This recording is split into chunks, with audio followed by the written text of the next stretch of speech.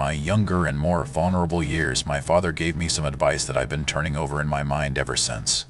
Whenever you feel like criticizing anyone, he told me, just remember that all the people in this world haven't had the advantages that you've had.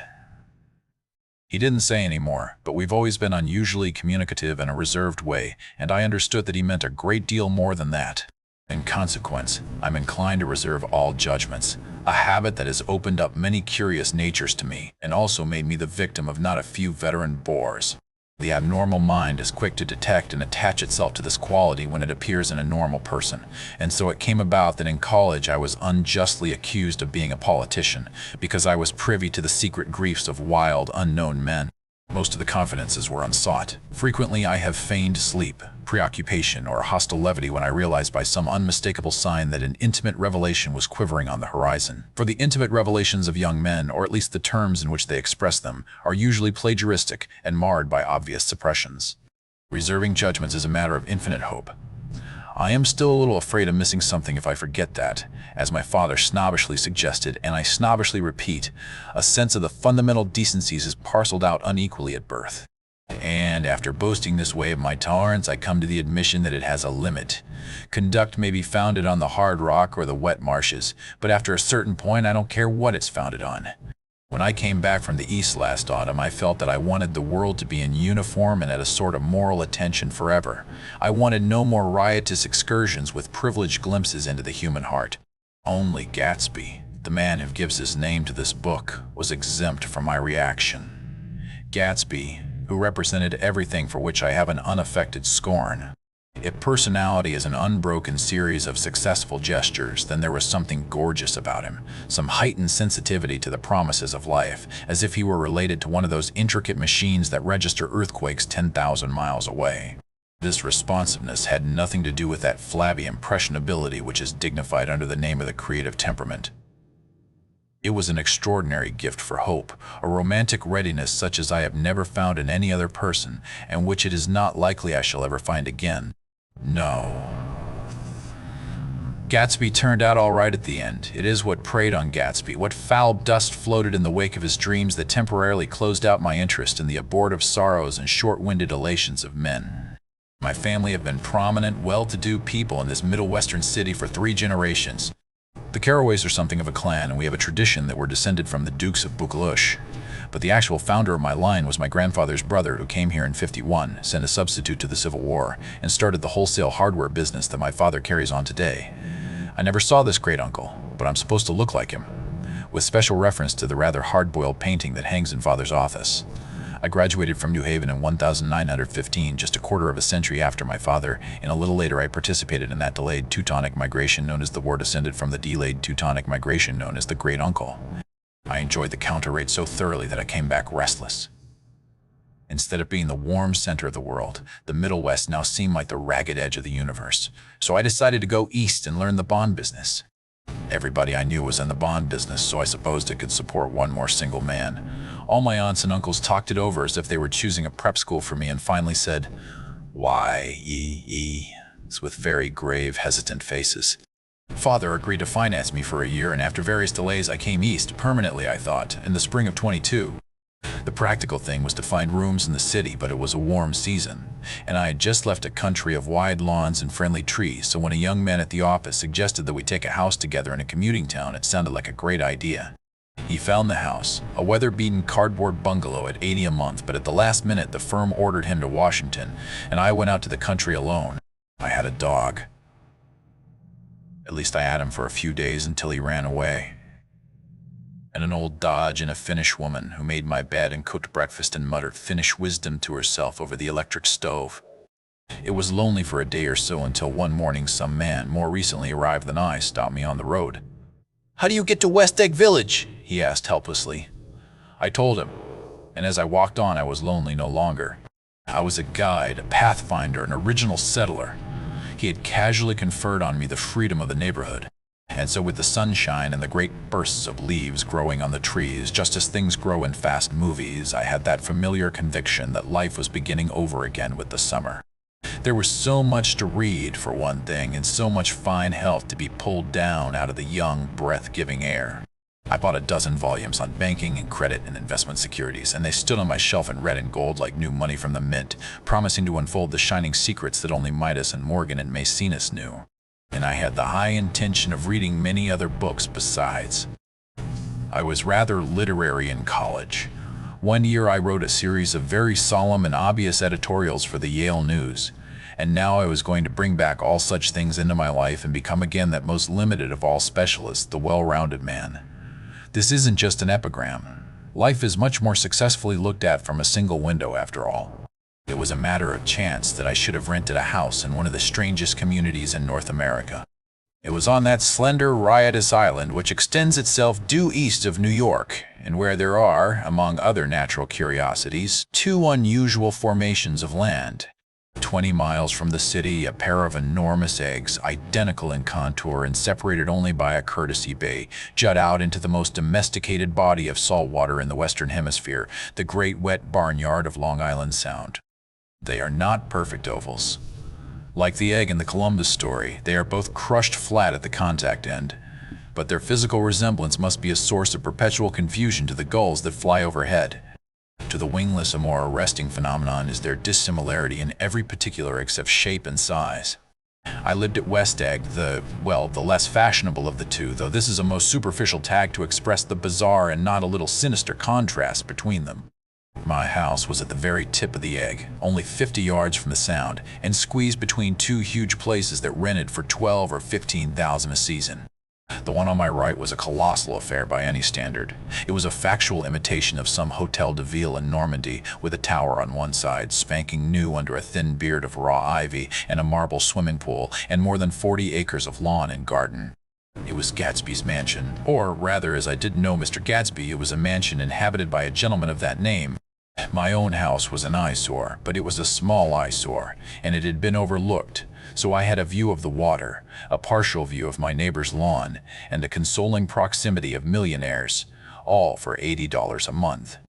Across the courtesy bay, the white palaces of fashionable East Egg glittered along the water, and the history of the summer really begins on the evening I drove over there to have dinner with the Tom Buchanans. Daisy was my second cousin, once removed, and I'd known Tom in college. And just after the war, I spent 2 days with them in Chicago. Her husband, among various physical accomplishments, had been one of the most powerful ends that ever played football at New Haven. A national figure in a way, one of those men who reached such an acute, limited excellence at 21 that everything afterwards savors of anticlimax. His family were enormously wealthy. Even in college, his freedom with money was a matter for reproach. But now he'd left Chicago and come east in a fashion that rather took your breath away. For instance, he brought down a string of polo ponies from Lake Forest. It was hard to realize that a man in my own generation was wealthy enough to do that. Why they came east, I don't know. They had spent a year in France for no particular reason, and then drifted here and there unrestfully wherever people played polo and were rich together. This was a permanent move, said Daisy over the telephone, but I didn't believe it. I had no sight into Daisy's heart, but I felt that Tom would drift on forever seeking, a little wistfully, for the dramatic turbulence of some irrecoverable football game. And so it happened that on a warm, windy evening I drove over to East Egg to see two old friends whom I scarcely knew at all. Their house was even more elaborate than I expected, a cheerful red and white Georgian colonial mansion overlooking the bay. The lawn started at the beach and ran toward the front door for a quarter of a mile, jumping over sundials and brick walks and burning gardens. Finally, when it reached the house, drifting up the side in bright vines as though from the momentum of its run. The front was broken by a line of French windows, glowing now with reflected gold and wide open to the warm, windy afternoon, and Tom Buchanan in riding clothes was standing with his legs apart on the front porch. He had changed since his New Haven years. Now he was a sturdy, straw-haired man of 30 with a rather hard mouth and a supercilious manner. Two shining, arrogant eyes had established dominance over his face and gave him the appearance of always leaning aggressively forward. Not even the effeminate swank of his riding clothes could hide the enormous power of that body. He seemed to fill those glistening boots until he strained the top lacing, and you could see a great pack of muscle shifting when his shoulder moved under his thin coat. It was a body capable of enormous leverage, a cruel body. His speaking voice, a gruff, husky tenor, added to the impression of fractiousness he conveyed. There was a touch of paternal contempt in it, even toward people he liked, and there were men at New Haven who had hated his guts. Now, don't think my opinion on these matters is final, he seemed to say, just because I'm stronger and more of a man than you are. We were in the same senior society, and while we were never intimate, I always had the impression that he approved of me and wanted me to like him with some harsh, defiant wistfulness of his own. We talked for a few minutes on the sunny porch. "I've got a nice place here," he said, his eyes flashing about restlessly. Turning me around by one arm, he moved a broad, flat hand along the front vista, including in its sweep a sunken Italian garden, a half-acre of deep, pungent roses, and a snub-nosed motorboat that bumped the tide offshore. It belonged to Domain, the oilman. He turned me around again, politely and abruptly. "We'll go inside." We walked through a high hallway into a bright, rosy-colored space, fragilely bound into the house by French windows at either end. The windows were ajar and gleaming white against the fresh grass outside that seemed to grow a little way into the house. A breeze blew through the room, blew curtains in at one end and out the other like pale flags, twisting them up toward the frosted wedding cake of the ceiling, and then rippled over the wine-colored rug, making a shadow on it as wind does on the sea. The only completely stationary object in the room was an enormous couch on which two young women were buoyed up as though upon an anchored balloon. They were both in white, and their dresses were rippling and fluttering as if they had just been blown back in after a short flight around the house. I must have stood for a few moments listening to the whip and snap of the curtains and the groan of a picture on the wall. Then there was a boom as Tom Buchanan shut the rear windows and the caught wind died out about the room, and the curtains and the rugs and the two young women ballooned slowly to the floor. The younger of the two was a stranger to me. She was extended full length at her end of the divan, completely motionless, and with her chin raised a little, as if she were balancing something on it which was quite likely to fall. If she saw me out of the corner of her eyes, she gave no hint of it. Indeed, I was almost surprised into murmuring an apology for having disturbed her by coming in. The other girl, Daisy, made an attempt to rise. She leaned slightly forward with a conscientious expression. Then she laughed, an absurd, charming little laugh, and I laughed too and came forward into the room. "I am paralyzed with happiness." She laughed again, as if she said something very witty, and held my hand for a moment, looking up into my face, promising that there was no one in the world she so much wanted to see. That was a way she had. She hinted in a murmur that the surname of the balancing girl was Baker. I've heard it said that Daisy's murmur was only to make people lean toward her, an irrelevant criticism that made it no less charming. At any rate, Miss Baker's lips fluttered. She nodded at me almost imperceptibly and then quickly tipped her head back again. The object she was balancing had obviously tottered a little and given her something of a fright. Again, a sort of apology arose to my lips. Almost any exhibition of complete self-sufficiency draws a stunned tribute from me. I looked back at my cousin, who began to ask me questions in her low, thrilling voice. It was the kind of voice that the ear follows up and down, as if each speech is an arrangement of notes that will never be played again. Her face was sad and lovely with bright things in it, bright eyes and a bright, passionate mouth, but there was an excitement in her voice that men who had cared for her found difficult to forget, a singing compulsion, a whispered, "Listen," a promise that she had done gay, exciting things just a while since, and that there were gay, exciting things hovering in the next hour. I told her how I had stopped off in Chicago for a day on my way east, and how a dozen people had sent their love through me. "Do they miss me?" she cried ecstatically. "The whole town is desolate." All the cars have the left rear wheel painted black as a mourning wreath, and there's a persistent wail all night along the North Shore. "How gorgeous! Let's go back, Tom." "Tomorrow." Then she added irrelevantly, "You ought to see the baby." "I'd like to. She's asleep. She's 3 years old. Haven't you ever seen her?" "Never." "Well, you ought to see her. She's—" Tom Buchanan, who had been hovering restlessly about the room, stopped and rested his hand on my shoulder. "What you doing, Nick?" "I'm a bond man." "Who with?" I told him. "Never heard of them," he remarked decisively. This annoyed me. "You will," I answered shortly. "You will if you stay in the East." "Oh, I'll stay in the East, don't you worry," he said, glancing at Daisy and then back at me, as if he were alert for something more. "I'd be a goddamn fool to live anywhere else." At this point, Miss Baker said, "Absolutely," with such suddenness that I started. It was the first word she uttered since I came into the room. Evidently, it surprised her as much as it did me, for she yawned and with a series of rapid, deft movements stood up into the room. "I'm stiff," she complained. "I've been lying on that sofa for as long as I can remember." "Don't look at me," Daisy retorted. "I've been trying to get you to New York all afternoon." "No thanks," said Miss Baker to the 4 cocktails just in from the pantry. "I'm absolutely in training." Her host looked at her incredulously. "You are." He took down his drink as if it were a drop in the bottom of a glass. "How you ever get anything done is beyond me." I looked at Miss Baker, wondering what it was she got done. I enjoyed looking at her.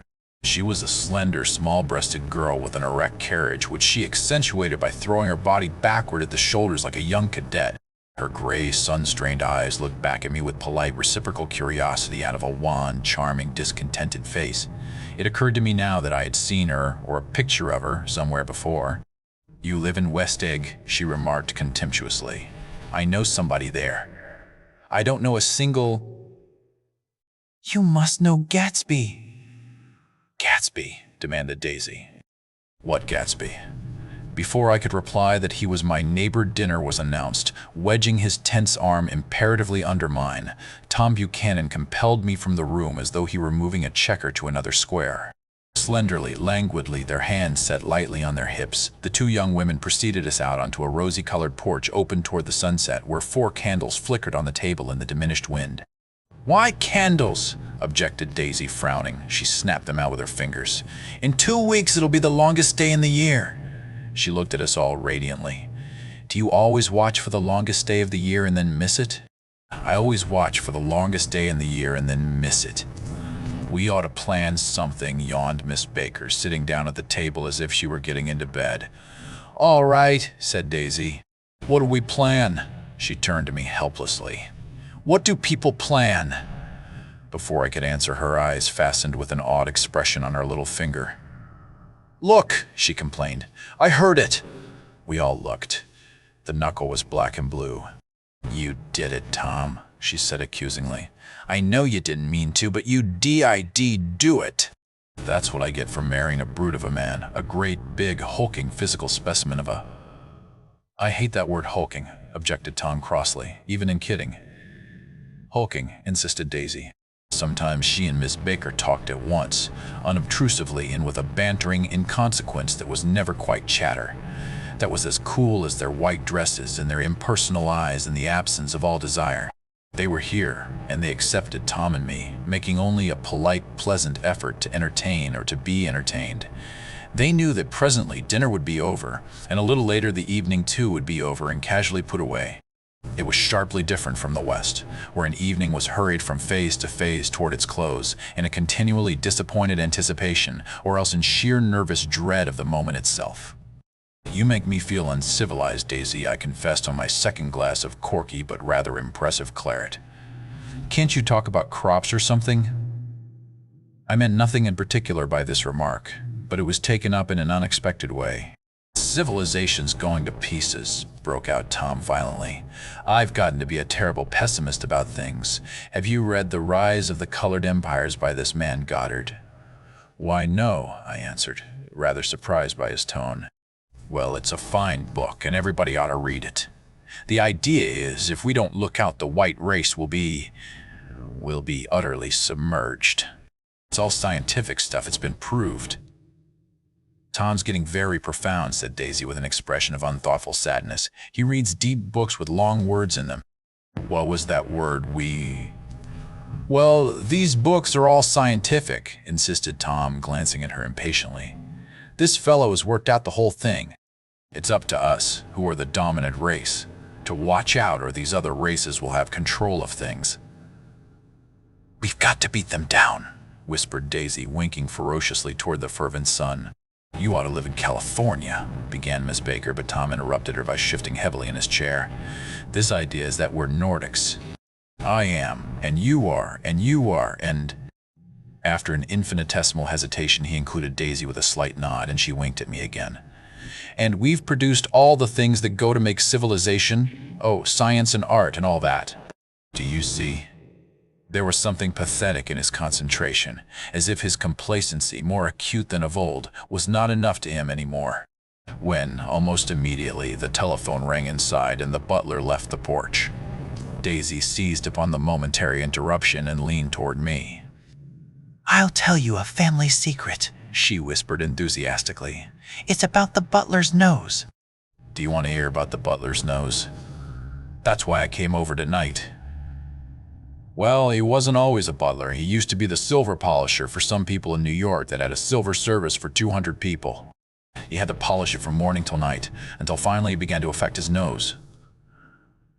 Things went from bad to worse, suggested Miss Baker. Yes, things went from bad to worse, until finally he had to give up his position. For a moment, the last sunshine fell with romantic affection upon her glowing face. Her voice compelled me forward breathlessly as I listened. Then the glow faded, each light deserting her with lingering regret, like children leaving a pleasant street at dusk. The butler came back and murmured something close to Tom's ear, whereupon Tom frowned, pushed back his chair, and without a word went inside. As if his absence quickened something within her, Daisy leaned forward again, her voice glowing and singing. "I love to see you at my table, Nick. You remind me of a rose, an absolute rose, doesn't he?" She turned to Miss Baker for confirmation. "An absolute rose?"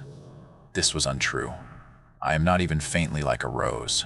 She was only extemporizing, but a stirring warmth flowed from her, as if her heart was trying to come out to you concealed in one of those breathless, thrilling words.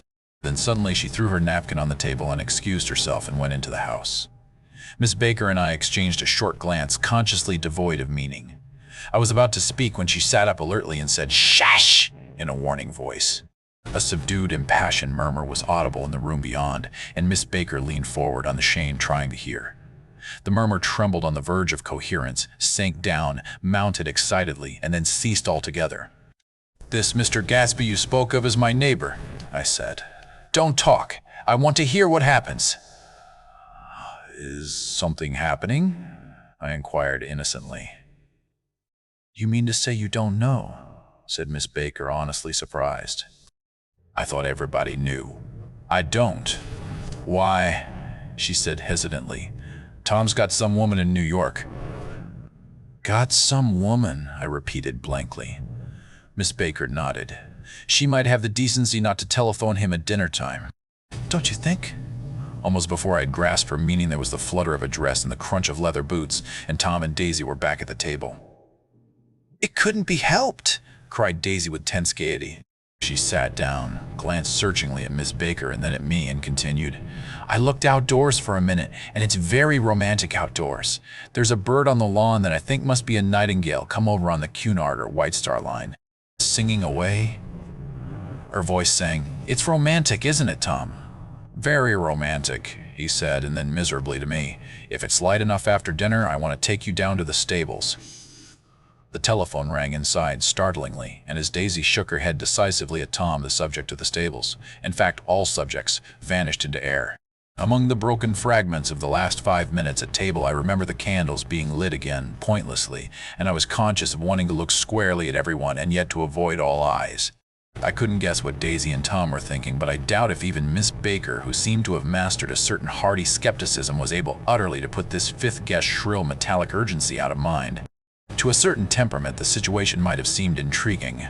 My own instinct was to telephone immediately for the police. The horses, needless to say, were not mentioned again. Tom and Miss Baker, with several feet of twilight between them, strolled back into the library, as if to a vigil beside a perfectly tangible body, while trying to look pleasantly interested and a little deaf. I followed Daisy around a chain of connecting verandas to the porch in front. In its deep gloom, we sat down side by side on a wicker settee. Daisy took her face in her hands as if feeling its lovely shape, and her eyes moved gradually out into the velvet dusk. I saw that turbulent emotions possessed her, so I asked what I thought would be some sedative questions about her little girl. "We don't know each other very well, Nick," she said suddenly, "even if we are cousins." "You didn't come to my wedding. I wasn't back from the war." "That's true." She hesitated. "Well, I've had a very bad time, Nick, and I'm pretty cynical about everything." Evidently she had reason to be. I waited, but she didn't say any more, and after a moment I returned rather feebly to the subject of her daughter. "I suppose she talks and eats and everything." "Oh, yes." She looked at me absently. "Listen, Nick, let me tell you what I said when she was born. Would you like to hear?" "Very much. It'll show you how I've gotten to feel about things." "Well, she was less than an hour old, and Tom was God knows where. I woke up out of the ether with an utterly abandoned feeling and asked the nurse right away if it was a boy or a girl.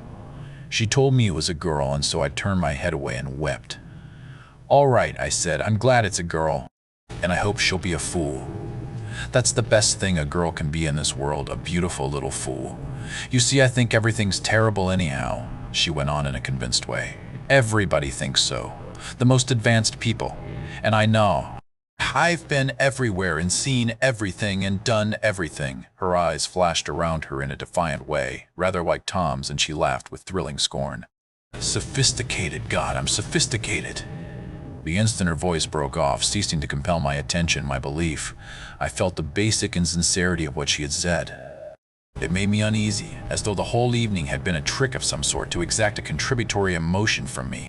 I waited, and sure enough, in a moment she looked at me with an absolute smirk on her lovely face, as if she had asserted her membership in a rather distinguished secret society to which she and Tom belonged.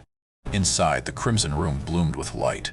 Tom and Miss Baker sat at either end of the long couch, and she read aloud to him from the Saturday Evening Post. The words, murmurous and uninflected, running together in a soothing tune. The lamplight, bright on his boots and dull on the autumn leaf yellow of her hair, glinted along the paper as she turned a page with a flutter of slender muscles in her arms. When we came in, she held us silent for a moment with a lifted hand. "To be continued," she said, tossing the magazine on the table, "in our very next issue." Her body asserted itself with a restless movement of her knee, and she stood up. 10 o'clock, she remarked, apparently finding the time on the ceiling. Time for this good girl to go to bed. Jordan's going to play in the tournament tomorrow, explained Daisy, over at Westchester. Oh, you're Jordan B.A.K.er. I knew now why her face was familiar. Its pleasing, contemptuous expression had looked out at me from many rotogravure pictures of the sporting life at Asheville and Hot Springs and Palm Beach. I had heard some story of her too, a critical, unpleasant story, but what it was I had forgotten long ago. "Good night," she said softly. "Wake me at 8, won't you? If you'll get up." "I will. Good night, Mr. Carraway. See you anon." "Of course you will," confirmed Daisy. "In fact, I think I'll arrange a marriage. Come over often, Nick, and I'll sort of, fling you together. You know, lock you up accidentally in linen closets and push you out to sea in a boat and all that sort of thing." "Good night," called Miss Baker from the stairs. "I haven't heard a word." "She's a nice girl," said Tom after a moment. "They oughtn't to let her run around the country this way." "Who oughtn't to?" inquired Daisy coldly. "Her family. Her family is one aunt about 1,000 years old. Besides, Nick's going to look after her, aren't you, Nick? She's going to spend lots of weekends out here this summer. I think the home influence will be very good for her." Daisy and Tom looked at each other for a moment in silence. "Is she from New York?" I asked quickly. "From Louisville?" Our white girlhood was passed together there. Our beautiful white. "Did you give Nick a little heart-to-heart talk on the veranda?" demanded Tom suddenly. "Did I?" She looked at me. "I can't seem to remember, but I think we talked about the Nordic race. Yes, I'm sure we did. It sort of crept up on us, and first thing you know—" "Don't believe everything you hear, Nick," he advised me. I said lightly that I had heard nothing at all, and a few minutes later I got up to go home. They came to the door with me and stood side by side in a cheerful square of light. As I started my motor, Daisy peremptorily called, "Wait! I forgot to ask you something, and it's important. We heard you were engaged to a girl out west." "That's right," corroborated Tom kindly. "We heard that you were engaged. It's libel." "I'm too poor." "But we heard it," insisted Daisy, surprising me by opening up again in a flower-like way. "We heard it from 3 people, so it must be true." Of course I knew what they were referring to, but I wasn't even vaguely engaged. The fact that gossip had published the bans was one of the reasons I had come east. You can't stop going with an old friend on account of rumors, and on the other hand, I had no intention of being rumored into marriage. Their interest rather touched me and made them less remotely rich. Nevertheless, I was confused and a little disgusted as I drove away. It seemed to me that the thing for Daisy to do was to rush out of the house, child in arms. But apparently there were no such intentions in her head. As for Tom, the fact that he had some woman in New York was really less surprising than that he had been depressed by a book. Something was making him nibble at the edge of stale ideas, as if his sturdy physical egotism no longer nourished his peremptory heart. Already it was deep summer on roadhouse roofs and in front of wayside garages, where new red gas pumps sat out in pools of light. And when I reached my estate at West Egg, I ran the car under its shed and sat for a while on an abandoned grass roller in the yard. The wind had blown off, leaving a loud, bright night, with wings beating in the trees and a persistent organ sound as the full bellows of the earth blew the throbs full of life. The silhouette of a moving cat wavered across the moonlight, and turning my head to watch it, I saw that I was not alone. 50 feet away, a figure had emerged from the shadow of my neighbor's mansion and was standing with his hands in his pockets regarding the silver pepper of the stars. Something in his leisurely movements and the secure position of his feet upon the lawn suggested that it was Mr. Gatsby himself, come out to determine what share was his of our local heavens. I decided to call to him. Miss Baker had mentioned him at dinner, and that would do for an introduction. But I didn't call to him, for he gave a sudden intimation that he was content to be alone. He stretched out his arms toward the dark water in a curious way, and far as I was from him, I could have sworn he was trembling. Involuntarily, I glanced seaward and distinguished nothing except a single green light, minute and far away, that might have been the end of a dock. When I looked once more for Gatsby, he had vanished, and I was alone again in the unquiet darkness. Chapter 2.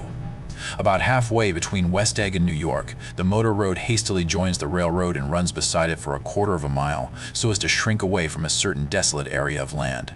This is a valley of ashes. A fantastic farm where ashes grow like wheat into ridges and hills and grotesque gardens, where ashes take the forms of houses and chimneys and rising smoke, and finally, with a transcendent effort, of men who move dimly and already crumbling through the powdery air. Occasionally, a line of gray cars crawls along an invisible track, gives out a ghastly creak, and comes to rest, and immediately the ash-gray men swarm up with leaden spades and stir up an impenetrable cloud, which screens their obscure operations from your sight. But above the gray land and the spasms of bleak dust which drift endlessly over it, you perceive, after a moment, the eyes of Dr. T.J. Eckelberg. The eyes of Dr. T.J. Eckelberg are blue and gigantic. Their irises are 1 yard high. They look out of no face, but, instead, from a pair of enormous yellow spectacles which pass over a non-existent nose. Evidently some wild wag of an oculist set them there to fatten his practice in the borough of Queens and then sank down himself into eternal blindness, or forgot them and moved away. But his eyes, dimmed a little by many paintless days, under sun and rain, brood on over the solemn dumping ground. The Valley of Ashes is bounded on one side by a small, foul river, and, when the drawbridge is up to let barges through, the passengers on waiting trains can stare at the dismal scene for as long as half an hour. There is always a halt there of at least a minute, and it was because of this that I first met Tom Buchanan's mistress. The fact that he had one was insisted upon wherever he was known. His acquaintances resented the fact that he turned up in popular restaurants with her and, leaving her at a table, sauntered about chatting with whomsoever he knew. Though I was curious to see her, I had no desire to meet her. But I did. I went up to New York with Tom on the train one afternoon, and when we stopped by the ash heaps, he jumped to his feet and, taking hold of my elbow, literally forced me from the car. "We're getting off," he insisted. "I want you to meet my girl." I think he'd tanked up a good deal at luncheon in his determination to have my company bordered on violence. The supercilious assumption was that on Sunday afternoon I had nothing better to do. I followed him over a low, whitewashed railroad fence, and we walked back 100 yards along the road under Dr. Eckelberg's persistent stare. The only building in sight was a small block of yellow bricks sitting on the edge of the wasteland, a sort of compact main street ministering to it and contiguous to absolutely nothing. One of the 3 shops it contained was for rent, and another was an all-night restaurant approached by a trail of ashes. The third was a garage, repairs, Dree-E-Arch-B, Wilson, cars bought and sold. And I followed Tom inside. The interior was unprosperous and bare. The only car visible was the dust-covered wreck of a Ford which crouched in a dim corner. It had occurred to me that this shadow of a garage must be a blind, and that sumptuous and romantic apartments were concealed overhead, when the proprietor himself appeared in the door of an office, wiping his hands on a piece of waste. He was a blond, spiritless man, anemic and faintly handsome. When he saw us, a damp gleam of hope sprang into his light blue eyes. "Hello, Wilson, old man," said Tom, slapping him jovially on the shoulder. "How's business?" "I can't complain," answered Wilson unconvincingly. "When are you going to sell me that car?" "Next week. I've got my man working on it now. Works pretty slow, don't he?" "No, he doesn't," said Tom coldly. "And if you feel that way about it, maybe I'd better sell it somewhere else after all." "I don't mean that," explained Wilson quickly. "I just meant..." His voice faded off, and Tom glanced impatiently around the garage. Then I heard footsteps on the stairs, and in a moment the thickish figure of a woman blocked out the light from the office door. She was in the middle 30s and faintly stout, but she carried her surplus flesh sensuously as some women can. Her face, above a spotted dress of dark blue crepe de chine, contained no facet or gleam of beauty, but there was an immediately perceptible vitality about her, as if the nerves of her body were continually smoldering. She smiled slowly and, walking through her husband as if he were a ghost, shook hands with Tom, looking him flush in the eye. Then she wet her lips and, without turning around, spoke to her husband in a soft, coarse voice. "Get some chairs, why don't you, so somebody can sit down?" "Oh, sure," agreed Wilson hurriedly, and went toward the little office, mingling immediately with the cement color of the walls. White ashen dust veiled his dark suit and his pale hair as it veiled everything in the vicinity, except his wife, who moved close to Tom. "I want to see you," said Tom intently. "Get on the next train." "All right. I'll meet you by the newsstand on the lower level." She nodded and moved away from him just as George Wilson emerged with 2 chairs from his office door. We waited for her down the road and out of sight. It was a few days before the 4th of July, and a gray, scrawny Italian child was setting torpedoes in a row along the railroad track. "Terrible place, isn't it?" said Tom, exchanging a frown with Dr. Eckelberg. "Awful. It does her good to get away. Doesn't her husband object? Wilson, he thinks she goes to see her sister in New York. He's so dumb he doesn't know he's alive. So Tom Buchanan and his girl and I went up together to New York, or not quite together, for Mrs. Wilson sat discreetly in another car." Tom deferred that much to the sensibilities of those East Eggers who might be on the train. She had changed her dress to a brown-figured muslin which stretched tight over her rather wide hips as Tom helped her to the platform in New York. At the newsstand she bought a copy of Town Tattle and a moving picture magazine, and in the station drugstore some cold cream and a small flask of perfume. Upstairs, in the solemn, echoing drive, she let 4 taxicabs drive away before she selected a new one, lavender-colored with gray upholstery, and in this we slid out from the mass of the station into the glowing sunshine. But immediately she turned sharply from the window and, leaning forward, tapped on the front glass. "I want to get one of those dogs," she said earnestly. "I want to get one for the apartment. They're nice to have. A dog." We backed up to a gray old man who bore an absurd resemblance to John D. Rockefeller. In a basket swung from his neck cowered a dozen very recent puppies of an indeterminate breed. "What kind are they?" asked Mrs. Wilson eagerly as he came to the taxi window. "All kinds." "What kind do you want, lady?" "I'd like to get one of those police dogs. I don't suppose you got that kind."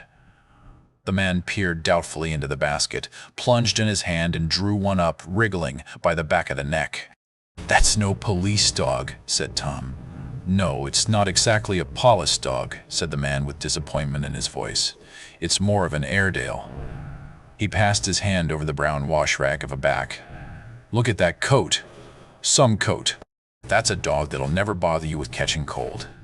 "I think it's cute," said Mrs. Wilson enthusiastically. "How much is it?" "That dog?" He looked at it admiringly. "That dog will cost you $10. The Airedale." Undoubtedly there was an Airedale concerned in it somewhere, though its feet were startlingly white, changed hands and settled down into Mrs. Wilson's lap, where she fondled the weatherproof coat with rapture. "Is it a boy or a girl?" she asked delicately. "That dog? That dog's a boy." "It's a bitch," said Tom decisively. "Here's your money. Go and buy 10 more dogs with it." We drove over to 5th Avenue, so warm and soft, almost pastoral, on the summer Sunday afternoon that I wouldn't have been surprised to see a great flock of white sheep turn the corner. "Hold on," I said. "I have to leave you here." "No, you don't," interposed Tom quickly. "Myrtle'll be hurt if you don't come up to the apartment. Won't you, Myrtle?" "Come on," she urged. "I'll telephone my sister Catherine. She's said to be very beautiful by people who ought to know." "Well, I'd like to, but—" we went on, cutting back again over the park toward the West Hundreds. At 15/8th Street, the cab stopped at one slice in a long white cake of apartment houses. Throwing a regal homecoming glance around the neighborhood, Mrs. Wilson gathered up her dog and her other purchases and went haughtily in. "I'm going to have the McKees come up," she announced as we rose in the elevator. "And, of course, I gotta call up my sister, too." The apartment was on the top floor. A small living room, a small dining room, a small bedroom, and a bath. The The living room was crowded to the doors with a set of tapestried furniture entirely too large for it, so that to move about was to stumble continually over scenes of ladies swinging in the gardens of Versailles. The only picture was an over-enlarged photograph, apparently a hen sitting on a blurred rock. Looked at from a distance, however, the hen resolved itself into a bonnet, and the countenance of a stout old lady beamed down into the room. Several old copies of Town Tattle lay on the table, together with a copy of Simon Called Petard and some of the small scandal magazines of Broadway. Mrs. Wilson was first concerned with the dog. A reluctant elevator boy went for a box full of straw and some milk, to which he added on his own initiative a tin of large, hard dog biscuits, one of which decomposed apathetically in the saucer of milk all afternoon. Meanwhile, Tom brought out a bottle of whiskey from a locked bureau door. I have been drunk just twice in my life, and the second time was that afternoon, so everything that happened has a dim, hazy cast over it, although until after 8 o'clock the apartment was full of cheerful sun, sitting on Tom's lap. Mrs. Wilson called up several people on the telephone, then there were no cigarettes, and I went out to buy some at the drugstore on the corner. When I came back, they had disappeared, so I sat down discreetly in the living room and read a chapter of Simon Called Petard. Either it was terrible stuff or the whiskey distorted things, because it didn't make any sense to me.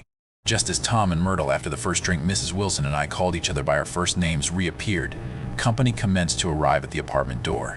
The sister, Catherine, was a slender, worldly girl of about 30, with a solid, sticky bob of red hair and a complexion powdered milky white. Her eyebrows had been plucked and then drawn on again at a more rakish angle, but the efforts of nature toward the restoration of the old alignment gave a blurred air to her face. When she moved about, there was an incessant clicking as innumerable pottery bracelets jingled up and down upon her arms. She came in with such a proprietary haste and looked around so possessively at the furniture that I wondered if she lived here. But when I asked her, she laughed immoderately, repeated my question aloud, and told me she lived with a girlfriend at a hotel. Mr. McKee was a pale, feminine man from the flat below. He had just shaved, for there was a white spot of lather on his cheekbone, and he was most respectful in his greeting to everyone in the room. He informed me that he was in the artistic game, and I gathered later that he was a photographer and had made the dim enlargement of Mrs. Wilson's mother, which hovered like an ectoplasm on the wall. His wife was shrill, languid, handsome, and horrible. She told me with pride that her husband had photographed her 127 times since they had been married. Mrs. Wilson had changed her costume some time before, and was now attired in an elaborate afternoon dress of cream-colored chiffon, which gave out a continual rustle as she swept about the room. With the influence of the dress, her personality had also undergone a change. The intense vitality that had been so remarkable in the garage was converted into impressive hauteur. Her laughter, her gestures, her assertions became more violently affected moment by moment, and as she expanded, the room grew smaller around her, until she seemed to be revolving on a noisy, creaking pivot through the smoky air. "My dear," she told her sister in a high, mincing shout, "most of these fellows will cheat you every time. All they think of is money. I had a woman up here last week to look at my feet. When she gave me the bill, you'd have thought she had my appendicitis out." "What was the name of the woman?" asked Mrs. McKee. "Mrs. Eberhardt. She goes around looking at people's feet in their own homes." "I like your dress," remarked Mrs. McKee. "I think it's adorable." Mrs. Wilson rejected the compliment by raising her eyebrow in disdain. "It's just a crazy old thing," she said. "I just slip it on sometimes when I don't care what I look like. But it looks wonderful on you, if you know what I mean," pursued Mrs. McKee. "If Chester could only get you in that pose, I think he could make something of it." We all looked in silence at Mrs. Wilson, who removed a strand of hair from over her eyes and looked back at us with a brilliant smile. Mr. McKee regarded her intently with his head on one side and then moved his hand back and forth slowly in front of his face. "I should change the light," he said after a moment. "I'd like to bring out the modeling of the features. And I'd try to get hold of all the back hair." "I wouldn't think of changing the light," cried Mrs. McKee. "I think it's—" Her husband said "SH," and we all looked at the subject again, whereupon Tom Buchanan yawned audibly and got to his feet. "You McKees have something to drink," he said. "Get some more ice and mineral water, Myrtle, before everybody goes to sleep. I told that boy about the ice." Myrtle raised her eyebrows in despair at the shiftlessness of the lower orders. "These people! You have to keep after them all the time." She looked at me and laughed pointlessly. Then she flounced over to the dog, kissed it with ecstasy, and swept into the kitchen, implying that a dozen chefs awaited her orders there. "I've done some nice things out on Long Island," asserted Mr. McKee. Tom looked at him blankly. "Two of them we have framed downstairs." "Two what?" demanded Tom. "Two studies." "One of them I call Montauk Point, the gulls, and the other I call Montauk Point, the sea." The sister Catherine sat down beside me on the couch. "Do you live down on Long Island too?" she inquired. "I live at West Egg." "Really? I was down there at a party about a month ago, at a man named Gatsby's. Do you know him?" "I live next door to him." "Well, they say he's a nephew or a cousin of Kaiser Wilhelm's. That's where all his money comes from." "Really?" She nodded. "I'm scared of him. I'd hate to have him get anything on me." This absorbing information about my neighbor was interrupted by Mrs. McKee's pointing suddenly at Catherine. "Chester, I think you could do something with her," she broke out. But Mr. McKee only nodded in a bored way and turned his attention to Tom. "I'd like to do more work on Long Island if I could get the entry. All I ask is that they should give me a start." "Ask Myrtle," said Tom, breaking into a short shout of laughter as Mrs. Wilson entered with a tray. "She'll give you a letter of introduction, won't you, Myrtle?" "Do what?" she asked, startled. "You'll give McKee a letter of introduction to your husband so he can do some studies of him." His lips moved silently for a moment as he invented. "G. Orge B. Wilson at the gasoline pump or something like that." Catherine leaned close to me and whispered in my ear, "Neither of them can stand the person they're married to." "Can't they? Can't stand them." She looked at Myrtle and then at Tom. "What I say is, why go on living with them if they can't stand them? If I was them, I'd get a divorce and get married to each other right away." "Doesn't she like Wilson either?" The answer to this was unexpected. It came from Myrtle, who had overheard the question, and it was violent and obscene. "You see," cried Catherine triumphantly. She lowered her voice again. "It's really his wife that's keeping them apart." "She's a Catholic, and they don't believe in divorce." Daisy was not a Catholic, and I was a little shocked at the elaborateness of the lie. "When they do get married," continued Catherine, "they're going west to live for a while until it blows over. It'd be more discreet to go to Europe." "Oh, do you like Europe?" she exclaimed surprisingly. "I just got back from Monte Carlo, really. Just last year, I went over there with another girl." "Stay long?" "No, we just went to Monte Carlo and back. We went by way of Marseille. We had over $1,200 when we started, but we got jiffed out of it all in 2 days in the private rooms. We had an awful time getting back, I can tell you. God, how I hated that town." The late afternoon sky bloomed in the window for a moment like the blue honey of the Mediterranean. Then the shrill voice of Mrs. McKee called me back into the room. "I almost made a mistake, too," she declared vigorously. "I almost married a little kike who'd been after me for years and knew he was below me. Everybody kept saying to me, 'Lucille, that man's way below you.' But if I hadn't met Chester, he'd have got me sure." "Yes, but listen," said Myrtle Wilson, nodding her head up and down. "At least you didn't marry him." "I know I didn't." "Well, I married him," said Myrtle ambiguously. "And that's the difference between your case and mine." "Why did you, Myrtle?" demanded Catherine. "Nobody forced you to." Myrtle considered. "I married him because I thought he was a gentleman," she said finally. "I thought he knew something about breeding, but he wasn't fit to lick my shoe." "You were crazy about him for a while," said Catherine. "Crazy about him?" cried Myrtle incredulously. "Who said I was crazy about him?" "I never was any more crazy about him than I was about that man there." She pointed suddenly at me, and everyone looked at me accusingly. I tried to show by my expression that I had played no part in her past. The only crazy I was when I married him.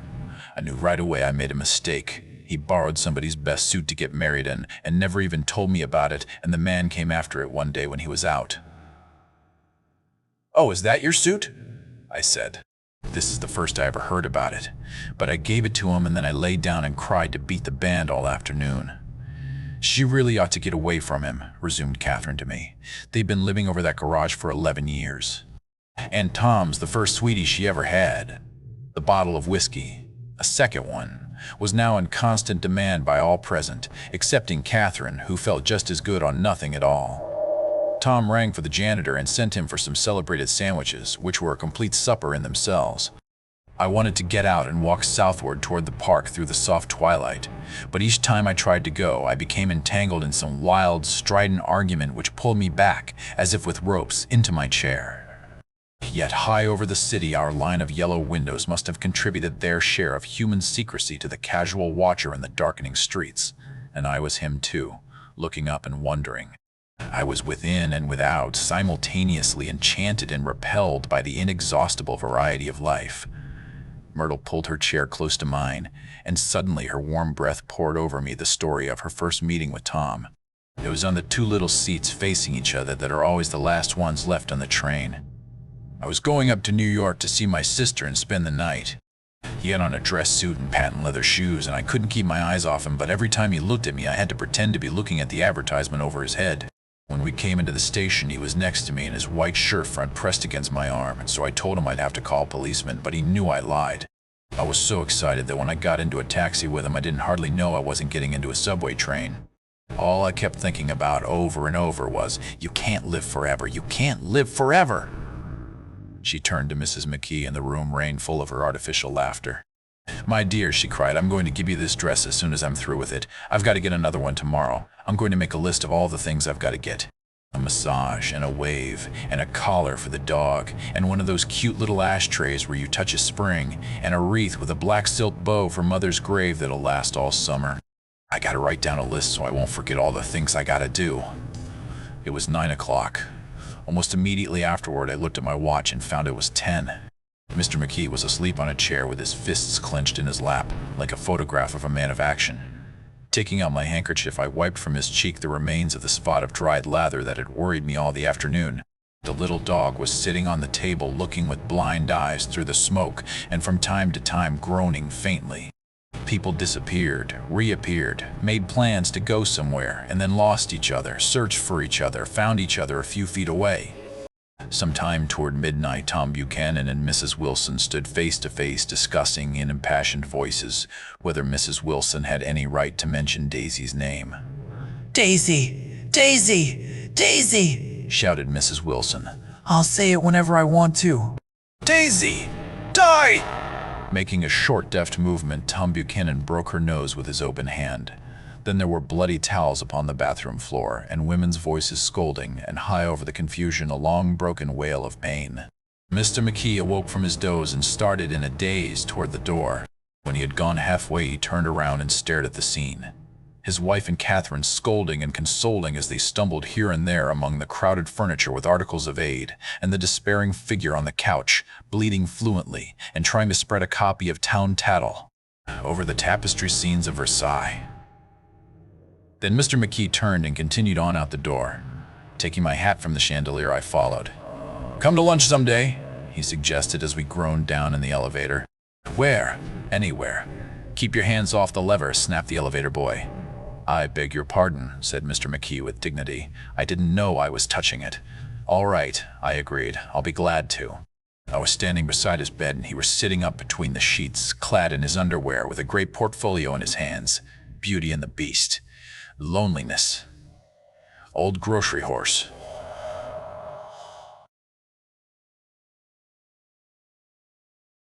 Brooklyn Bridge. Then I was lying half asleep in the cold lower level of the Pennsylvania station, staring at the Morning Tribune and waiting for the 4 o'clock train. Chapter 3. There was music from my neighbor's house through the summer nights. In his blue gardens, men and girls came and went like moths among the whisperings and the champagne and the stars. At high tide in the afternoon, I watched his guests diving from the tower of his raft or taking the sun on the hot sand of his beach while his 2 motorboats slit the waters of the Sound, drawing aquaplanes over cataracts of foam. On weekends, his Rolls-Royce became an omnibus, bearing parties to and from the city between 9 in the morning and long past midnight, while his station wagon scampered like a brisk yellow bug to meet all trains. And on Mondays, 8 servants, including an extra gardener, toiled all day with mops and scrubbing brushes and hammers and garden shears, repairing the ravages of the night before. Every Friday, 5 crates of oranges and lemons arrived from a fruiterer in New York. Every Monday, these same oranges and lemons left his back door in a pyramid of pulpless halves. There was a machine in the kitchen which could extract the juice of 200 oranges in half an hour if a little button was pressed 200 times by a butler's thumb. At least once a fortnight, a corps of caterers came down with several hundred feet of canvas and enough colored lights to make a Christmas tree of Gatsby's enormous garden. On buffet tables, garnished with glistening whores, spiced baked hams crowded against salads of harlequin designs and pastry pigs and turkeys bewitched to a dark gold. In the main hall, a bar with a real brass rail was set up, and stocked with gins and liquors and with cordials so long forgotten that most of his female guests were too young to know one from another. By 7 o'clock, the orchestra has arrived, no thin 5-piece affair, but a whole pitful of oboes and trombones and saxophones and viols and cornets and piccolos and low and high drums. The last swimmers have come in from the beach now and are dressing upstairs. The cars from New York are parked 5 deep in the drive, and already the halls and salons and verandas are gaudy with primary colors, and hair shorn in strange new ways, and shawls beyond the dreams of Castile. The bar is in full swing, and floating rounds of cocktails permeate the garden outside until the air is alive with chatter and laughter, and casual innuendo and introductions forgotten on the spot, and enthusiastic meetings between women who never knew each other's names. The lights grow brighter as the earth lurches away from the sun, and now the orchestra is playing yellow cocktail music, and the opera of voices pitches a key higher. Laughter is easier, minute by minute, spilled with prodigality, tipped out at a cheerful word.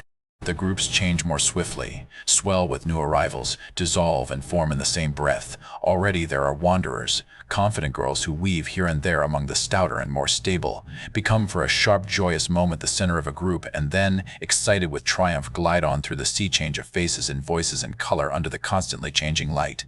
Suddenly, one of the gypsies in trembling opals seizes a cocktail out of the air, dumps it down for courage, and, moving her hands like Frisco, dances out alone on the canvas platform. A momentary hush. The orchestra leader varies his rhythm obligingly for her, and there is a burst of chatter as the erroneous news goes around that she is Gilda Gray's understudy from the Follies.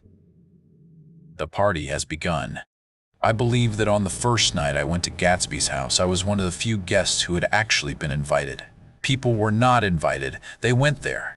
They got into automobiles which bore them out to Long Island, and somehow they ended up at Gatsby's door. Once there, they were introduced by somebody who knew Gatsby, and after that they conducted themselves according to the rules of behavior associated with amusement parks. Sometimes they came and went without having met Gatsby at all, came for the party with a simplicity of heart that was its own ticket of admission. I had been actually invited. A chauffeur in a uniform of robin's egg blue crossed my lawn early that Saturday morning with a surprisingly formal note from his employer. The honor would be entirely Gatsby's, it said, if I would attend his little party.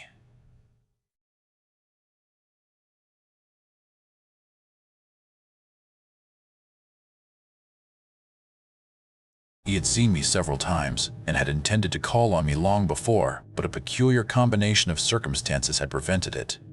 Signed J. Gatsby in a majestic hand. Dressed up in white flannels, I went over to his lawn a little after 7 and wandered around rather ill at ease among swirls and eddies of people I didn't know, though here and there was a face I had noticed on the commuting train. I was immediately struck by the number of young Englishmen dotted about, all well-dressed, all looking a little hungry, and all talking in low, earnest voices to solid and prosperous Americans. I was sure that they were selling something, bonds or insurance or automobiles. They were at least agonizingly aware of the easy money in the vicinity and convinced that it was theirs for a few words in the right key. As soon as I arrived, I made an attempt to find my host, but the 2 or 3 people of whom I asked his whereabouts stared at me in such an amazed way and denied so vehemently any knowledge of his movements that I slunk off in the direction of the cocktail table, the only place in the garden where a single man could linger without looking purposeless and alone. I was on my way to get roaring drunk from sheer embarrassment when Jordan Baker came out of the house and stood at the head of the marble steps, leaning a little backward and looking with contemptuous interest down into the garden. Welcome or not, I found it necessary to attach myself to someone before I should begin to address cordial remarks to the passers-by.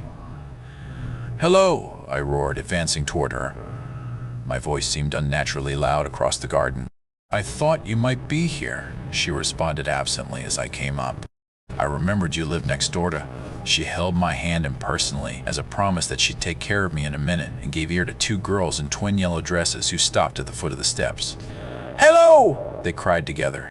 "Sorry you didn't win." That was for the golf tournament. She had lost in the finals the week before.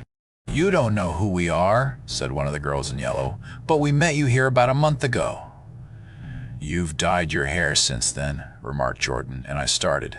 But the girls had moved casually on, and her remark was addressed to the premature moon, produced like the supper, no doubt, out of a caterer's basket. With Jordan's slender golden arm resting in mine, we descended the steps and sauntered about the garden. A tray of cocktails floated at us through the twilight, and we sat down at a table with the 2 girls in yellow and 3 men, each one introduced to us as Mr. Mumble. "Do you come to these parties often?" inquired Jordan of the girl beside her. "The last one was the one I met you at," answered the girl in an alert, confident voice. She turned to her companion. "Wasn't it for you, Lucille? It was for Lucille, too." "I like to come," Lucille said. "I never care what I do, so I always have a good time. When I was here last, I tore my gown on a chair, and he asked me my name and address. Inside of a week, I got a package from Quires with a new evening gown in it." "Did you keep it?" asked Jordan. Sure I did. "I was going to wear it tonight, but it was too big in the bust and had to be altered. It was gas blue with lavender beads. $265. "There's something funny about a fellow that'll do a thing like that," said the other girl eagerly. "He doesn't want any trouble with anybody." "Who doesn't?" I inquired. "Gatsby," somebody told me. The 2 girls and Jordan leaned together confidentially. "Somebody told me they thought he killed a man once." A thrill passed over all of us. The 3 Mr. Mumbles bent forward and listened eagerly. "I don't think it's so much that," argued Lucille skeptically. "It's more that he was a German spy during the war." One of the men nodded in confirmation. "I heard that from a man who knew all about him, grew up with him in Germany," he assured us positively. "Oh no," said the first girl. "It couldn't be that, because he was in the American Army during the war." As our credulity switched back to her, she leaned forward with enthusiasm. "You look at him sometimes when he thinks nobody's looking at him. I'll bet he killed a man." She narrowed her eyes and shivered. Lucille shivered. We all turned and looked around for Gatsby. It was testimony to the romantic speculation he inspired that there were whispers about him from those who found little that it was necessary to whisper about in this world. The first supper, there would be another one after midnight, was now being served, and Jordan invited me to join her own party, who were spread around a table on the other side of the garden. There were 3 married couples and Jordan's escort, a persistent undergraduate given to violent innuendo and obviously under the impression that sooner or later Jordan was going to yield him up her person to a greater or lesser degree. Instead of rambling, this party had preserved a dignified homogeneity and assumed to itself the function of representing the staid nobility of the countryside, East Egg condescending to West Egg and carefully on guard against its spectroscopic gaiety. "Let's get out," whispered Jordan, after a somehow wasteful and inappropriate half-hour. "This is much too polite for me." We got up, and she explained that we were going to find the host. I had never met him, she said, and it was making me uneasy. The undergraduate nodded in a cynical, melancholy way. The bar, where we glanced first, was crowded, but Gatsby was not there. She couldn't find him from the top of the steps, and he wasn't on the veranda. On a chance, we tried an important-looking door and walked into a high Gothic library, paneled with carved English oak, and probably transported complete from some ruin overseas. A stout, middle-aged man with enormous owl-eyed spectacles was sitting somewhat drunk on the edge of a great table, staring with unsteady concentration at the shelves of books. As we entered, he wheeled excitedly around and examined Jordan from head to foot. "What do you think?" he demanded impetuously. "About what?" He waved his hand toward the bookshelves. "About that. As a matter of fact, you needn't bother to ascertain." I ascertained. "They're real." "The books?" He nodded. "Absolutely real. Have pages and everything. I thought they'd be a nice durable cardboard. Matter of fact, they're absolutely real. Pages and—" "Here. Let me show you." Taking our skepticism for granted, he rushed to the bookcases and returned with Volume 1 of the Stoddard Lectures. "See," he cried triumphantly. "It's a bona fide piece of printed matter. It fooled me." This fellow's a regular Belasco. It's a triumph. What thoroughness, what realism. Knew when to stop, too. Didn't cut the pages. But what do you want? What do you expect? He snatched the book from me and replaced it hastily on a shelf, muttering that if one brick was removed, the whole library was liable to collapse. "Who brought you?" he demanded. "Or did you just come?" "I was brought." Most people were brought. Jordan looked at him alertly. cheerfully, without answering. "I was brought by a woman named Roosevelt," he continued. "Mrs. Claude Roosevelt. Do you know her? I met her somewhere last night. I've been drunk for about a week now, and I thought it might sober me up to sit in a library." "Has it?" "A little bit, I think. I can't tell yet. I've only been here an hour. Did I tell you about the books? They're real." You told us." We shook hands with him gravely and went back outdoors. There was dancing now on the canvas in the garden, old men pushing young girls backward in eternal graceless circles, superior couples holding each other tortuously, fashionably, and keeping in the corners, and a great number of single girls dancing individualistically or relieving the orchestra for a moment of the burden of the banjo or the traps. By midnight, the hilarity had increased. A celebrated tenor had sung in Italian, and a notorious contralto had sung in jazz, and between the numbers people were doing stunts all over the garden, while happy, vacuous bursts of laughter rose toward the summer sky. A pair of stage twins, who turned out to be the girls in yellow, did a baby act in costume, and champagne was served in glasses bigger than finger bowls. The moon had risen higher, and floating in the sound was a triangle of silver scales, trembling a little to the stiff, tinny drip of the banjos on the lawn. I was still with Jordan Baker. We were sitting at a table with a man of about my age and a rowdy little girl who gave way upon the slightest provocation to uncontrollable laughter. I was enjoying myself now. I had taken 2 finger bowls of champagne, and the scene had changed before my eyes into something significant, elemental, and profound. In a lull in the entertainment, the man looked at me and smiled. "Your face is familiar," he said politely. "Weren't you in the 3rd Division during the war?" "Why, yes. I was in the 9th Machine Gun Battalion. I was in the 7th Infantry until June 1918. I knew I'd seen you somewhere before." We talked for a moment about some wet, gray little villages in France. Evidently, he lived in this vicinity, for he told me that he had just bought a hydroplane and was going to try it out in the morning. "Want to go with me, old sport? Just near the shore along the Sound." "What time?" "Any time that suits you best." It was on the tip of my tongue to ask his name when Jordan looked around and smiled. "Having a gay time now?" she inquired. "Much better." I turned again to my new acquaintance. "This is an unusual party for me. I haven't even seen the host." "I live over there." I waved my hand at the invisible hedge in the distance, and this man Gatsby sent over his chauffeur with an invitation. For a moment he looked at me as if he failed to understand. "I'm Gatsby," he said suddenly. "What?" I exclaimed. "Oh, I beg your pardon. I thought you knew, old sport. I'm afraid I'm not a very good host." He smiled understandingly. Much more than understandingly. It was one of those rare smiles with a quality of eternal reassurance in it that you may come across 4 or 5 times in life. It faced, or seemed to face, the whole external world for an instant and then concentrated on you with an irresistible prejudice in your favor. It understood you just so far as you wanted to be understood, believed in you as you would like to believe in yourself, and assured you that it had precisely the impression of you that, at your best, you hoped to convey. Precisely at that point it vanished, and I was looking at an elegant young roughneck, a year or 2 over 30, whose elaborate formality of speech just missed being absurd. Some time before he introduced himself, I got a strong impression that he was picking his words with care. Almost at the moment when Mr. Gatsby identified himself, a butler hurried toward him with the information that Chicago was calling him on the wire. He excused himself with a small bow that included each of us in turn. "If you want anything, just ask for it, old sport," he urged me. "Excuse me. I will rejoin you later."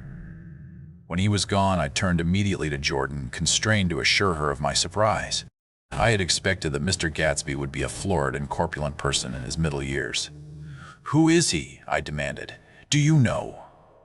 "He's just a man named Gatsby." "Where's he from, I mean? And what does he do?" "Now you're started on the subject," she answered with a wan smile. "Well, he told me once he was an Oxford man." A dim background started to take shape behind him, but at her next remark it faded away. "However, I don't believe it." "Why not?" "I don't know," she insisted. "I just don't think he went there." Something in her tone reminded me of the other girls. "I think he killed a man and had the effect of stimulating my curiosity."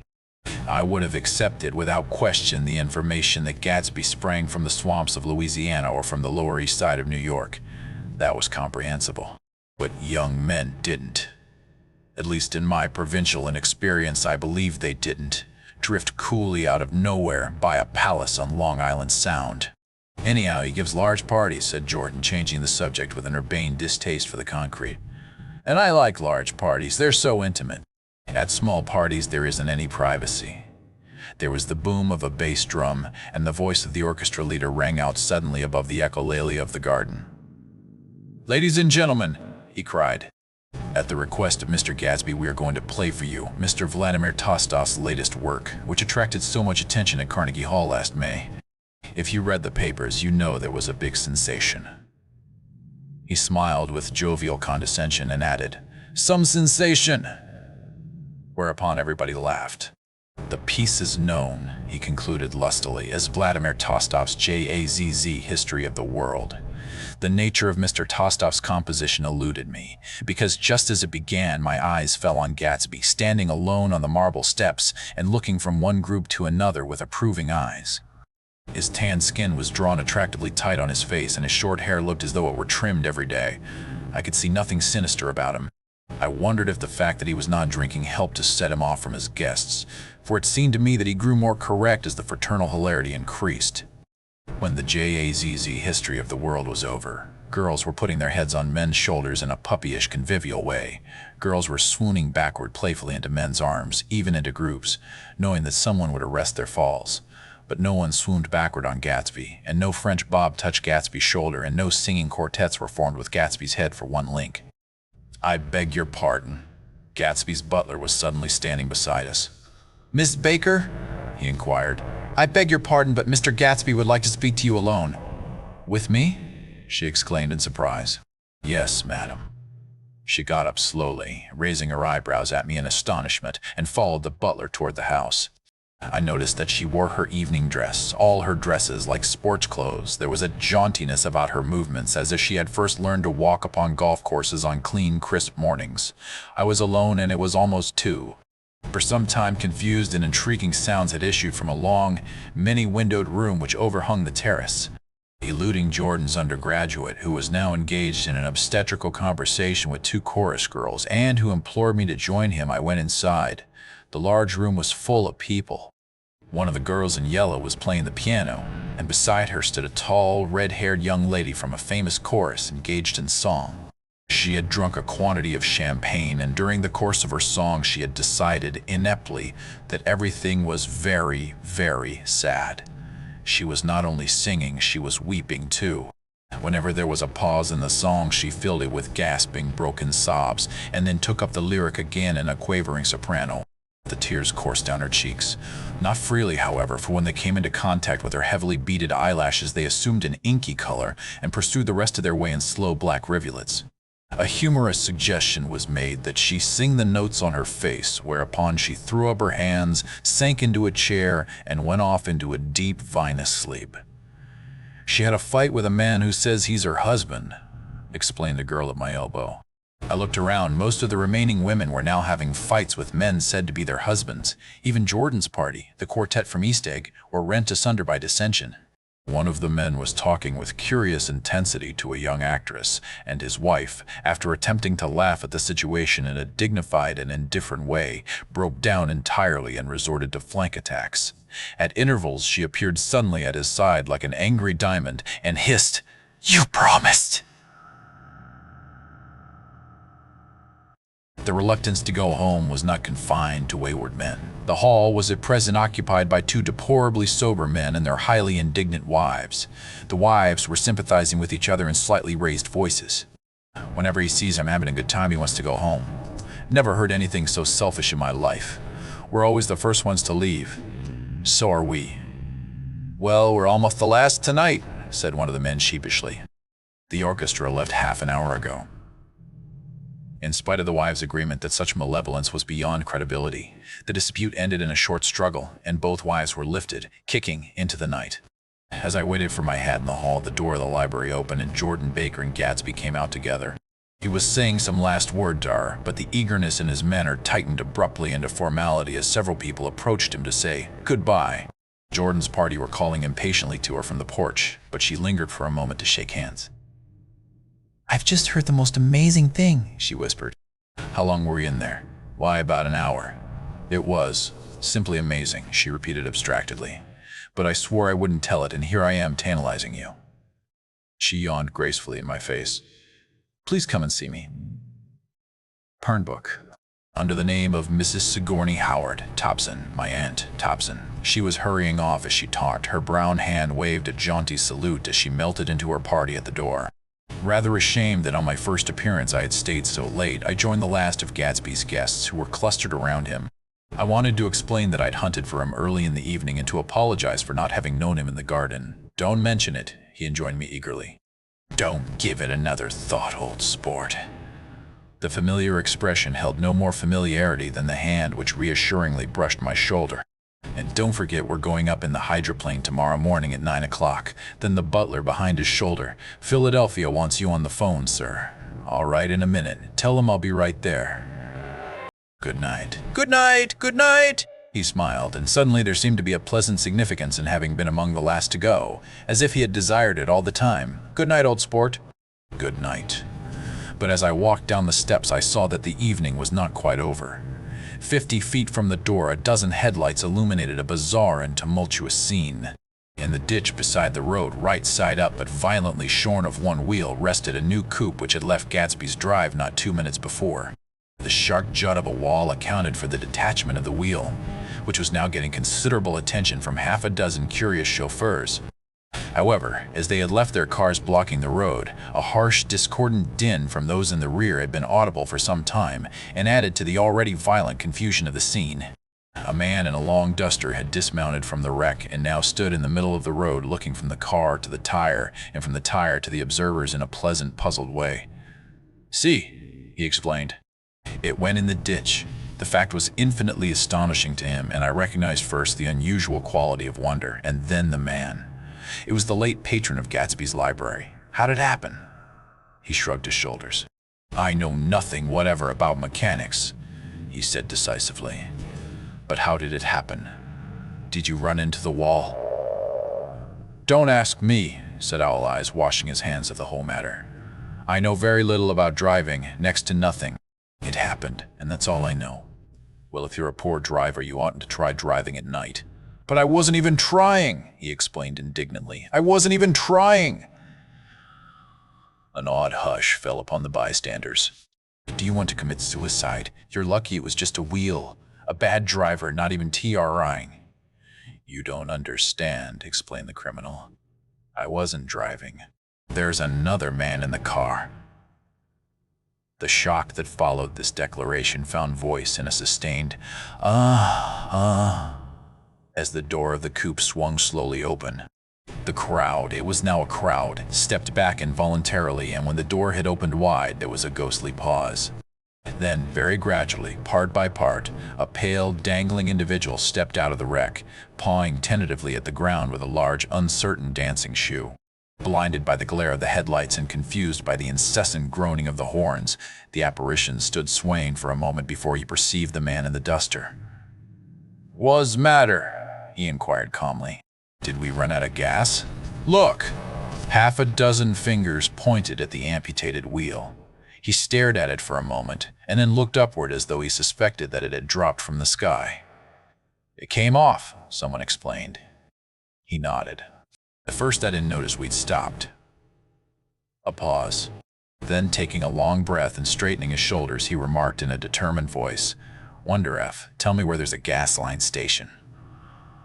At least a dozen men, some of them little better off than he was, explained to him that wheel and car were no longer joined by any physical bond.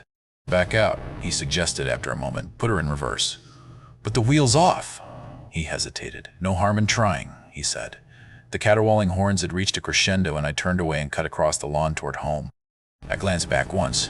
A wafer of a moon was shining over Gatsby's house, making the night fine as before and surviving the laughter and the sound of his still glowing garden. A sudden emptiness seemed to flow now from the windows and the great doors, endowing with complete isolation the figure of the host, who stood on the porch, his hand up in a formal gesture of farewell. Reading over what I have written so far, I see I have given the impression that the events of 3 nights, several weeks apart, were all that absorbed me. On the contrary, they were merely casual events in a crowded summer, and, until much later, they absorbed me infinitely less than my personal affairs. Most of the time I worked.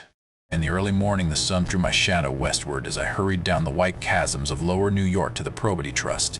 I knew the other clerks and young bond salesmen by their first names, and lunched with them in dark, crowded restaurants on little pig sausages and mashed potatoes and coffee. I even had a short affair with a girl who lived in Jersey City and worked in the accounting department, but her brother began throwing mean looks in my direction, so when she went on her vacation in July, I let it blow quietly away.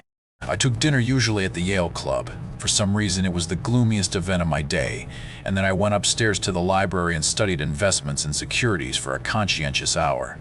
There were generally a few rioters around, but they never came into the library, so it was a good place to work. After that, if the night was mellow, I strolled down Madison Avenue past the old Murray Hill Hotel and over 33rd Street to the Pennsylvania Station. I began to like New York, the racy, adventurous feel of it at night, and the satisfaction that the constant flicker of men and women and machines gives to the restless eye. I liked to walk up Fifth Avenue and pick out romantic women from the crowd and imagine that in a few minutes I was going to enter into their lives and no one would ever know or disapprove. Sometimes, in my mind, I followed them to their apartments on the corners of hidden streets, and they turned and smiled back at me before they faded through a door into warm darkness. At the enchanted metropolitan twilight, I felt a haunting loneliness sometimes, and felt it in others.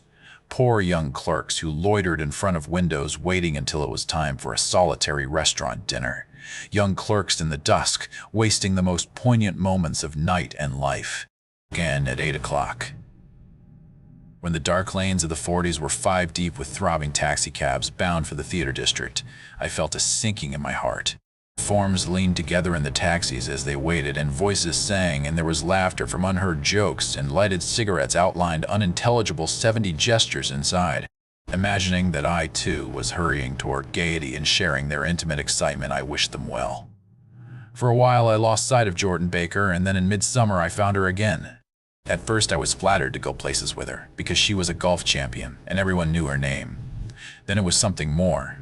I wasn't actually in love, but I felt a sort of tender curiosity.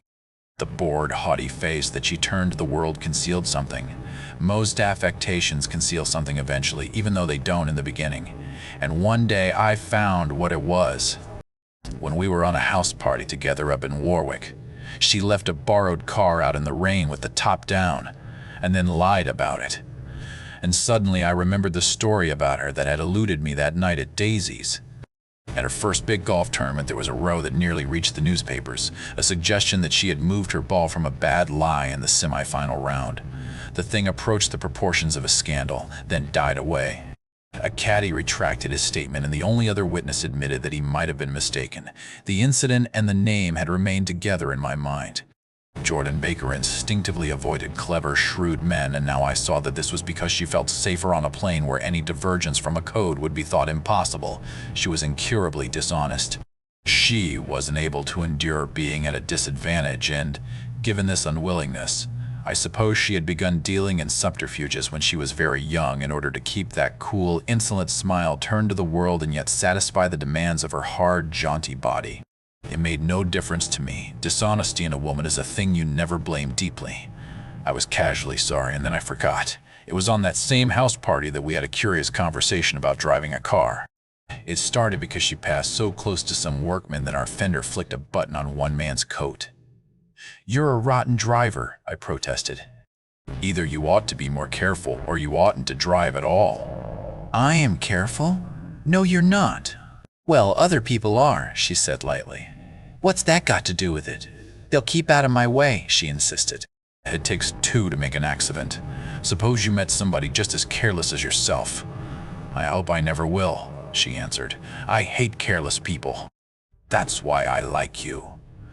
Her gray, sun-strained eyes stared straight ahead, but she had deliberately shifted our relations, and for a moment I thought I loved her. But I am slow thinking and full of interior rules that act as brakes on my desires, and I knew that first I had to get myself definitely out of that tangle back home. I've been writing letters once a week and signing them "Love, Nick," and all I could think of was how, when that certain girl played tennis, a faint mustache of perspiration appeared on her upper lip. Nevertheless, there was a vague understanding that had to be tactfully broken off before I was free. Everyone suspects himself of at least one of the cardinal virtues, and this is mine. I am one of the few honest people that I have ever known. Chapter 4. On Sunday morning, while church bells rang in the villages along shore, the world and its mistress returned to Gatsby's house and twinkled hilariously on his lawn. "He's a bootlegger," said the young ladies, moving somewhere between his cocktails and his flowers. One time he killed a man who had found out that he was nephew to von Hindenburg and second cousin to the devil. "Reach me a rose, honey, and pour me a last drop into that there crystal glass." Once I wrote down on the empty spaces of a timetable the names of those who came to Gatsby's house that summer. It is an old timetable now, disintegrating at its folds, and headed, "This schedule in effect July 5th, 1922. But I can still read the gray names, and they will give you a better impression than my generalities of those who accepted Gatsby's hospitality and paid him the subtle tribute of knowing nothing whatever about him. From Eastegg, then, came the Chester Beckers and the Leaches, and a man named Bunsen, whom I knew at Yale, and Dr. Webster Civet, who was drowned last summer up in Maine, and the Hornbeams and the Willie Voltaires, and a whole clan named Blackbuck, who always gathered in a corner and flipped up their noses like goats at whosoever came near. And the Ismays and the Christies, or rather Hubert Auerbach and Mr. Christie's wife, and Edgar Beaver, whose hair, they say, turned cotton white one winter afternoon for no good reason at all. Clarence Endive was from Eastegg, as I remember. He came only once, in white knickerbockers, and had a fight with a bum named Eddie in the garden. From farther out on the island came the Cheadles and the ORP, Schraders, and the Stonewall Jackson Abrams of Georgia, and the Fishguards, and the Ripley Snells. Snell was there 3 days before he went to the penitentiary, so drunk out on the gravel drive that Mrs. Ulysses Sweat's automobile ran over his right hand. The Danceys came too, and S.B. Whitebait, who was well over 60, and Maurice A. Flink, and the Hammerheads, and Beluga, the tobacco importer, and Beluga's girls. From West Egg came the Poles and the Mulreadys, and Cecil Roebuck, and Cecil Schoen, and Gulick, the state senator, and Newton Orchid, who controlled films par excellence, and Eckhost, and Clyde Cohen, and Don S. Schwartz of the Sun, and Arthur McCarty, all connected with the movies in one way or another. And the Catlips, and the Bembergs, and G. Earl Muldoon, brother to that Muldoon who afterwards strangled his wife. Da Fontana, the promoter, came there, and Ed Legros and James B. Rockgut, Ferret and the Dijongs and Ernest Lilly. They came to gamble, and when Ferret wandered into the garden, it meant he was cleaned out, and Associated Traction would have to fluctuate profitably next day. A man named Klipspringer was there so often and so long that he became known as the Boarder. I doubt if he had any other home. Of theatrical people there were Gus Ways and Horace O'Donovan and Lester Meyer and George Duckweed and Francis Bull. Also from New York were the Chromes and the Backhysons and the Denekers and Russell Betty and the Corrigans and the Kellehers and the Dewars and the Scullys and S.W. Belcher and the Smurfs and the young Quinns, divorced now, and Henry L. Palmetto, who killed himself by jumping in front of a subway train in Times Square. Benny McClenahan arrived always with 4 girls.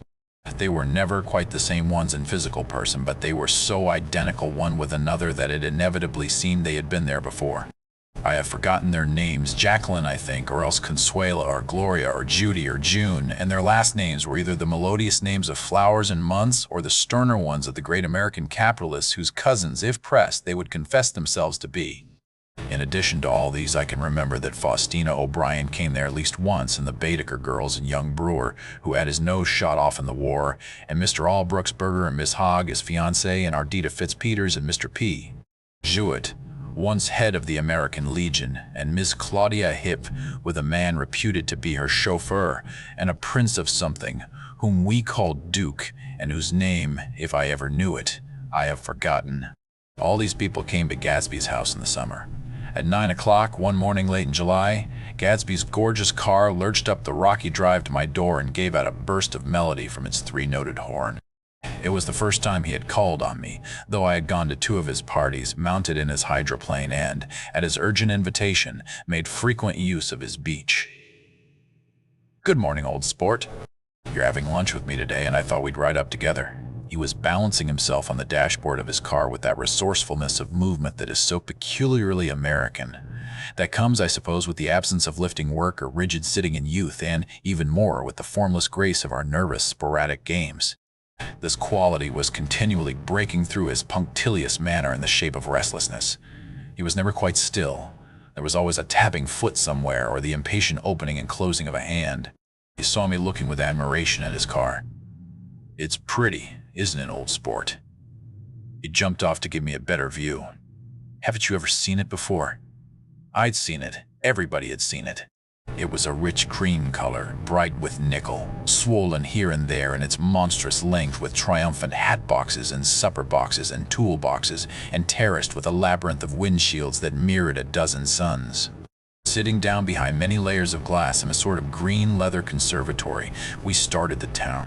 I had talked with him perhaps half a dozen times in the past month and found, to my disappointment, that he had little to say. So my first impression, that he was a person of some undefined consequence, had gradually faded, and he had become simply the proprietor of an elaborate roadhouse next door. And then came that disconcerting ride. We hadn't reached West Egg Village before Gatsby began leaving his elegant sentences unfinished and slapping himself indecisively on the knee of his caramel-colored suit. "Look here, old sport," he broke out surprisingly. "What's your opinion of me, anyhow?" A little overwhelmed, I began the generalized evasions which that question deserves. "Well, I'm going to tell you something about my life," he interrupted. "I don't want you to get a wrong idea of me from all these stories you hear." So he was aware of the bizarre accusations that flavored conversation in his halls. "I'll tell you God's truth." His right hand suddenly ordered divine retribution to stand by. "I am the son of some wealthy people in the Middle West, all dead now. I was brought up in America but educated at Oxford, because all my ancestors have been educated there for many years. It is a family tradition." He looked at me sideways, and I knew why Jordan Baker had believed he was lying. He hurried the phrase "educated at Oxford," or swallowed it, or choked on it as though it had bothered him before. And with this doubt, his whole statement fell to pieces, and I wondered if there wasn't something a little sinister about him after all.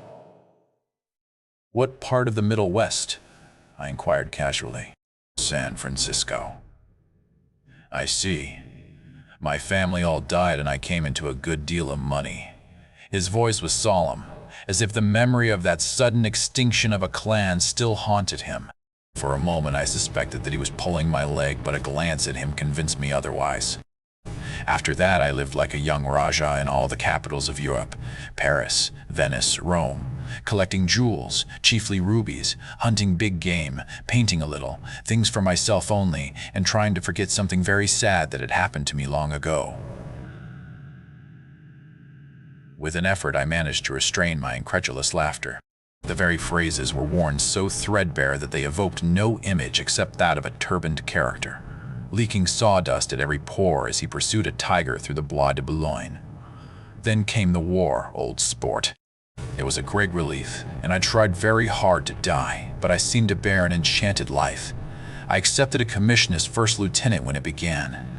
In the Argonne Forest, I took 2 machine-gun detachments so far forward that there was a half-mile gap on either side of us where the infantry couldn't advance. We stayed there 2 days and 2 nights, 130 men with 16 Lewis guns, and when the infantry came up at last, they found the insignia of 3 German divisions among the piles of dead. I was promoted to be a major, and every Allied government gave me a decoration, even Montenegro, little Montenegro down on the Adriatic Sea. Little Montenegro. He lifted up the words and nodded at them, with his smile. The smile comprehended Montenegro's troubled history and sympathized with the brave struggles of the Montenegrin people. It appreciated fully the chain of national circumstances which had elicited this tribute from Montenegro's warm little heart. My incredulity was submerged in fascination now. It was like skimming hastily through a dozen magazines. He reached in his pocket, and a piece of metal slung on a ribbon fell into my palm. "That's the one for Montenegro." To my astonishment, the thing had an authentic look. Orderi di Danilo ran the circular legend Montenegro Nicholas Rex. Turn it. "Major J. Gatsby," I read, "for valor extraordinary. Here's another thing I always carry, a souvenir of Oxford days." It was taken in Trinity Quad.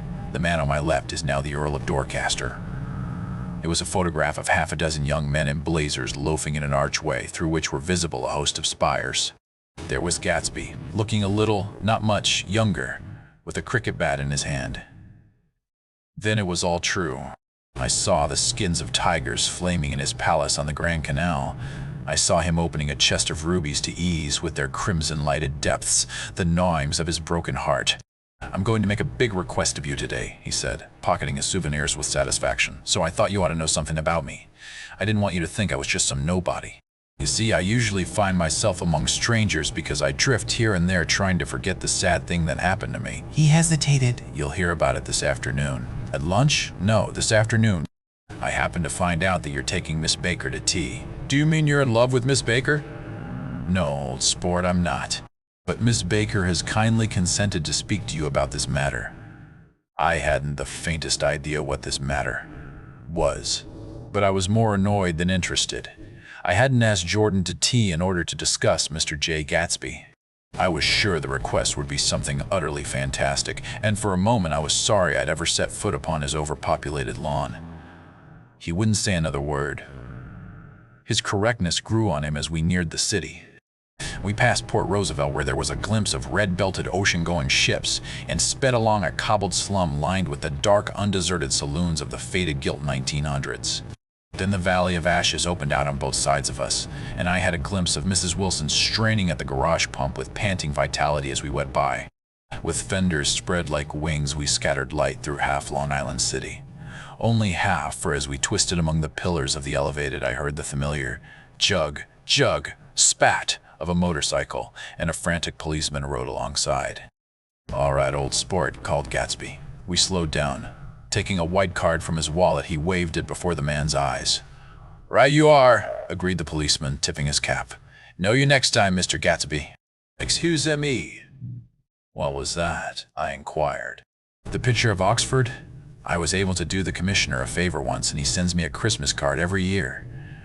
Over the Great Bridge, with the sunlight through the girders making a constant flicker upon the moving cars, with the city rising up across the river in white heaps and sugar lumps, all built with a wish out of non-olfactory money.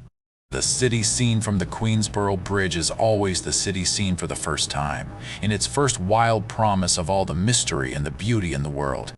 A dead man passed us in a hearse heaped with blooms, followed by 2 carriages with drawn blinds, and by more cheerful carriages for friends. The friends looked out at us with the tragic eyes and short upper lips of southeastern Europe, and I was glad that the sight of Gatsby's splendid car was included in their somber holiday.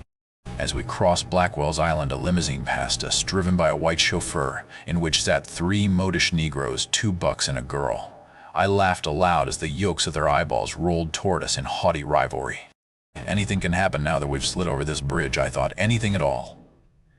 Even Gatsby could happen, without any particular wonder. Roaring noon. In a well-fanned 42nd Street cellar, I met Gatsby for lunch. Blinking away the brightness of the street outside, my eyes picked him out obscurely in the anteroom, talking to another man. "Mr. Carraway, this is my friend Mr. Wolfsheim." A small, flat-nosed Jew raised his large head and regarded me with 2 fine growths of hair which luxuriated in either nostril. After a moment, I discovered his tiny eyes in the half-darkness. "So I took one look at him," said Mr. Wolfsheim, shaking my hand earnestly. "And what do you think I did?"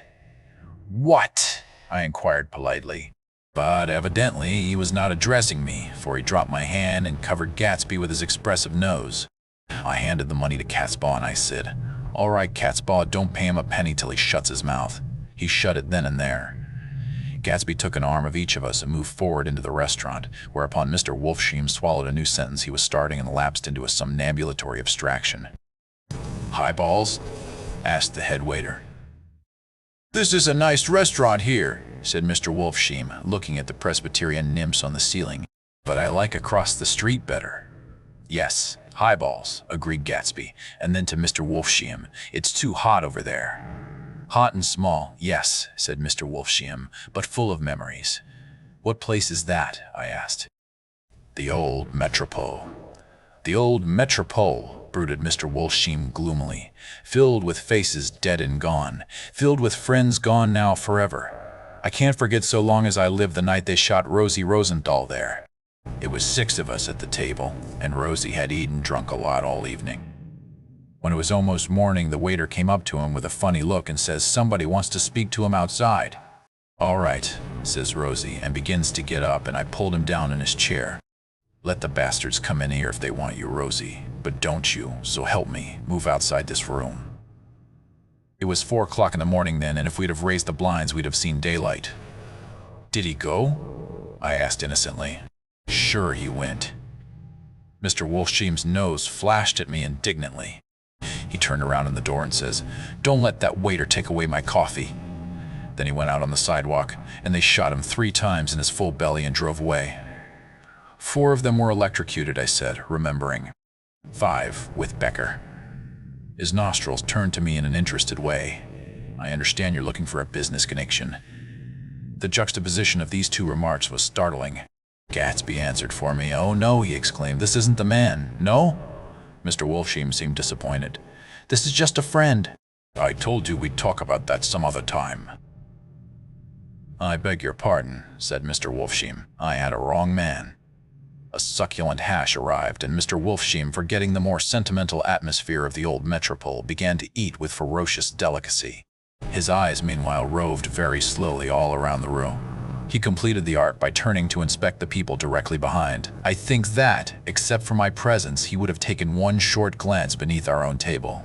"Look here, old sport," said Gatsby, leaning toward me. "I'm afraid I made you a little angry this morning in the car."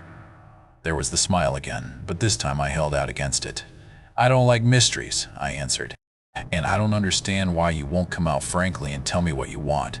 Why has it all got to come through Miss Baker?" "Oh, it's nothing underhand," he assured me. "Miss Baker's a great sportswoman, you know, and she'd never do anything that wasn't all right."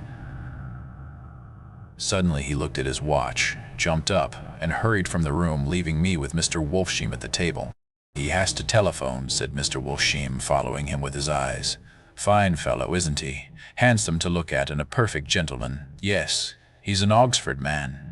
"Oh, he went to Oxford College in England." "You know Oxford College? I've heard of it.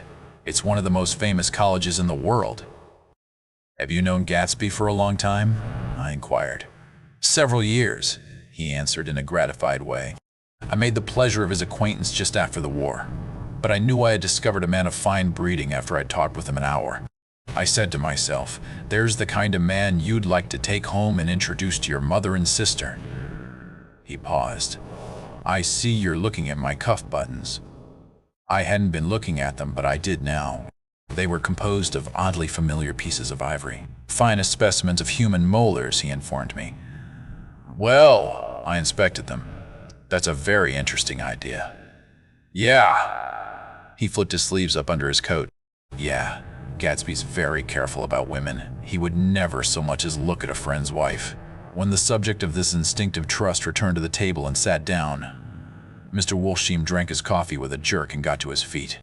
"I have enjoyed my lunch," he said, "and I'm going to run off from you 2 young men before I outstay my welcome." "Don't hurry, Meyer," said Gatsby without enthusiasm. Mr. Wolfsheim raised his hand in a sort of benediction.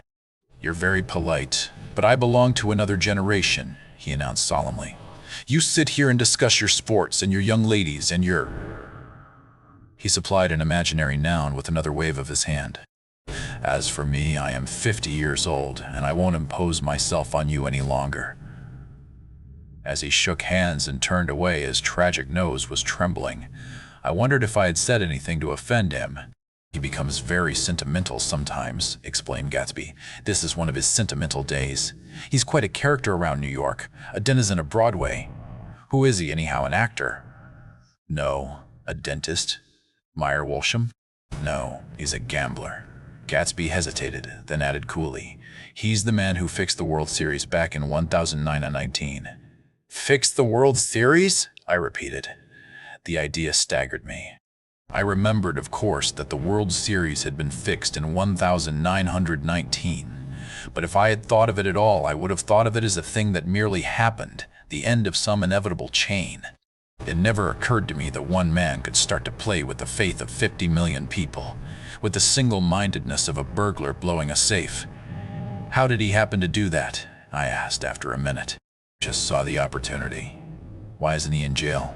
"They can't get him, old sport. He's a smart man." I insisted on paying the check. As the waiter brought my change, I caught sight of Tom Buchanan across the crowded room. "Come along with me for a minute," I said. "I gotta say hello to someone." When he saw us, Tom jumped up and took half a dozen steps in our direction. "Where have you been?" he demanded eagerly. "Daisy's furious because you haven't called up." This is Mr. Gatsby, Mr. Buchanan." They shook hands briefly, and a strained, unfamiliar look of embarrassment came over Gatsby's face.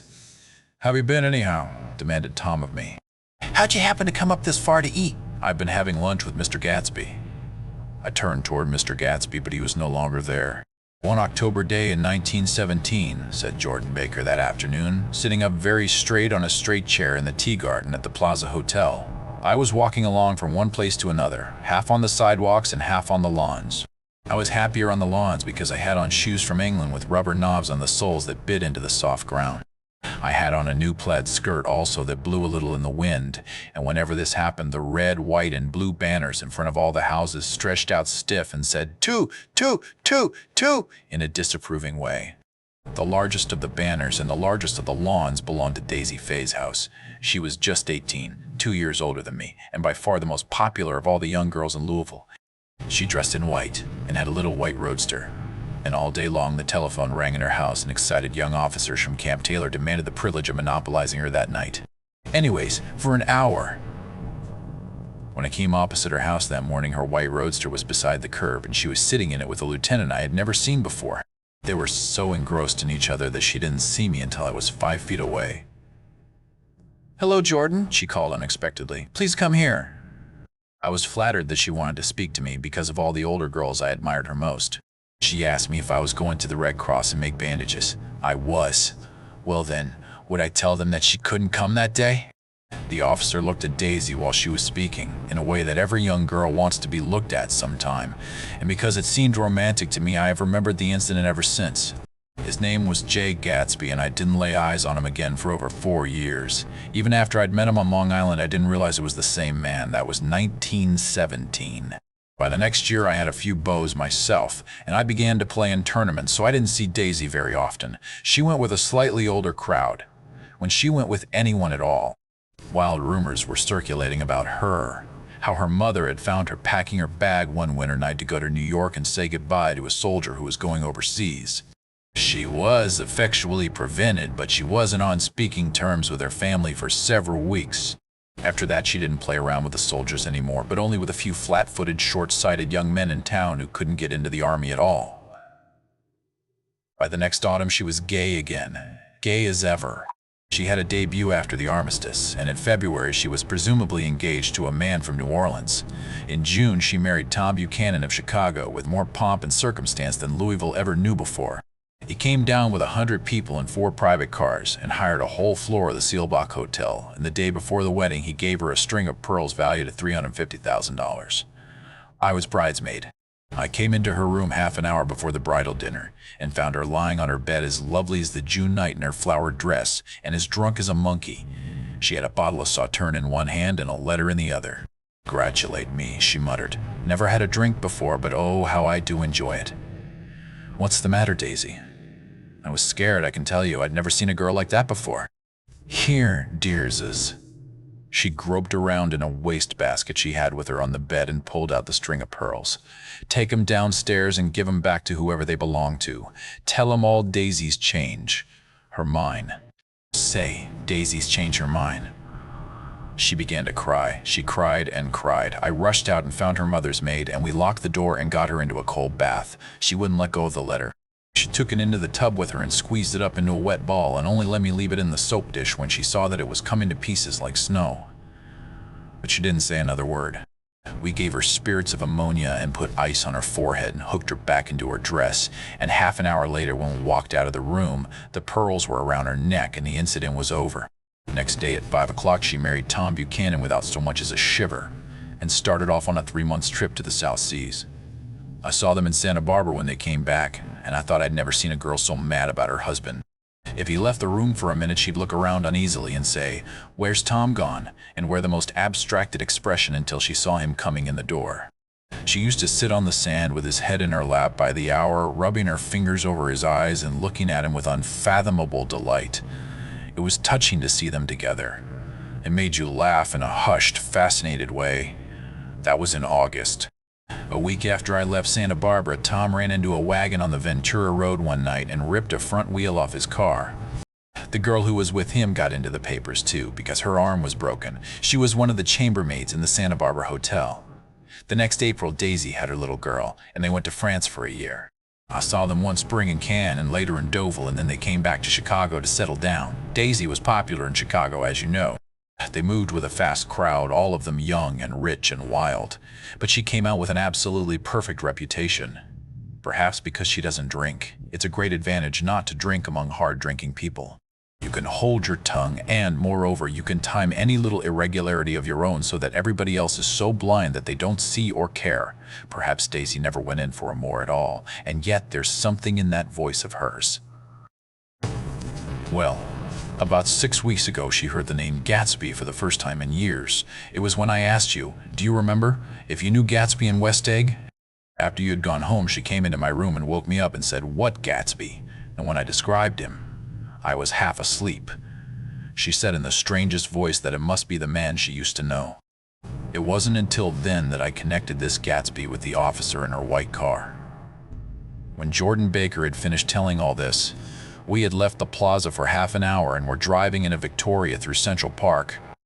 The sun had gone down behind the tall apartments of the movie stars in the West 50s, and the clear voices of girls, already gathered like crickets on the grass, rose through the hot twilight.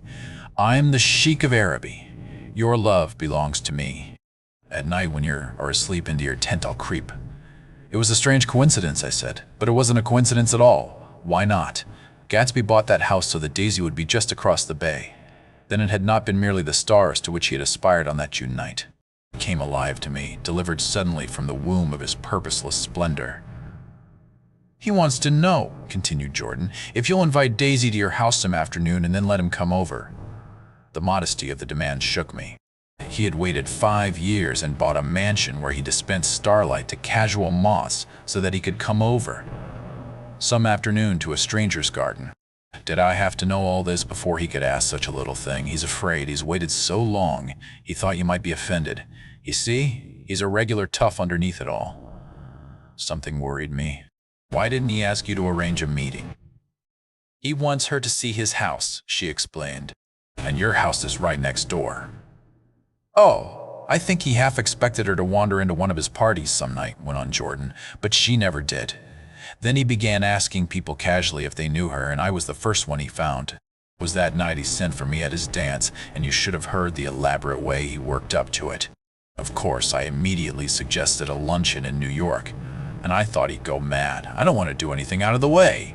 He kept saying, "I want to see her right next door." When I said you were a particular friend of Tom's, he started to abandon the whole idea. He doesn't know very much about Tom, though he says he's read a Chicago paper for years just on the chance of catching a glimpse of Daisy's name. It was dark now, and as we dipped under a little bridge, I put my arm around Jordan's golden shoulder and drew her toward me and asked her to dinner. Suddenly, I wasn't thinking of Daisy and Gatsby anymore, but of this clean, hard, limited person who dealt in universal skepticism and who leaned back jauntily just within the circle of my arm. A phrase began to beat in my ears with a sort of heady excitement. "There are only the pursued, the pursuing, the busy, and the tired." "And Daisy ought to have something in her life," murmured Jordan to me. "Does she want to see Gatsby? She's not to know about it. Gatsby doesn't want her to know. You're just supposed to invite her to tea." We passed a barrier of dark trees, and in the facade of 59th Street, a block of delicate pale light beamed down into the park. Unlike Gatsby and Tom Buchanan, I had no girl whose disembodied face floated along the dark cornices and blinding signs, and so I drew up the girl beside me, tightening my arms. Her wan, scornful mouth smiled, and so I drew her up again closer, this time to my face.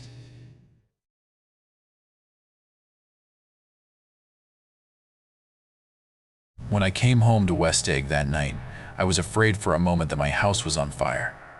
2 o'clock and the whole corner of the peninsula was blazing with light, which fell unreal on the shrubbery and made thin, elongating glints upon the roadside wires. Turning a corner, I saw that it was Gatsby's house, lit from tower to cellar. At first I thought it was another party, a wild rout that had resolved itself into hide-and-go-seek, or sardines in the box, with all the house thrown open to the game.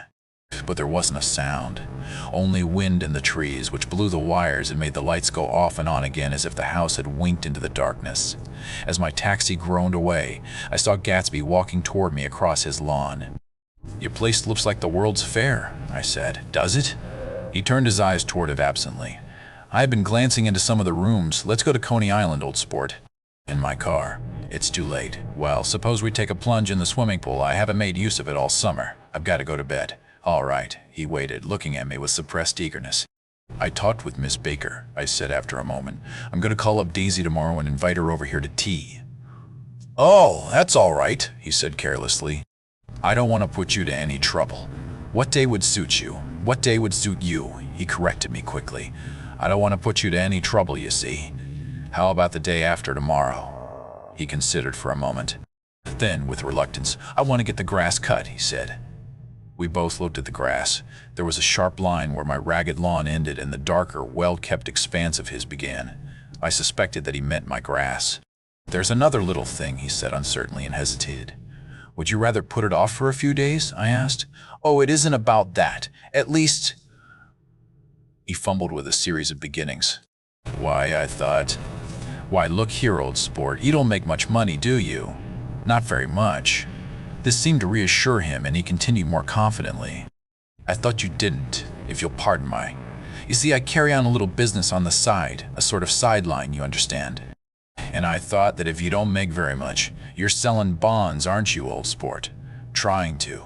Well, this would interest you. It wouldn't take up much of your time, and you might pick up a nice bit of money. It happens to be a rather confidential sort of thing. I realize now that under different circumstances, that conversation might have been one of the crises of my life. But, because the offer was obviously and tactlessly for a service to be rendered, I had no choice except to cut him off there. I've got my hands full, I said. I'm much obliged, but I couldn't take on any more work. You wouldn't have to do any business with Wolfsheim. Evidently, he thought that I was shying away from the connection, mentioned at lunch, but I assured him he was wrong. He waited a moment longer, hoping I'd begin a conversation, but I was too absorbed to be responsive, so he went unwillingly home. The evening had made me lightheaded and happy. I think I walked into a deep sleep as I entered my front door. So I didn't know whether or not Gatsby went to Coney Island, or for how many hours he glanced into rooms, while his house blazed gaudily on. I called up Daisy from the office next morning and invited her to come to tea. Don't bring Tom, I warned her. What? Don't bring Tom? Who is Tom? She asked innocently. The day agreed upon was pouring rain. At 11 o'clock, a man in a raincoat dragging a lawnmower tapped at my front door and said that Mr. Gatsby had sent him over to cut my grass. This reminded me that I had forgotten to tell my Finn to come back, so I drove into West Egg Village to search for her among soggy, whitewashed alleys and to buy some cups and lemons and flowers. The flowers were unnecessary, for at 2 o'clock a greenhouse arrived from Gatsby's with innumerable receptacles to contain it. An hour later, the front door opened nervously, and Gatsby, in a white flannel suit, silver shirt, and gold-colored tie, hurried in. He was pale, and there were dark signs of sleeplessness beneath his eyes. Is everything all right? He asked immediately. The grass looks fine, if that's what you mean. What grass? He inquired blankly. Oh, the grass in the yard. He looked out the window at it, but judging from his expression, I don't believe he saw a thing. Looks very good, he remarked vaguely. One of the papers said they thought the rain would stop about 4. I think it was the Journal. Have you got everything you need in the shape of tea? I took him into the pantry, where he looked a little reproachfully at the Finn. Together we scrutinized the 12 lemon cakes from the delicatessen shop. Will they do? I asked. Of course, they're fine, and he added hollowly. Sue, old sport. The rain cooled about 3:30 to a damp mist through which occasional thin drops swam like dew. Gatsby looked with vacant eyes through a copy of Clay's Economics, starting at the finished tread that shook the kitchen floor, and peering toward the bleared windows from time to time as if a series of invisible but alarming happenings were taking place outside. Finally, he got up and informed me in an uncertain voice that he was going home. Why's that? Nobody's coming to tea. It's too late. He looked at his watch as if there was some pressing demand on his time elsewhere. I can't wait all day. Don't be silly, it's just 2 minutes to 4. He sat down miserably as if I had pushed him, and simultaneously there was the sound of a motor turning into my lane. We both jumped up, and, a little harrowed myself, I went out into the yard. Under the dripping bare lilac trees, a large open car was coming up the drive. It stopped. Daisy's face, tipped sideways beneath a 3-cornered lavender hat, looked out at me with a bright, ecstatic smile. Is this absolutely where you live, my dearest one? The exhilarating ripple of her voice was a wild tonic in the rain. I had to follow the sound of it for a moment, up and down, with my ear alone, before any words came through. A damp streak of hair lay like a dash of blue paint across her cheek, and her hand was wet with glistening drops as I took it to help her from the car. "Are you in love with me?" she said low in my ear. "Or why did I have to come alone? That's the secret of Castle Rackrent. Tell your chauffeur to go far away and spend an hour. Come back in an hour, Ferdy." Then, in a grave murmur, "His name is Ferdy. Does the gasoline affect his nose?"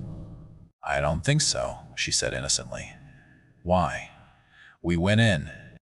To my overwhelming surprise, the living room was deserted.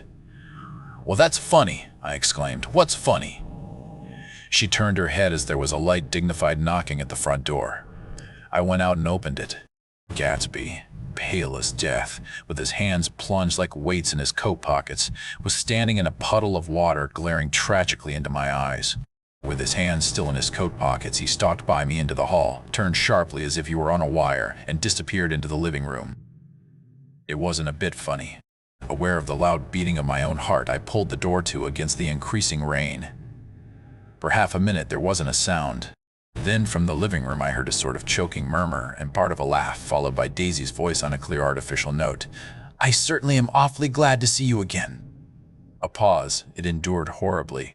I had nothing to do in the hall, so I went into the room. Gatsby, his hands still in his pockets, was reclining against the mantelpiece in a strained counterfeit of perfect ease, even of boredom. His head leaned back so far that it rested against the face of a defunct mantelpiece clock, and from this position his distraught eyes stared down at Daisy, who was sitting, frightened but graceful, on the edge of a stiff chair. "We've met before," muttered Gatsby.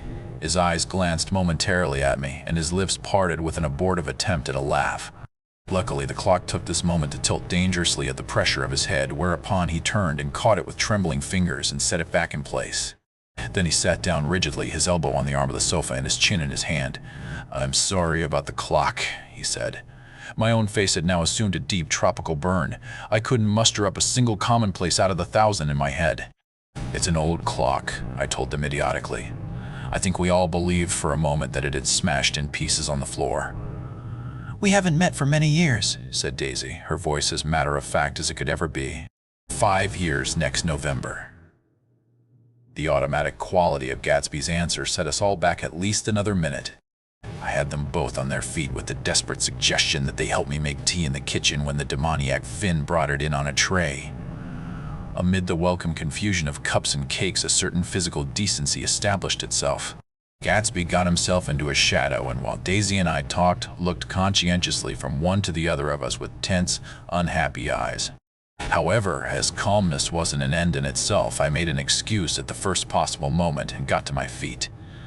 "Where are you going?" demanded Gatsby in immediate alarm. "I'll be back. I've got to speak to you about something before you go." He followed me wildly into the kitchen, closed the door, and whispered, "Oh God," in a miserable way. "What's the matter?"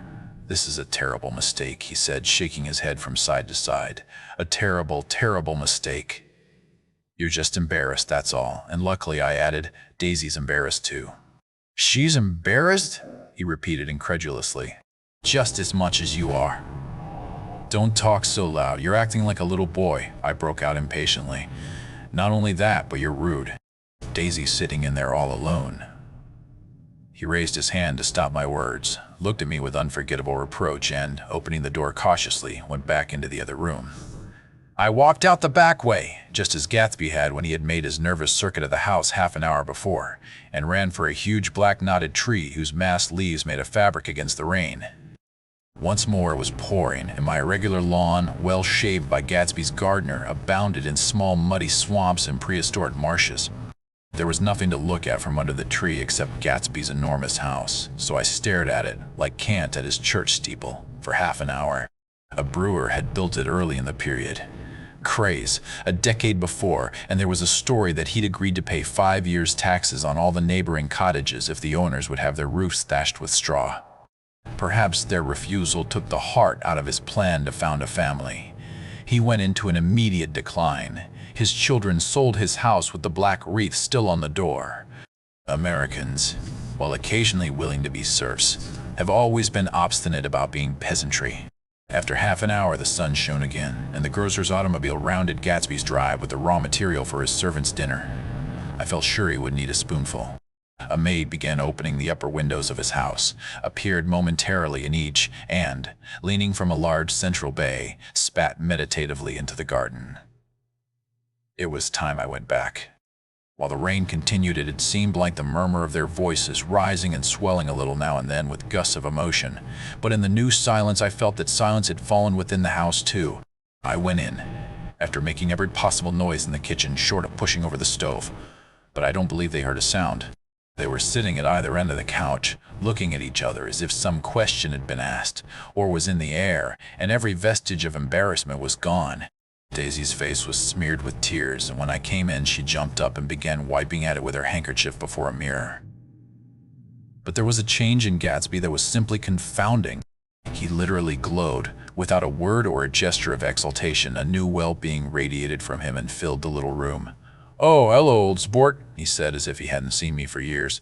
I thought for a moment he was going to shake hands. "It stopped raining." "Has it?"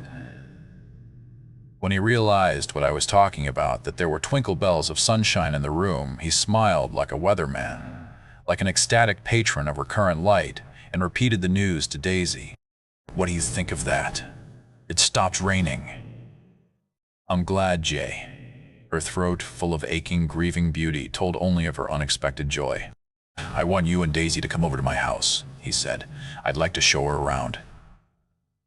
"You're sure you want me to come?" "Absolutely, old sport." Daisy went upstairs to wash her face. Too late, I thought, with humiliation in my towels, while Gatsby and I waited on the lawn. "My house looks well, doesn't it?" he demanded. "See how the whole front of it catches the light."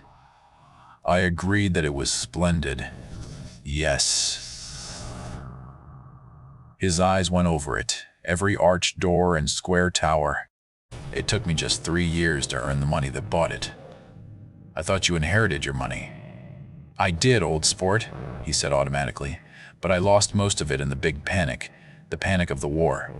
I think he hardly knew what he was saying, for when I asked him what business he was in, he answered, "That's my affair," before he realized that it wasn't the appropriate reply. "Oh, I've been in several things," he corrected himself. "I was in the drug business, and then I was in the oil business, but I'm not in either one now." He looked at me with more attention. "Do you mean you've been thinking over what I proposed the other night?"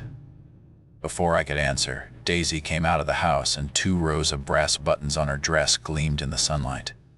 "That huge place! 3!" she cried, pointing. "Do you like it?" "I love it, but I don't see how you live there all alone. I keep it always full of interesting people night and day. People who do interesting things. Celebrated people." Instead of taking the shortcut along the Sound, we went down the road and entered by the big poster.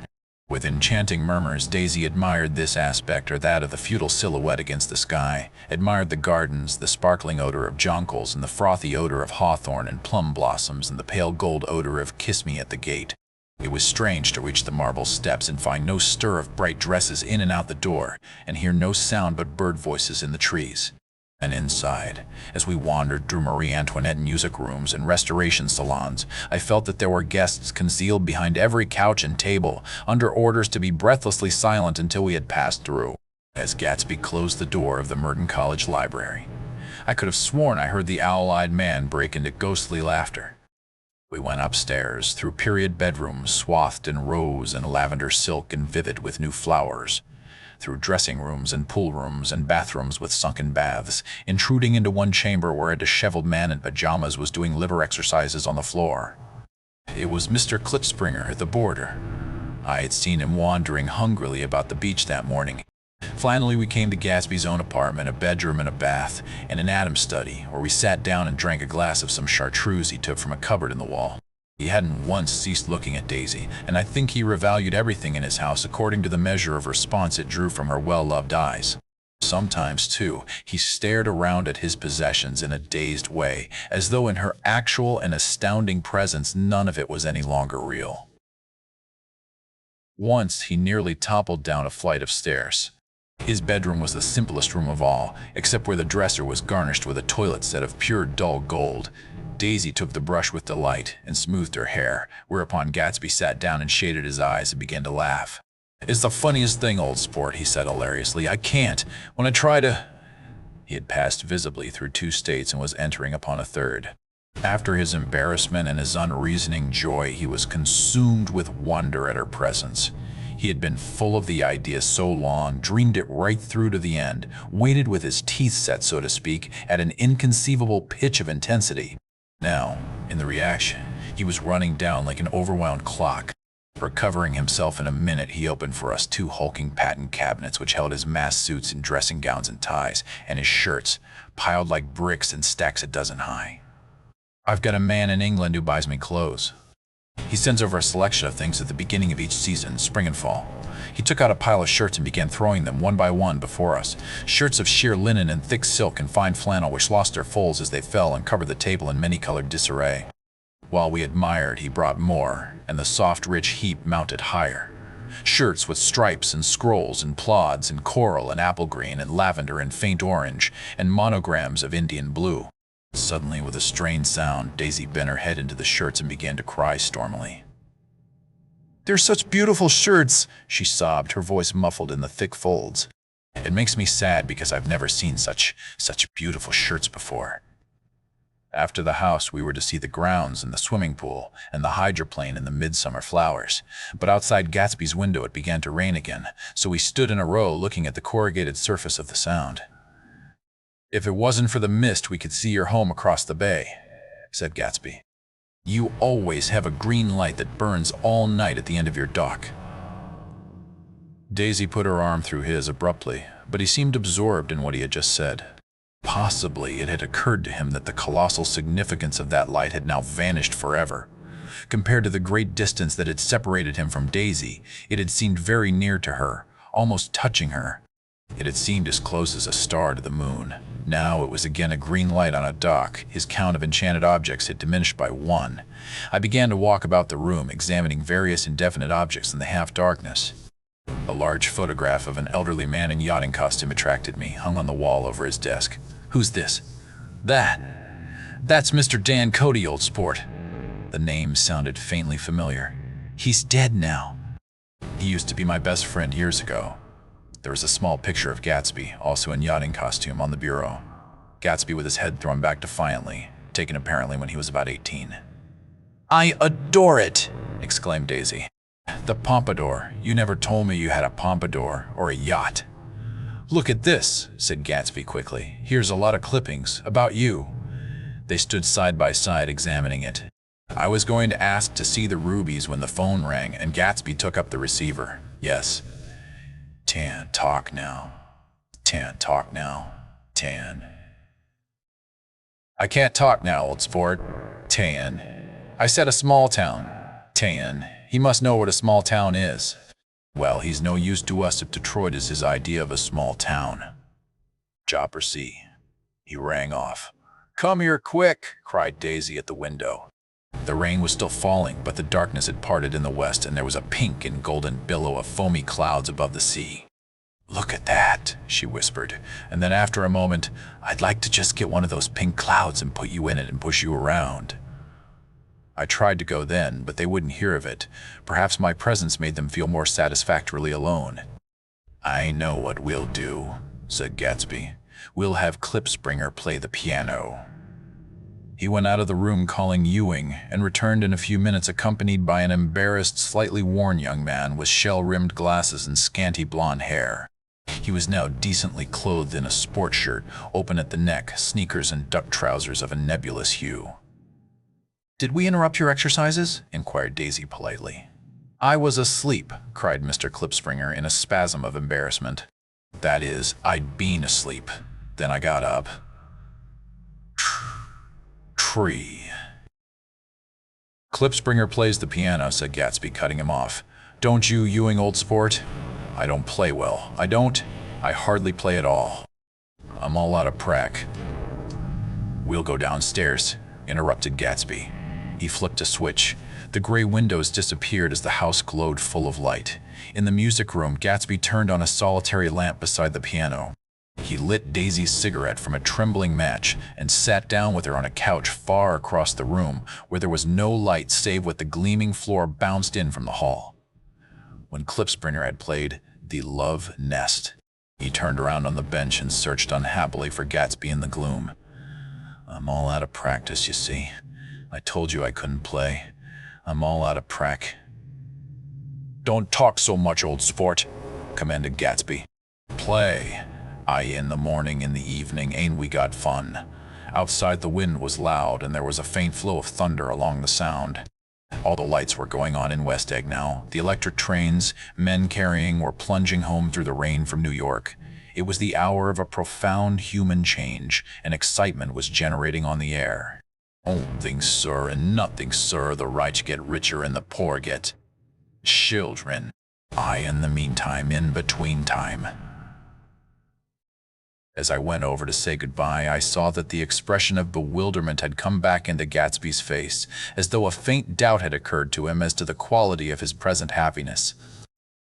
Almost 5 years. There must have been moments even that afternoon when Daisy tumbled short of his dreams. Not through her own fault, but because of the colossal vitality of his illusion. It had gone beyond her, beyond everything.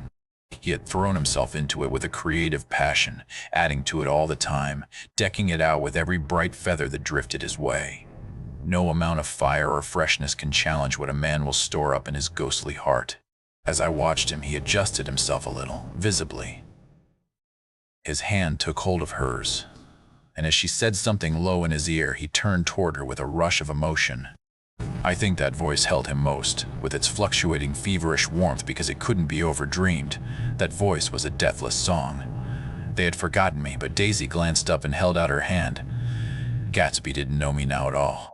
I looked once more at them, and they looked back at me remotely, possessed by intense life. Then I went out of the room and down the marble steps into the rain, leaving them there together. Chapter 6. About this time, an ambitious young reporter from New York arrived one morning at Gatsby's door and asked him if he had anything to say. "Anything to say about what?" inquired Gatsby politely. "Why, any statement to give out." It transpired after a confused 5 minutes that the man had heard Gatsby's name around his office in a connection which he either wouldn't reveal or didn't fully understand. This was his day off, and with laudable initiative he had hurried out to see. It was a random shot, and yet the reporter's instinct was right. Gatsby's notoriety, spread about by the hundreds who had accepted his hospitality and so become authorities on his past, had increased all summer until he fell just short of being news. Contemporary legends, such as the underground pipeline to Canada, attached themselves to him, and there was one persistent story that he didn't live in a house at all, but in a boat that looked like a house and was moved secretly up and down the Long Island shore.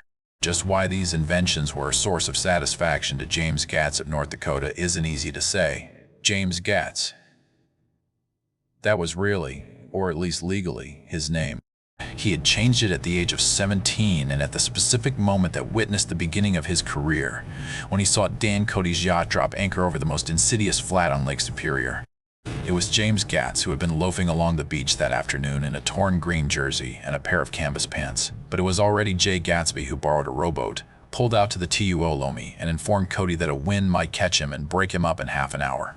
I suppose he'd had the name ready for a long time even then. His parents were shiftless and unsuccessful farm people. His imagination had never really accepted them as his parents at all. The truth was that Jay Gatsby of West Egg, Long Island, sprang from his platonic conception of himself. He was a son of God, a phrase which, if it means anything, means just that, and he must be about his father's business, the service of a vast, vulgar, and meretricious beauty. So he invented just the sort of Jay Gatsby that a 17-year-old boy would be likely to invent. And to this conception he was faithful to the end. For over a year he had been beating his way along the south shore of Lake Superior as a clam digger and a salmon fisher, or in any other capacity that brought him food and bed. His brown, hardening body lived naturally through the half-fierce, half-lazy work of the bracing days. He knew women early, and since they spoiled him, he became contemptuous of them. Of young virgins because they were ignorant, of the others because they were hysterical about things which in his overwhelming self-absorption he took for granted. But his heart was in a constant, turbulent riot. The most grotesque and fantastic conceits haunted him in his bed at night.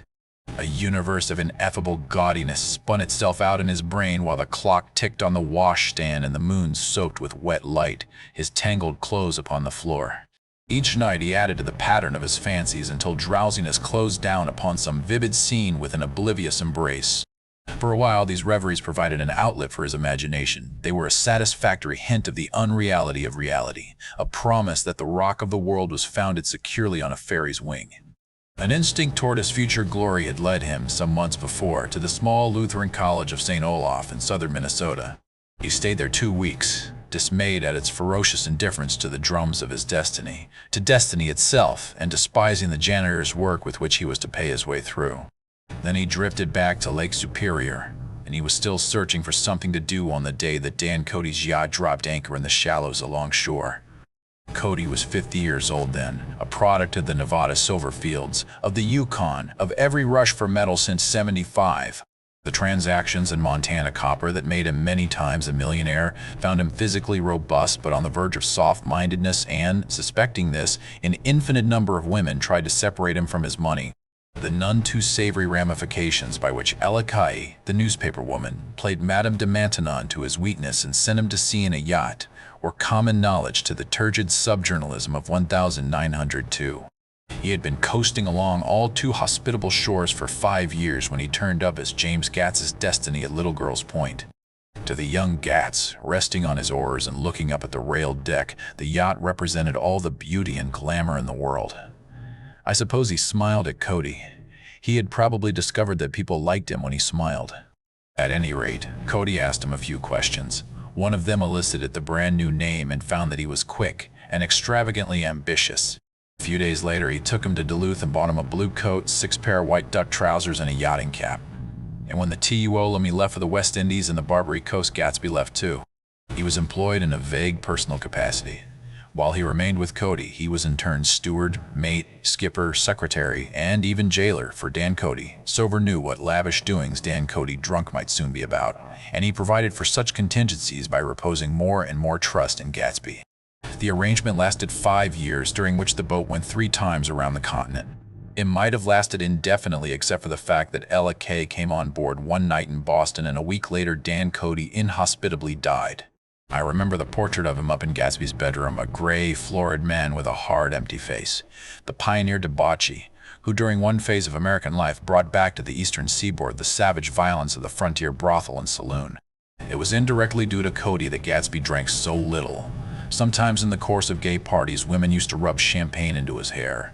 For himself, he formed the habit of letting liquor alone. And it was from Cody that he inherited money, a legacy of $25,000. He didn't get it. He never understood the legal device that was used against him, but what remained of the millions went intact to Ella Kay. He was left with his singularly appropriate education. The vague contour of J. Gatsby had filled out to the substantiality of a man. He told me all this very much later, but I've put it down here with the idea of exploding those first wild rumors about his antecedents, which weren't even faintly true. Moreover, he told it to me at a time of confusion, when I had reached the point of believing everything and nothing about him. So I take advantage of this short halt, while Gatsby, so to speak, caught his breath, to clear this set of misconceptions away. It was a halt, too, in my association with his affairs. For several weeks I didn't see him or hear his voice on the phone. Mostly I was in New York, trotting around with Jordan and trying to ingratiate myself with her senile aunt. But finally, I went over to his house one Sunday afternoon. I hadn't been there 2 minutes when somebody brought Tom Buchanan in for a drink. I was startled, naturally, but the really surprising thing was that it hadn't happened before. They were a party of 3 on horseback. Tom and a man named Sloan and a pretty woman in a brown riding habit who had been there previously. "I'm delighted to see you," said Gatsby, standing on his porch. "I'm delighted that you dropped in." As though they cared. "Sit right down. Have a cigarette or a cigar." He walked around the room quickly, ringing bells. "I'll have something to drink for you in just a minute." He was profoundly affected by the fact that Tom was there. But he would be uneasy anyhow until he had given them something, realizing in a vague way that that was all they came for.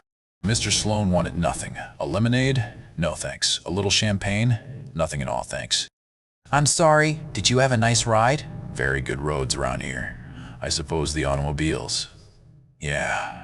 Moved by an irresistible impulse, Gatsby turned to Tom, who had accepted the introduction as a stranger. "I believe we've met somewhere before, Mr. Buchanan." "Oh, yes," said Tom, gruffly polite, but obviously not remembering. "So we did. I remember very well. About 2 weeks ago." "That's right." "You were with Nick here." I know your wife, continued Gatsby almost aggressively. That's so? Tom turned to me. You live near here, Nick? Next door. That's so? Mr. Sloane didn't enter into the conversation but lounged back haughtily in his chair. The woman said nothing either, until unexpectedly, after 2 highballs, she became cordial. We'll all come over to your next party, Mr. Gatsby, she suggested. What do you say? Certainly, I'd be delighted to have you. Beaver nice, said Mr. Sloane without gratitude. Well, think ought to be starting home. Please, don't hurry, Gatsby urged them. He had control of himself now, and he wanted to see more of Tom. Why don't you stay for supper? I wouldn't be surprised if some other people dropped in from New York. You come to supper with M.E., said the lady enthusiastically. Both of you. This included me. Mr. Sloane got to his feet. Come along, he said, but to her only. I mean it, she insisted. I'd love to have you. Lots of room. Gatsby looked at me questioningly. He wanted to go, and he didn't see that Mr. Sloane had determined he shouldn't. I'm afraid I won't be able to, I said. Well, you come, she urged, concentrating on Gatsby. Mr. Sloane murmured something close to her ear. We won't be late if we start now, she insisted aloud. I haven't got a horse, said Gatsby. I used to ride in the army, but I've never bought a horse. I'll have to follow you in my car. Excuse me for just a minute. The rest of us walked out on the porch, where Sloane and the lady began an impassioned conversation aside. My God, I believe the man's coming, said Tom. Doesn't he know she doesn't want him? She says she does want him. She has a big dinner party and he won't know a soul there. He frowned. I wonder where in the devil he met Daisy. By God, I may be old-fashioned in my ideas, but women run around too much these days to suit me. They meet all kinds of crazy fish. Suddenly, Mr. Sloane and the lady walked down the steps and mounted their horses. Come on, said Mr. Sloane to Tom. We're late. We've got to go. And then to me, tell him we couldn't wait, will you? Tom and I shook hands. The rest of us exchanged a cool nod, and they trotted quickly down the drive, disappearing under the August foliage just as Gatsby, with hat and light overcoat in hand, came out the front door. Tom was evidently perturbed at Daisy's running around alone, for on the following Saturday night he came with her to Gatsby's party. Perhaps his presence gave the evening its peculiar quality of oppressiveness. It stands out in my memory from Gatsby's other parties that summer. There were the same people, or at least the same sort of people, the same profusion of champagne, the same many-colored, many-keyed commotion. But I felt an unpleasantness in the air, a pervading harshness that hadn't been there before. Or perhaps I had merely grown used to it, grown to accept West Egg as a world complete in itself, with its own standards and its own great figures, second to nothing because it had no consciousness of being so. And now I was looking at it again, through Daisy's eyes. It is invariably saddening to look through new eyes at things upon which you have expended your own powers of adjustment. They arrived at twilight, and, as we strolled out among the sparkling hundreds, Daisy's voice was playing murmurous tricks in her throat. These things excite me so, she whispered. If you want to kiss me any time during the evening, Nick, just let me know and I'll be glad to arrange it for you. Just mention my name. Or present a green card. I'm giving out green. Look around, suggested Gatsby. I'm looking around. I'm having a marvelous. You must see the faces of many people you've heard about. Tom's arrogant eyes roamed the crowd. We don't go around very much, he said. In fact, I was just thinking I don't know a soul here. Perhaps you know that lady. Gatsby indicated a gorgeous, scarcely human orchid of a woman who sat in state under a white plum tree. Tom and Daisy stared, with that peculiarly unreal feeling that accompanies the recognition of a hitherto ghostly celebrity of the movies. She's lovely, said Daisy. The man bending over her is her director. He took them ceremoniously from group to group, Mrs. Buchanan. Dies. And Mr. Buchanan. After an instant's hesitation, he added, the polo player.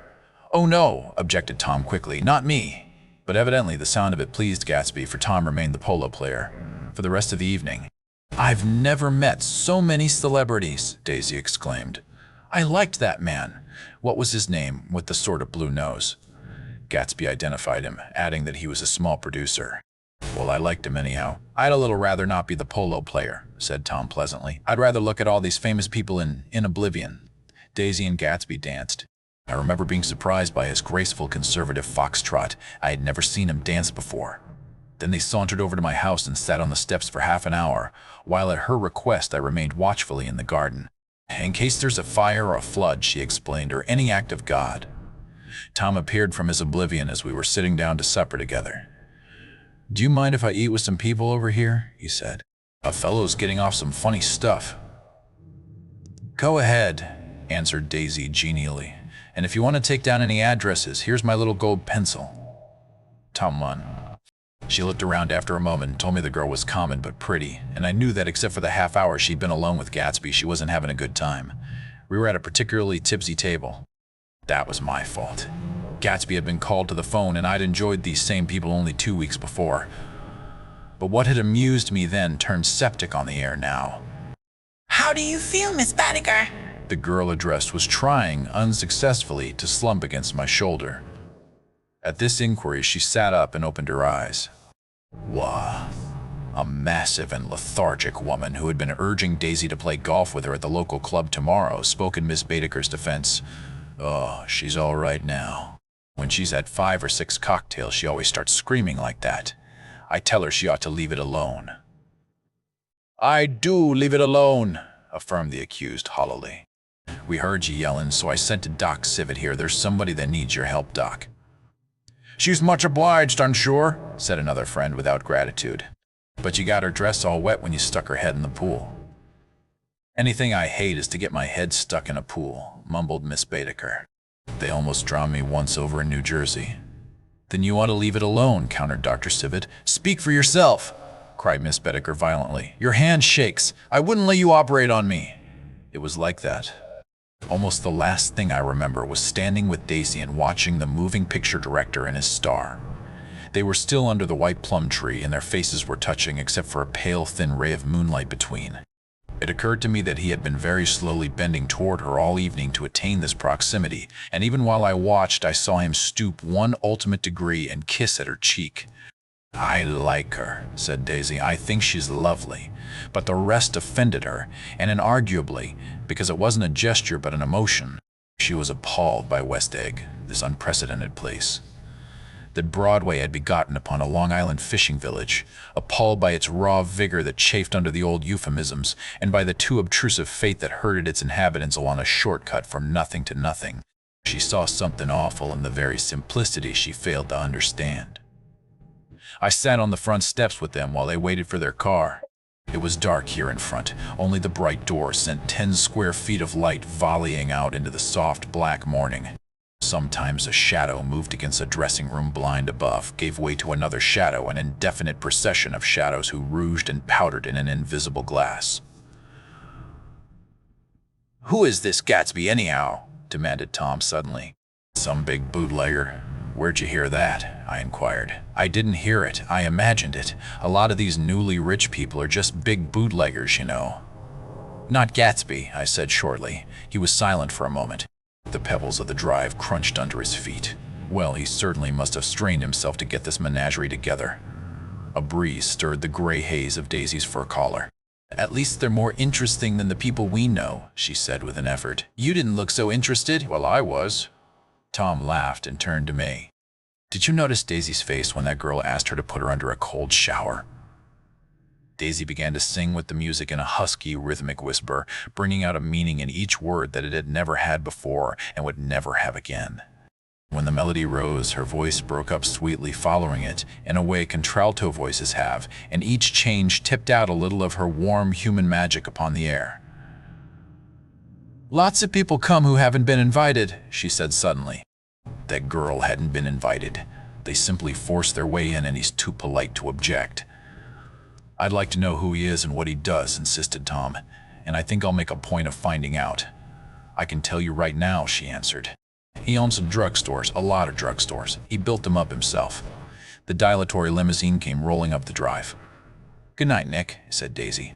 Her glance left me and sought the lighted top of the steps, where at 3 o'clock in the morning a neat, sad little waltz of that year was drifting out the open door. After all, in the very casualness of Gatsby's party, there were romantic possibilities totally absent from her world. What was it up there in the song that seemed to be calling her back inside? What would happen now in the dim, incalculable hours? Perhaps some unbelievable guest would arrive, a person infinitely rare and to be marveled at, some authentically radiant young girl who, with one fresh glance at Gatsby, one moment of magical encounter, would blot out those 5 years of unwavering devotion. I stayed late that night. Gatsby asked me to wait until he was free, and I lingered in the garden until the inevitable swimming party had run up, chilled and exalted, from the black beach until the lights were extinguished in the guest rooms overhead. When he came down the steps at last, the tan skin was drawn unusually tight on his face, and his eyes were bright and tired.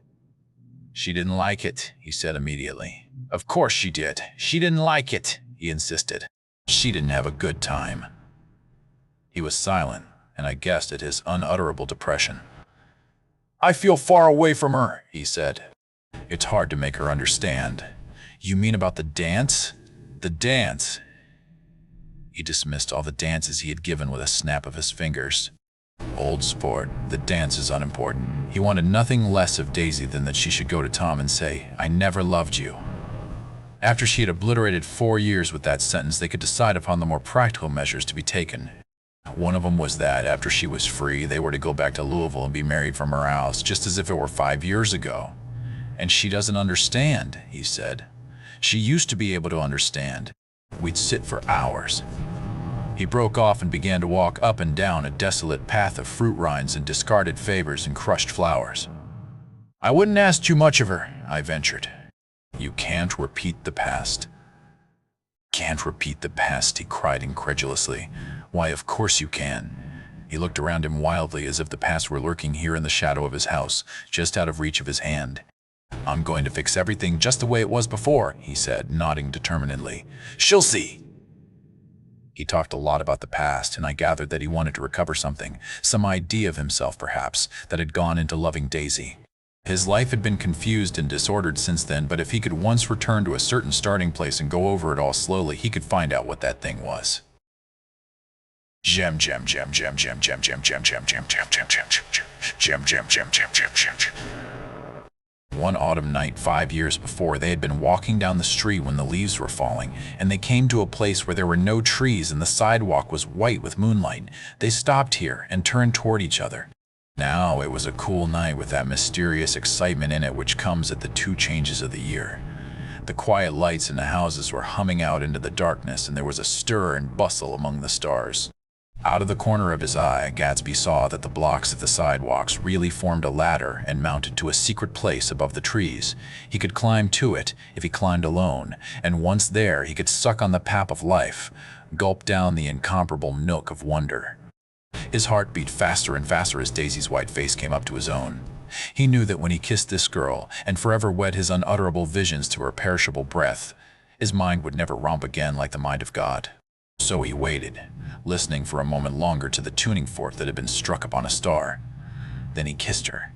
At his lips' touch, she blossomed for him like a flower, and the incarnation was complete. Through all he said, even through his appalling sentimentality, I was reminded of something, an elusive rhythm, a fragment of lost words that I had heard somewhere a long time ago. For a moment a phrase tried to take shape in my mouth, and my lips parted like a dumb man's, as though there was more struggling upon them than a wisp of startled air. But they made no sound, and what I had almost remembered was uncommunicable forever. Chapter 7.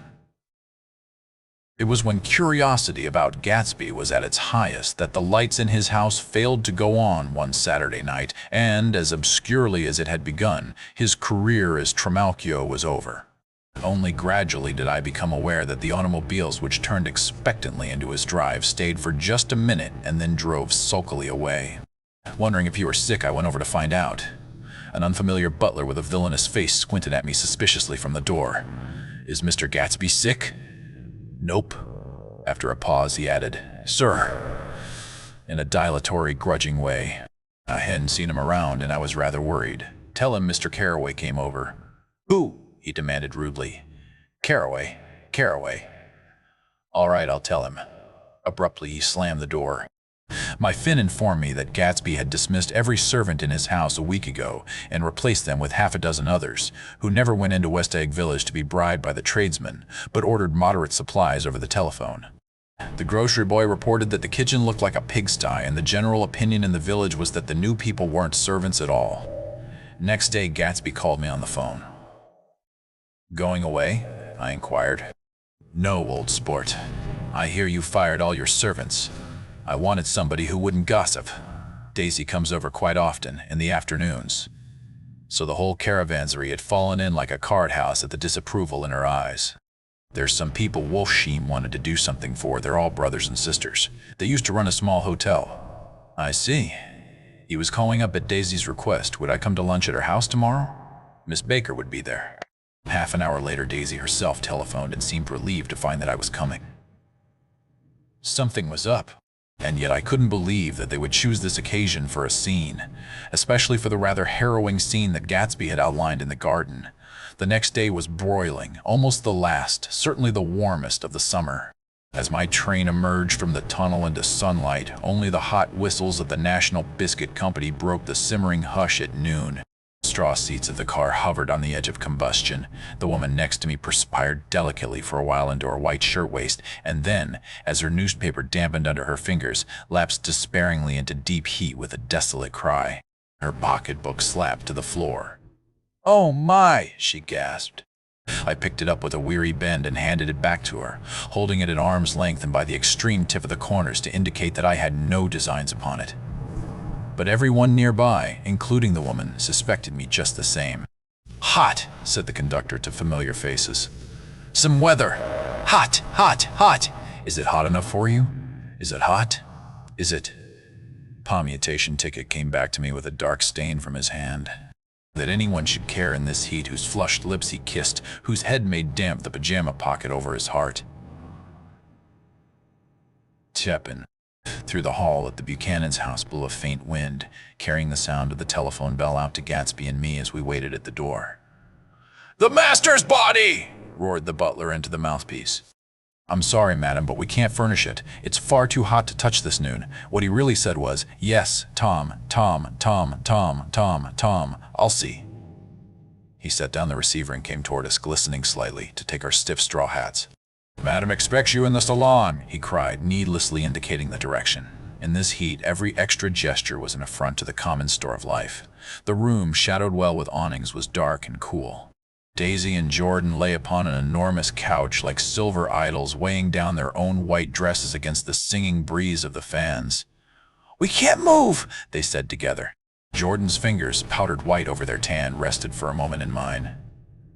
"And Mr. Thomas Buchanan, the athlete?" I inquired. Simultaneously, I heard his voice, gruff, muffled, husky, at the hall telephone. Gatsby stood in the center of the crimson carpet and gazed around with fascinated eyes. Daisy watched him and laughed, her sweet, exciting laugh. A tiny gust of powder rose from her bosom into the air. "The rumor is," whispered Jordan, "that that's Tom's girl on the telephone." We were silent. The voice in the hall rose high with annoyance.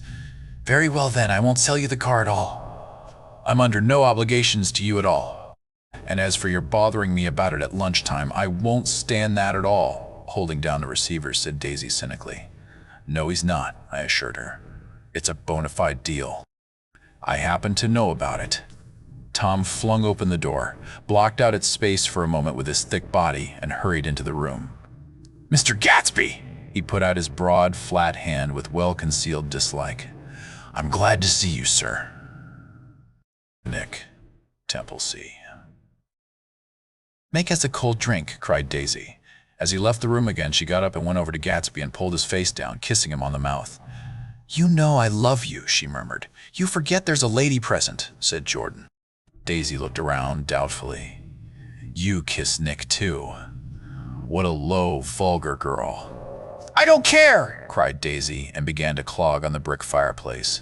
Then she remembered the heat and sat down guiltily on the couch just as a freshly laundered nurse leading a little girl came into the room. "Bless, said priestess," she crooned, holding out her arms. "Come to your own mother that loves you." The child, relinquished by the nurse, rushed across the room and rooted shyly into her mother's dress. "The bless, said priestess. Did mother get powder on your old yellowy hair?" "Stand up now and say, 'How to do?'" Gatsby and I, in turn, leaned down and took the small, reluctant hand. Afterward, he kept looking at the child with surprise. I don't think he had ever really believed in its existence before. I got dressed before luncheon, said the child, turning eagerly to Daisy. That's because your mother wanted to show you off. Her face bent into the single wrinkle of the small white neck. You dream, you. You absolute little dream. Yes, admitted the child calmly. Aunt Jordan's got on a white dress too. How do you like Mother's friends? Daisy turned her around so that she faced Gatsby. Do you think they're pretty? Where's Daddy? She doesn't look like her father, explained Daisy. She looks like me. She's got my hair and shape of the face. Daisy sat back upon the couch. The nurse took a step forward and held out her hand. Come, Pammy. Goodbye, sweetheart. With a reluctant backward glance, the well-disciplined child held to her nurse's hand and was pulled out the door just as Tom came back, preceding 4 gin rickeys that clicked full of ice. Gatsby took up his drink. They certainly look cool, he said with visible tension. We drank in long, greedy swallows. I read somewhere that the sun's getting hotter every year, said Tom genially. It seems that pretty soon the Earth's going to fall into the sun. Or wait a minute, it's just the opposite. The sun's getting colder every year. Come outside, he suggested to Gatsby. I'd like you to have a look at the place. I went with them out to the veranda. On the green Sound, stagnant in the heat, one small sail crawled slowly toward the fresher sea. Gatsby's eyes followed it momentarily. He raised his hand and pointed across the bay. I'm right across from you. So you are. Our eyes lifted over the rose beds and the hot lawn and the weedy refuse of the dog days along shore. Slowly, the white wings of the boat moved against the blue, cool limit of the sky. Ahead lay the scalloped ocean and the abounding Blessed Isles. There's sport for you, said Tom, nodding. I'd like to be out there with him for about an hour. We had luncheon in the dining room, darkened too against the heat, and drank down nervous gaiety with the cold ale. What do we do with ourselves this afternoon? Cried Daisy. And the day after that, and the next 30 years? Don't be morbid, Jordan said. Life starts all over again when it gets crisp in the fall. But it's so hot, insisted Daisy, on the verge of tears, and everything's so confused. Let's all go to town. Her voice struggled on through the heat, beating against it, molding its senselessness into forms. I've heard of making a garage out of a stable, Tom was saying to Gatsby, but I'm the first man who ever made a stable out of a garage. Who wants to go to town? Demanded Daisy insistently. Gatsby's eyes floated toward her. Ah, she cried, you look so cool. Their eyes met, and they stared together at each other alone in space. With an effort, she glanced down at the table. You always look so cool, she repeated. She had told him that she loved him, and Tom Buchanan saw. He was astounded. His mouth opened a little, and he looked at Gatsby and then back at Daisy as if he had just recognized her as someone he knew a long time ago. You resemble the advertisement of the man, she went on innocently. You know the advertisement of the man? All right, broke in Tom quickly. I'm perfectly willing to go to town. Come on, we're all going to town. He got up, his eyes still flashing between Gatsby and his wife. No one moved. Come on. His temper cracked a little. What's the matter anyhow? If we're going to town, let's start. His hand, trembling with his effort at self-control, bore to his lips the last of his glass of ale. Daisy's voice got us to our feet and out onto the blazing gravel drive. Are we just going to go? She objected. Like this? Are we going to let anyone smoke a cigarette first? Everybody smoked all through lunch. Oh, let's have fun, she begged him. It's too hot to fuss. He didn't answer. Have it your own way, she said. Come on, Jordan. They went upstairs to get ready while we 3 men stood there shuffling the hot pebbles with our feet. A silver curve of the moon hovered already in the western sky.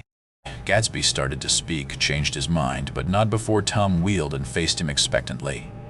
Have you got your stables here? Asked Gatsby with an effort. About a quarter of a mile down the road. Oh. A pause.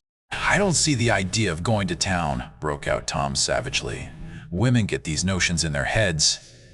Shall we take anything to drink? Called Daisy from an upper window. I'll get some whiskey, answered Tom. He went inside.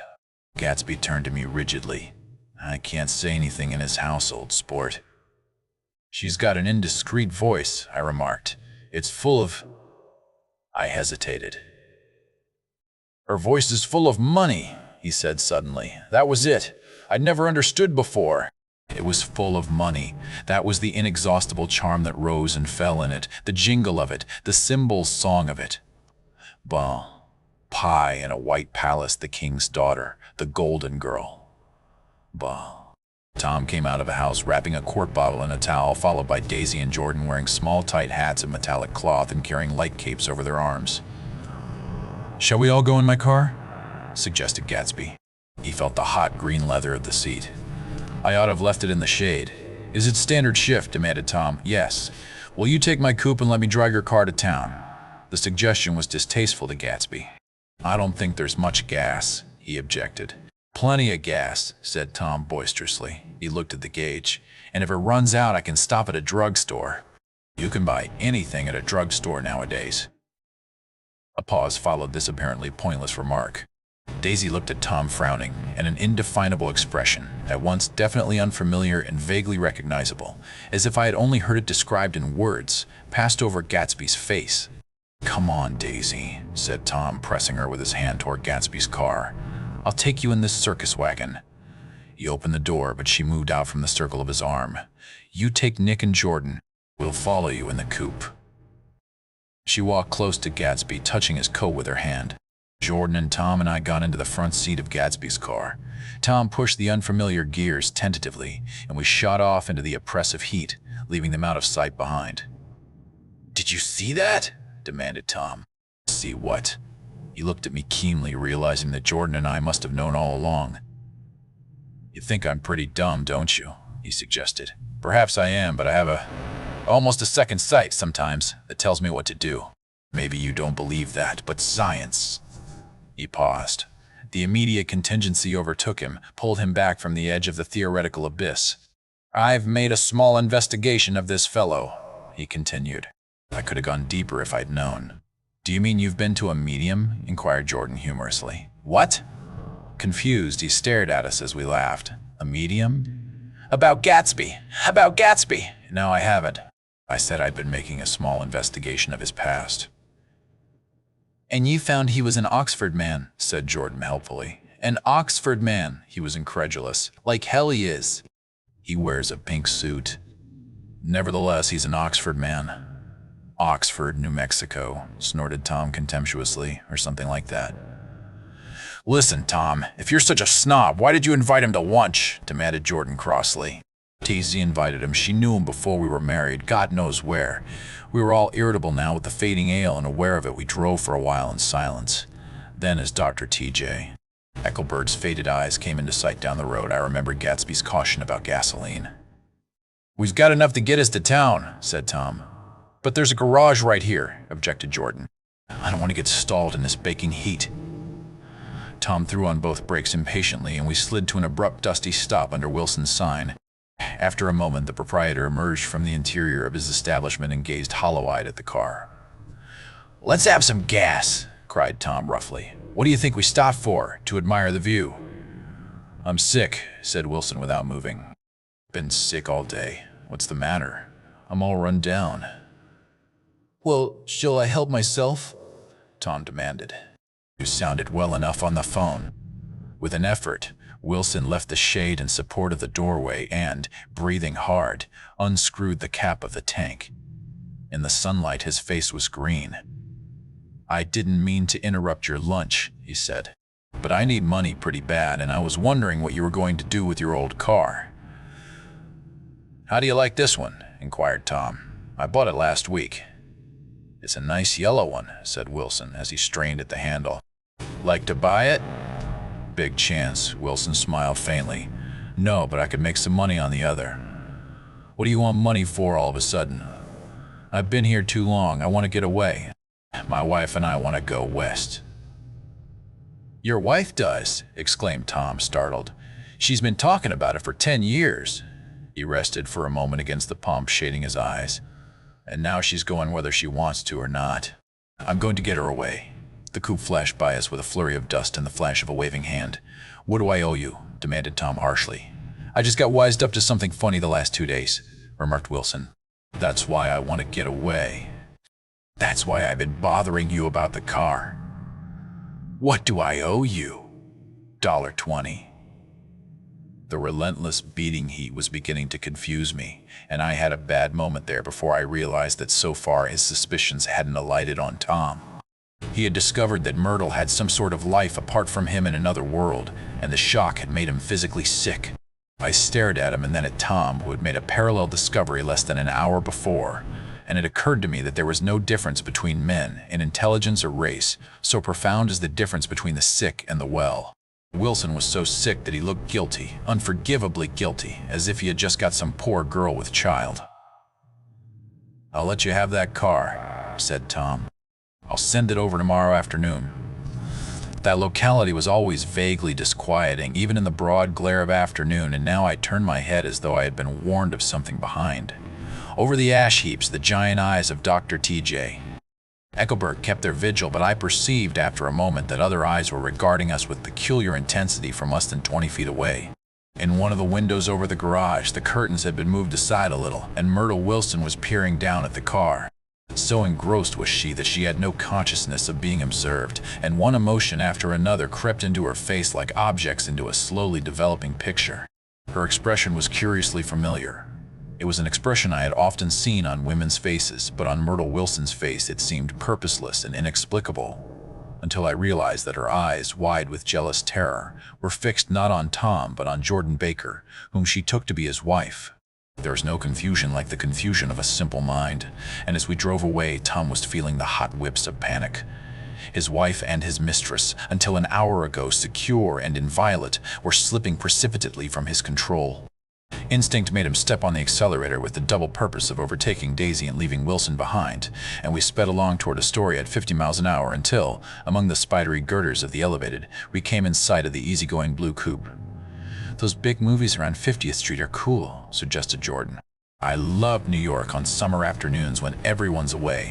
There's something very sensuous about it, overripe, as if all sorts of funny fruits were going to fall into your hands."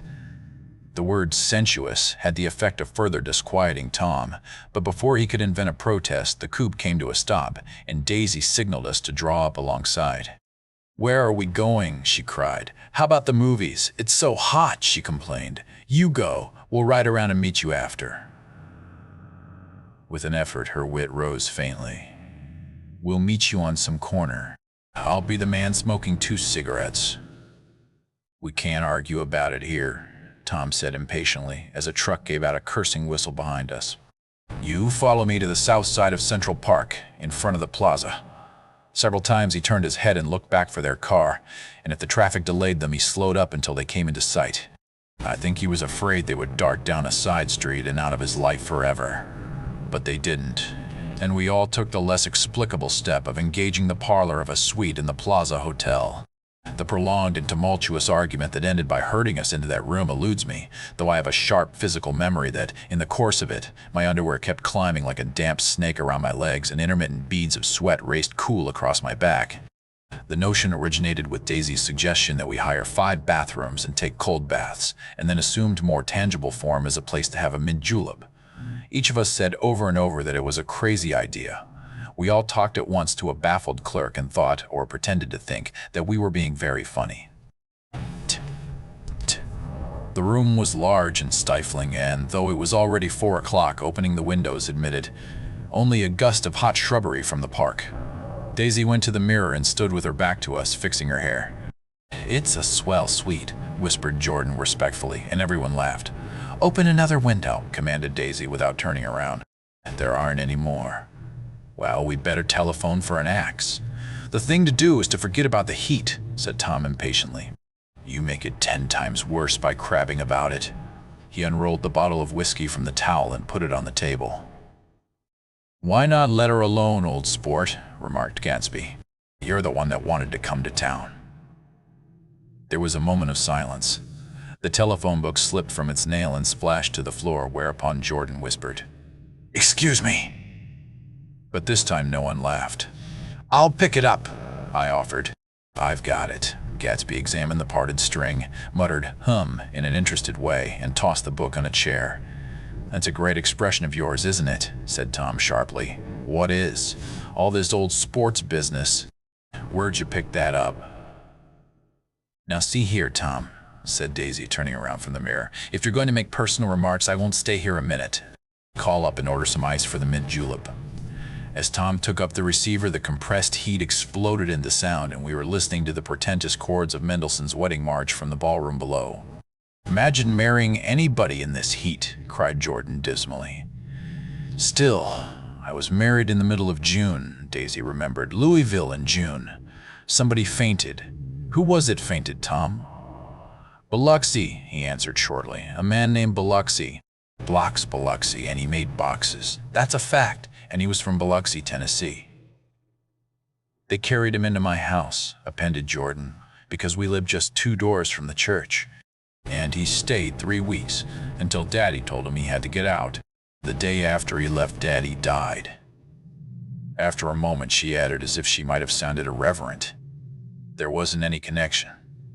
I used to know a Bill Biloxi from Memphis, I remarked. That was his cousin. I knew his whole family history before he left. He gave me an aluminum putter that I use today. The music had died down as the ceremony began, and now a long cheer floated in at the window, followed by intermittent cries of, "Yeah, yeah, yeah, yeah!" And finally by a burst of jazz as the dancing began. "We're getting old," said Daisy. "If we were young, we'd rise and dance." "Remember Biloxi?" Jordan warned her. "Where'd you know him, Tom?" "Biloxi?" He concentrated with an effort. "I didn't know him. He was a friend of Daisy's."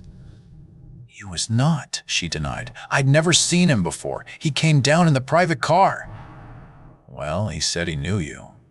He said he was raised in Louisville." "Pshaw!" Bird brought him around at the last minute and asked if we had room for him. Jordan smiled. "He was probably bumming his way home. He told me he was president of your class at Yale." Tom and I looked at each other blankly. "Biloxi? First place, we didn't have any president." Gatsby's foot beat a short, restless tattoo, and Tom eyed him suddenly. "By the way, Mr. Gatsby, I understand you're an Oxford man." "Not exactly." "Oh yes, I understand you went to Oxford." "Yes, I went there." A pause. Then Tom's voice, incredulous and insulting. "You must have gone there about the time Biloxi went to New Haven." Another pause. A waiter knocked and came in with crushed mint and ice, but the silence was unbroken by his "thank you" and the soft closing of the door. This tremendous detail was to be cleared up at last. "I told you I went there," said Gatsby. "I heard you, but I'd like to know when." "It was in 1919. I only stayed 5 months. That's why I can't really call myself an Oxford man." Tom glanced around to see if we mirrored his unbelief, but we were all looking at Gatsby. "It was an opportunity they gave to some of the officers after the armistice," he continued. "We could go to any of the universities in England or France. I wanted to get up and slap him on the back." I had one of those renewals of complete faith in him that I'd experienced before. Daisy rose, smiling faintly, and went to the table.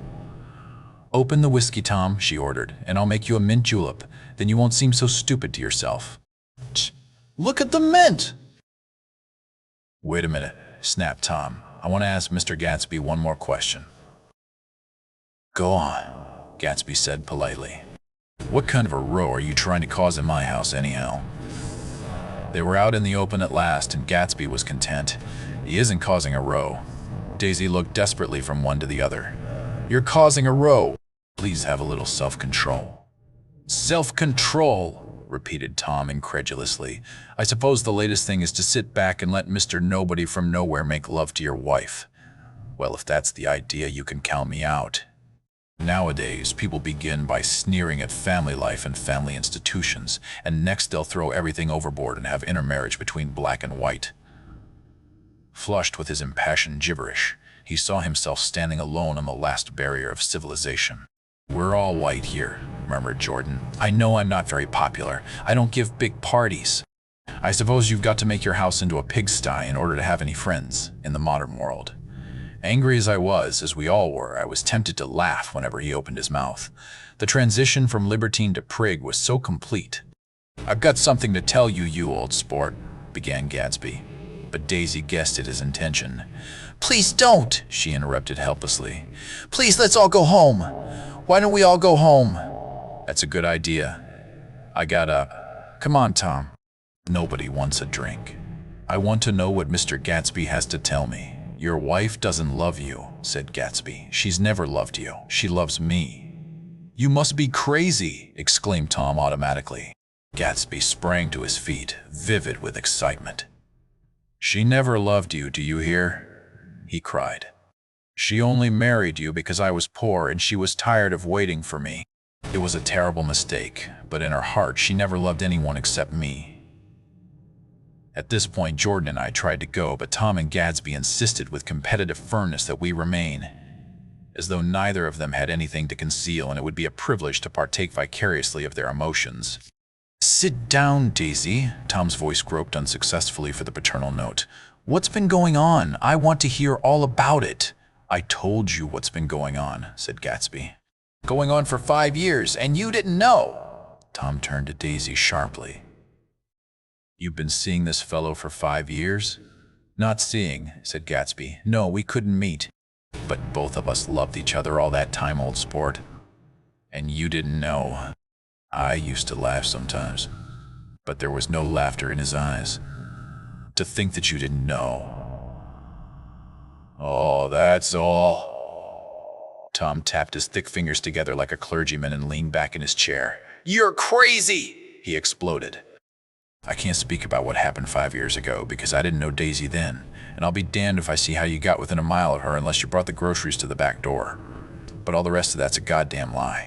Daisy loved me when she married me, and she loves me now. No, said Gatsby, shaking his head. She does, though. The trouble is that sometimes she gets foolish ideas in her head and doesn't know what she's doing. He nodded sagely. And what's more, I love Daisy too. Once in a while I go off on a spree and make a fool of myself, but I always come back, and in my heart I love her all the time. You're revolting, said Daisy. She turned to me, and her voice, dropping an octave lower, filled the room with thrilling scorn. Do you know why we left Chicago? I'm surprised that they didn't treat you to the story of that little spree. Gatsby walked over and stood beside her. Daisy, that's all over now, he said earnestly. It doesn't matter anymore. Just tell him the truth, that you never loved him, and it's all wiped out forever. She looked at him blindly. Why? How could I love him, possibly? You never loved him. She hesitated. Her eyes fell on Jordan and me with a sort of appeal, as though she realized at last what she was doing, and as though she had never, all along, intended doing anything at all. But it was done now. It was too late. I never loved him, she said with perceptible reluctance. Not at Kapiolani, demanded Tom suddenly. No. From the ballroom beneath, muffled and suffocating chords were drifting up on hot waves of air. Not that day I carried you down from the punch bowl to keep your shoes dry. There was a husky tenderness in his tone.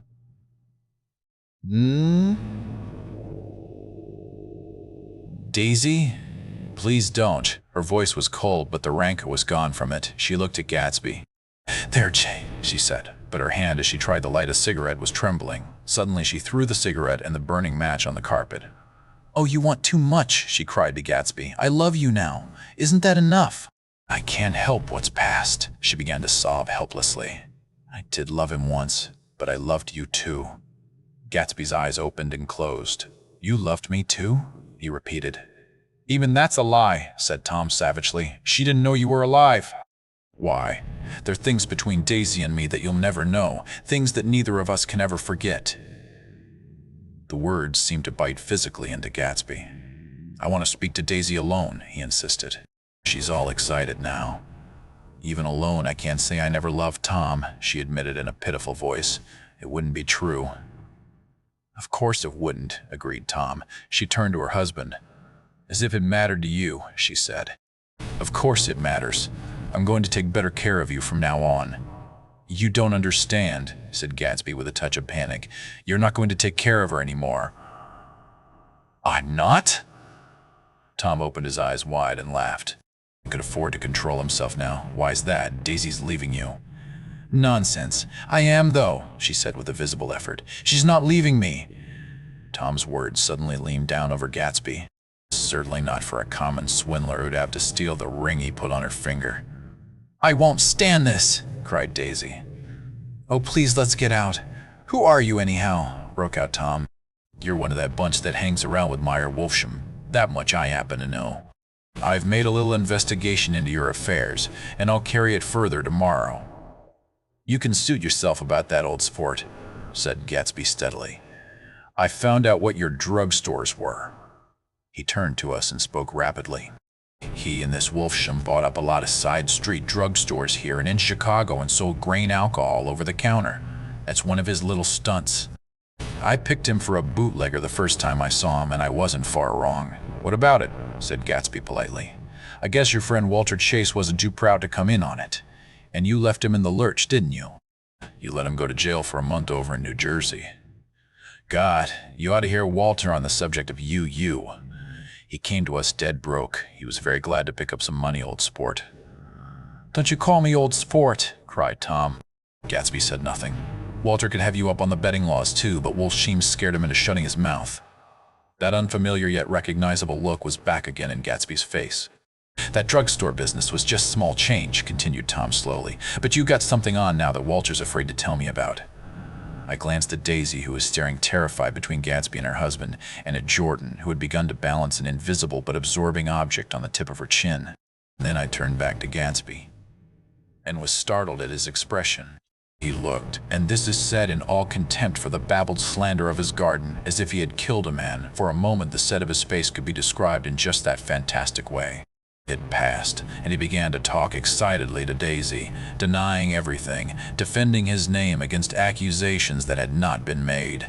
But with every word she was drawing further and further into herself, so he gave that up, and only the dead dream fought on as the afternoon slipped away, trying to touch what was no longer tangible, struggling unhappily, undespairingly toward that lost voice across the room. The voice begged again to go. Please, Tom, I can't stand this anymore. Her frightened eyes told that whatever intentions, whatever courage she had were definitely gone. You two start on home, Daisy, said Tom. In Mr. Gatsby's car. She looked at Tom, alarmed now, but he insisted with magnanimous scorn. Go on, he won't annoy you. I think he realizes that his presumptuous little flirtation is over. They were gone, without a word, snapped out, made accidental, isolated like ghosts, even from our pity. After a moment, Tom got up and began wrapping the unopened bottle of whiskey in the towel. Want any of this stuff, Jordan? Tea? Nick? I didn't answer. Nick? He asked again. What? Want any? No. Tea. I just remembered that today's my birthday. I was 30. Before me stretched the portentous, menacing road of a new decade. It was 7 o'clock when we got into the coupe with him and started for Long Island. Tom talked incessantly, exulting and laughing, but his voice was as remote from Jordan and me as the foreign clamor on the sidewalk or the tumult of the elevated overhead. Human sympathy has its limits, and we were content to let all their tragic arguments fade with the city lights behind. 30. The promise of a decade of loneliness, a thinning list of single men to know, a thinning briefcase of enthusiasm, thinning hair. But there was Jordan beside me who, unlike Daisy, was too wise ever to carry well-forgotten dreams from age to age. As we passed over the dark bridge, her wan face fell lazily against my coat's shoulder, and the formidable stroke of 30 died away with the reassuring pressure of her hand. So we drove on toward death through the cooling twilight. The young Greek Michaelis, who ran the coffee joint beside the ash heaps, was the principal witness at the inquest. He had slept through the heat until after 5 when he strolled over to the garage and found George Wilson sick in his office. Really sick, pale as his own pale hair and shaking all over. Michaelis advised him to go to bed, but Wilson refused, saying that he'd miss a lot of business if he did. While his neighbor was trying to persuade him, a violent racket broke out overhead. I've got my wife locked in up there, explained Wilson calmly. She's going to stay there till the day after tomorrow, and then we're going to move away. Michaelis was astonished. They had been neighbors for 4 years, and Wilson had never seemed faintly capable of such a statement. Generally, he was one of these worn-out men. When he wasn't working, he sat on a chair in the doorway and stared at the people and the cars that passed along the road. When anyone spoke to him, he invariably laughed in an agreeable, colorless way.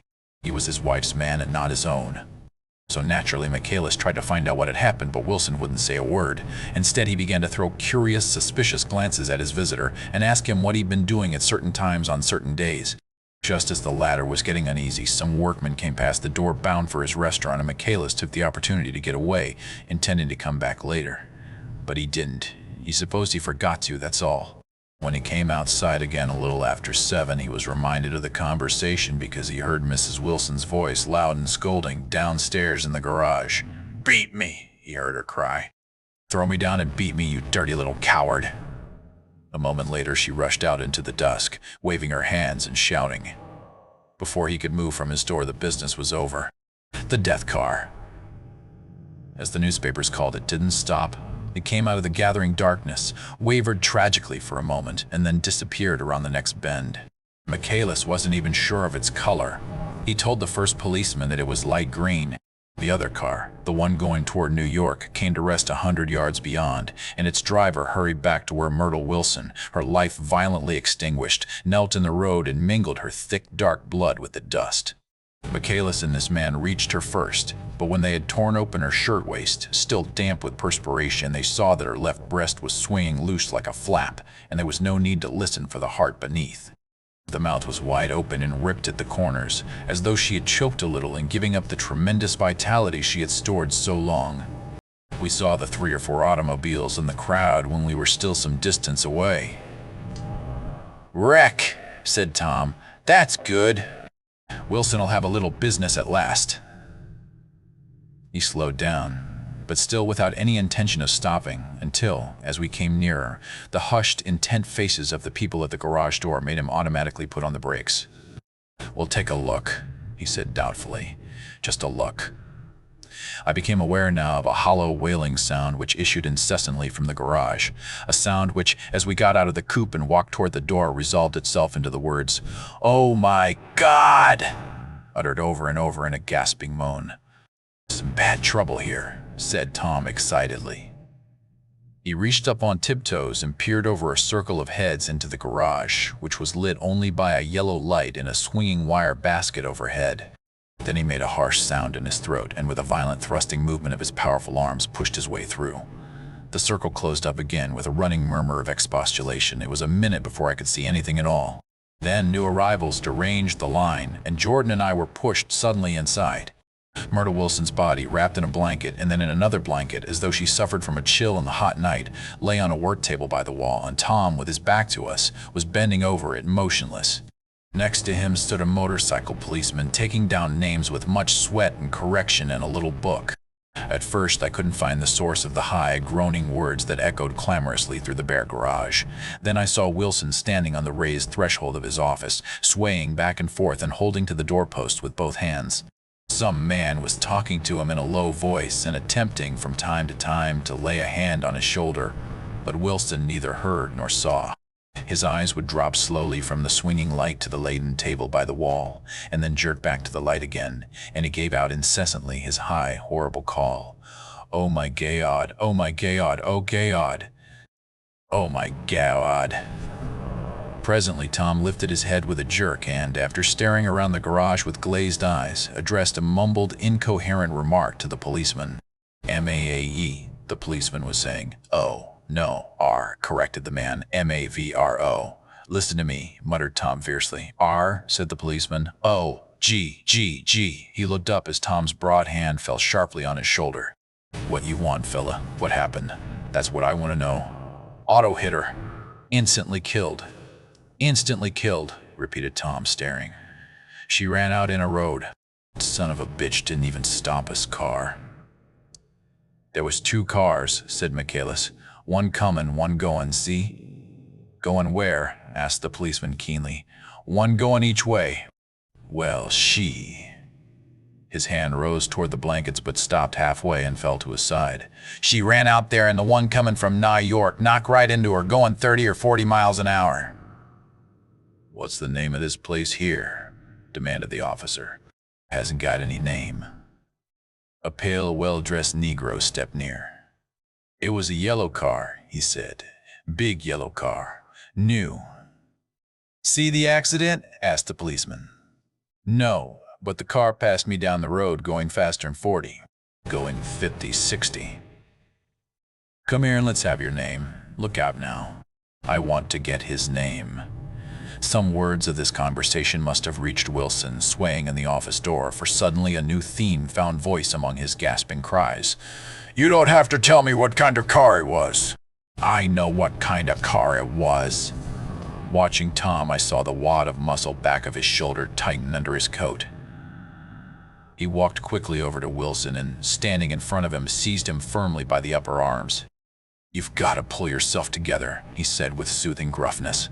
Wilson's eyes fell upon Tom. He started up on his tiptoes and then would have collapsed to his knees had not Tom held him upright. "Listen," said Tom, shaking him a little. "I just got here a minute ago from New York. I was bringing you that coupe we've been talking about. That yellow car I was driving this afternoon wasn't mine. Do you hear? I haven't seen it all afternoon." Only the Negro and I were near enough to hear what he said, but the policeman caught something in the tone and looked over with truculent eyes. "What's all that?" he demanded. "I'm a friend of his." Tom turned his head but kept his hands firm on Wilson's body. "He says he knows the car that did it. It was a yellow car." Some dim impulse moved the policeman to look suspiciously at Tom. "And what color's your car?" "It's a blue car, a coupe." "We've come straight from New York," I said. Someone who had been driving a little behind us confirmed this, and the policeman turned away. "Now, if you'll let me have that name again correct." Picking up Wilson like a doll, Tom carried him into the office, set him down in a chair, and came back. "If somebody will come here and sit with him," he snapped authoritatively. He watched while the two men standing closest glanced at each other and went unwillingly into the room. Then Tom shut the door on them and came down the single step, his eyes avoiding the table. As he passed close to me, he whispered, "Let's get out." Self-consciously, with his authoritative arms breaking the way, we pushed through the still-gathering crowd, passing a hurried doctor, case in hand, who had been sent for in Wild Hope half an hour ago. Tom drove slowly until we were beyond the bend. Then his foot came down hard, and the coupe raced along through the night. In a little while I heard a low, husky sob and saw that the tears were overflowing down his face. "The goddamned coward," he whimpered. "He didn't even stop his car." The Buchanan's house floated suddenly toward us through the dark, rustling trees. Tom stopped beside the porch and looked up at the second floor, where two windows bloomed with light among the vines. "Daisy's home," he said. As we got out of the car, he glanced at me and frowned slightly. "I ought to have dropped you in West Egg, Nick. There's nothing we can do tonight." A change had come over him, and he spoke gravely and with decision. As we walked across the moonlight gravel to the porch, he disposed of the situation in a few brisk phrases. "I'll telephone for a taxi to take you home, and while you're waiting, you and Jordan better go in the kitchen and have them get you some supper, if you want any." He opened the door. "Come in." "No, thanks. But I'd be glad if you'd order me the taxi.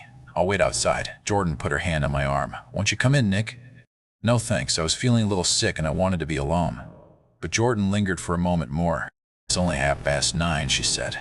"I'd be damned if I'd go in. I'd had enough of all of them for one day, and suddenly that included Jordan, too." She must have seen something of this in my expression, for she turned abruptly away and ran up the porch steps into the house. I sat down for a few minutes with my head in my hands, until I heard the phone taken up inside and the butler's voice calling a taxi. Then I walked slowly down the drive away from the house, intending to wait by the gate. I hadn't gone 20 yards when I heard my name, and Gatsby stepped from between two bushes into the path. I must have felt pretty weird by that time, because I could think of nothing except the luminosity of his pink suit under the moon. "What are you doing?" I inquired. "Just standing here, old sport." Somehow, that seemed a despicable occupation. For all I knew, he was going to rob the house in a moment. I wouldn't have been surprised to see sinister faces, the faces of Wolfsheim's people, behind him in the dark shrubbery. "Did you see any trouble on the road?" he asked after a minute. "Yes." He hesitated. "Was she killed?" "Yes. I thought so. I told Daisy I thought so. It's better that the shock should all come at once. She stood it pretty well."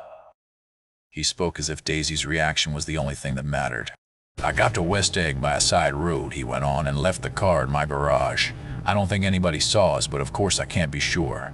I disliked him so much by this time that I didn't find it necessary to tell him he was wrong." "Who was the woman?" he inquired. "Her name was Wilson. Her husband owns the garage. How the devil did it happen?" "Well, I tried to swing the wheel." He broke off, and suddenly I guessed at the truth.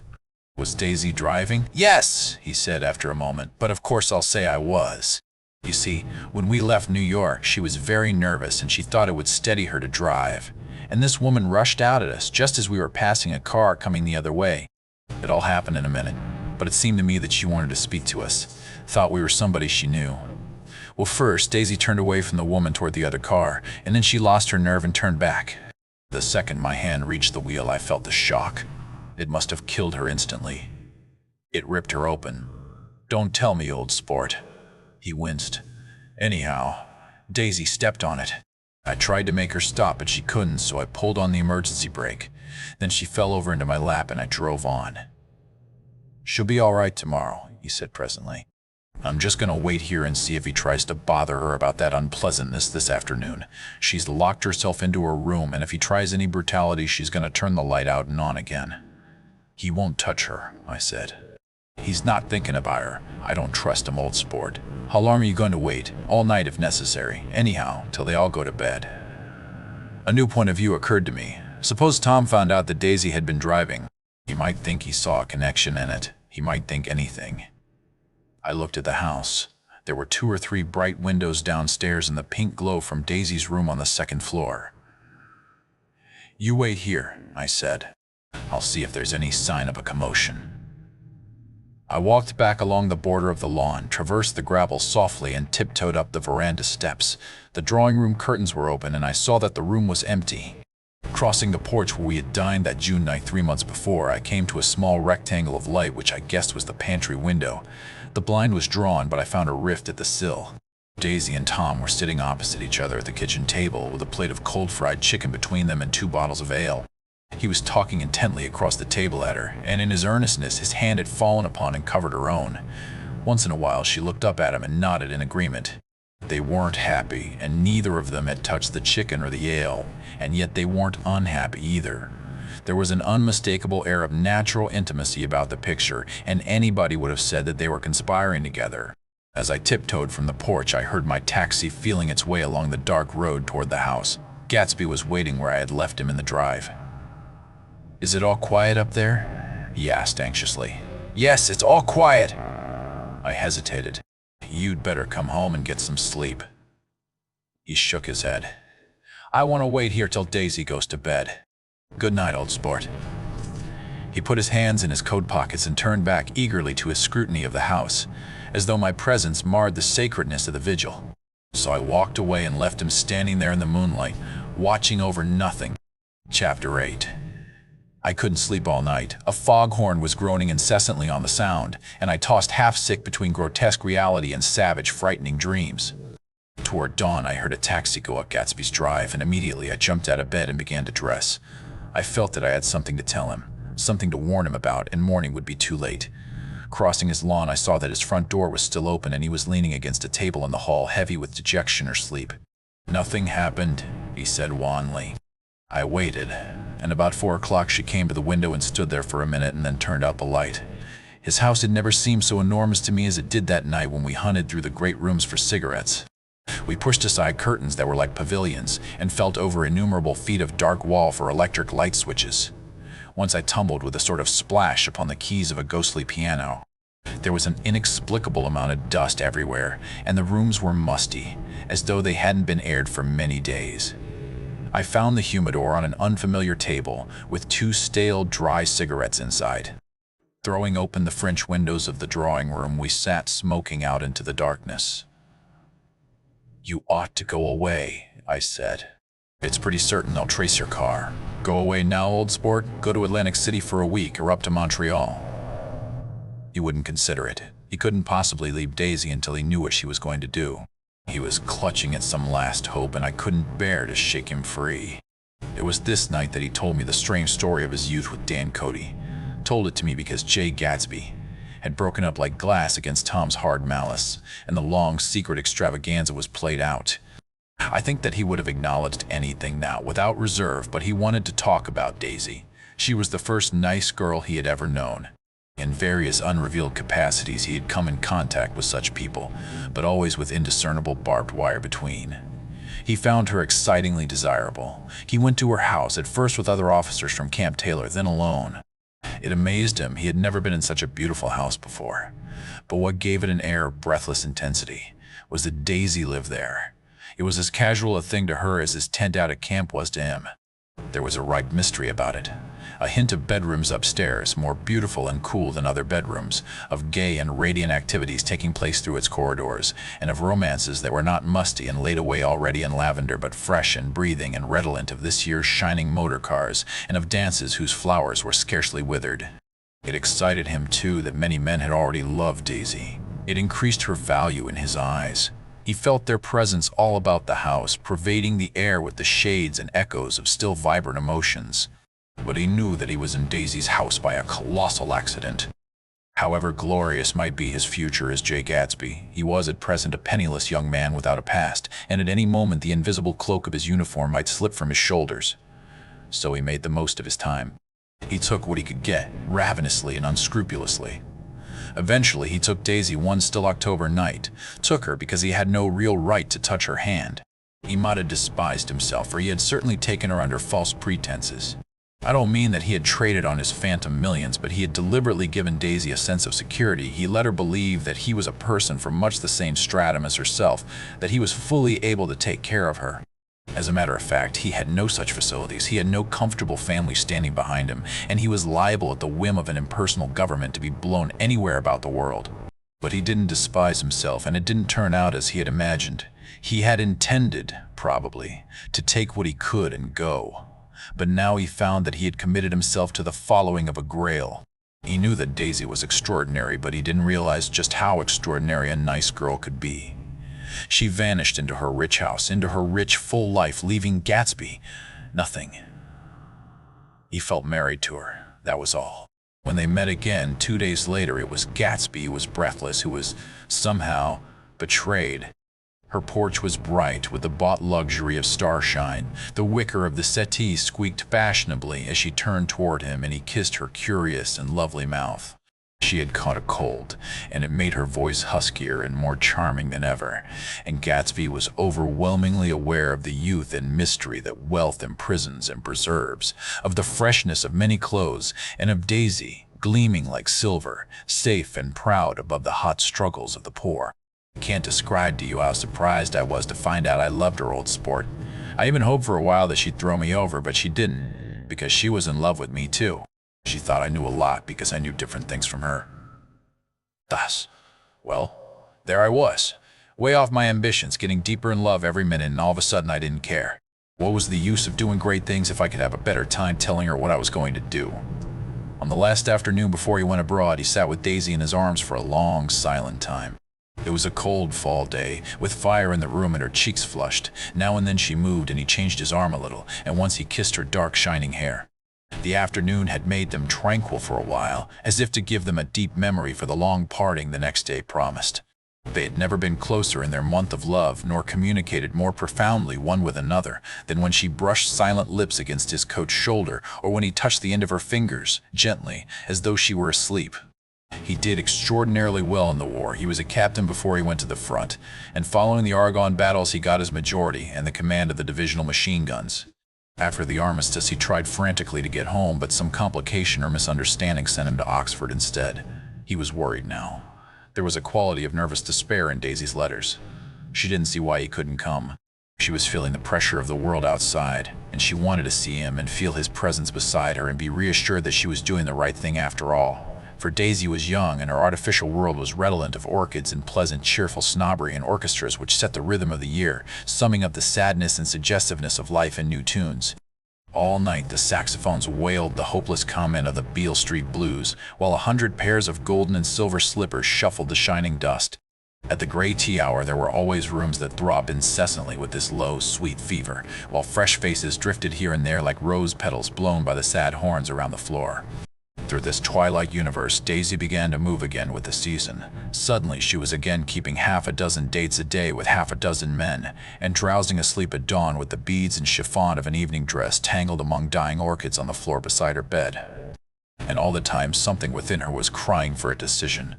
She wanted her life shaped now, immediately, and the decision must be made by some force of love, of money, of unquestionable practicality.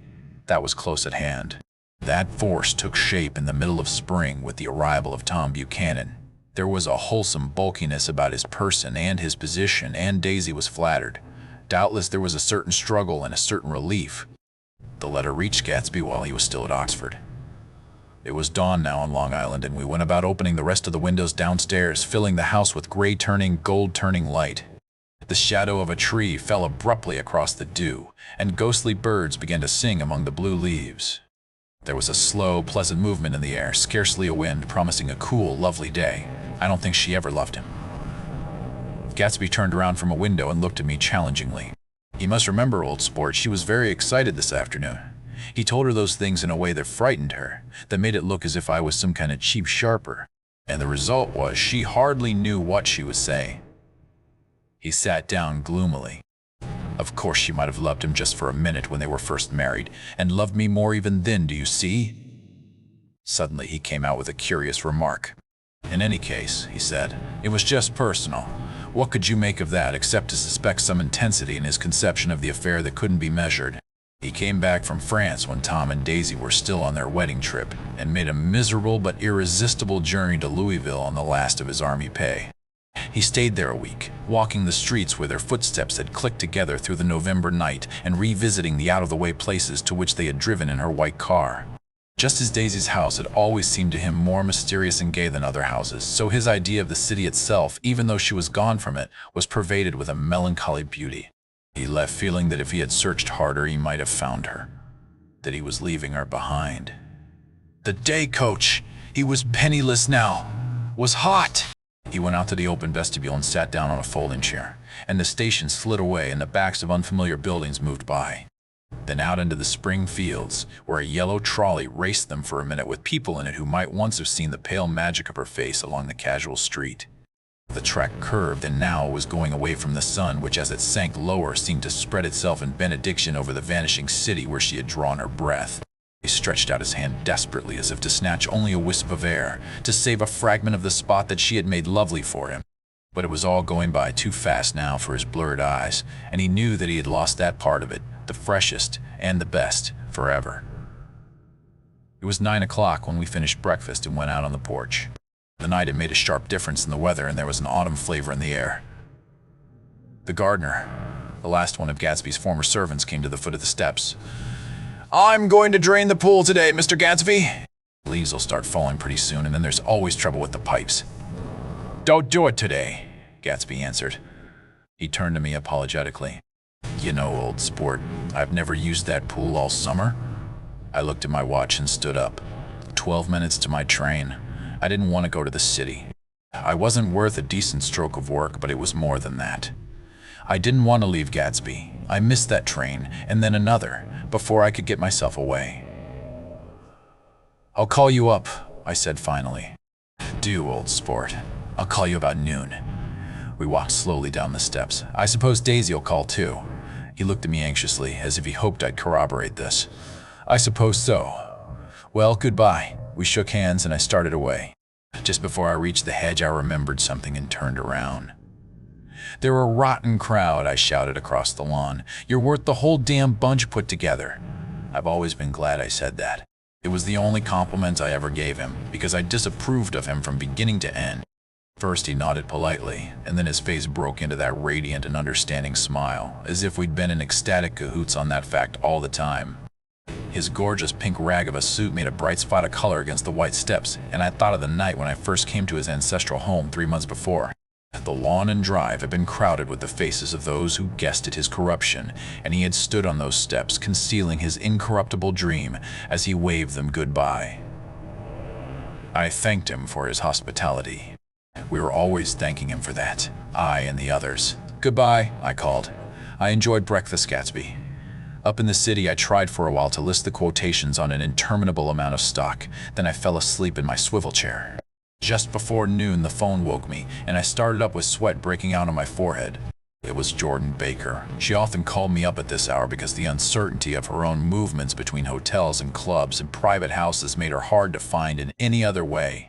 Usually her voice came over the wire as something fresh and cool, as if a divot from a green golf links had come sailing in at the office window, but this morning it seemed harsh and dry. I've left Daisy's house, she said. I'm at Hempstead, and I'm going down to Southampton this afternoon. Probably it had been tactful to leave Daisy's house, but the act annoyed me, and her next remark made me rigid. You weren't so nice to me last night. How could it have mattered then? Silence for a moment. Then, however, I want to see you. I want to see you too. Suppose I don't go to Southampton and come into town this afternoon. No! I don't think this afternoon. Very well. It's impossible this afternoon. Various. We talked like that for a while, and then abruptly we weren't talking any longer. I don't know which of us hung up with a sharp click, but I know I didn't care.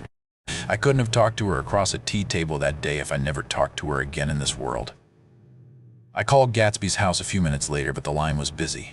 I tried 4 times. Finally, an exasperated Central told me the wire was being kept open for long distance from Detroit. Taking out my timetable, I drew a small circle around the 3:50 train. Then I leaned back in my chair and tried to think. It was just noon.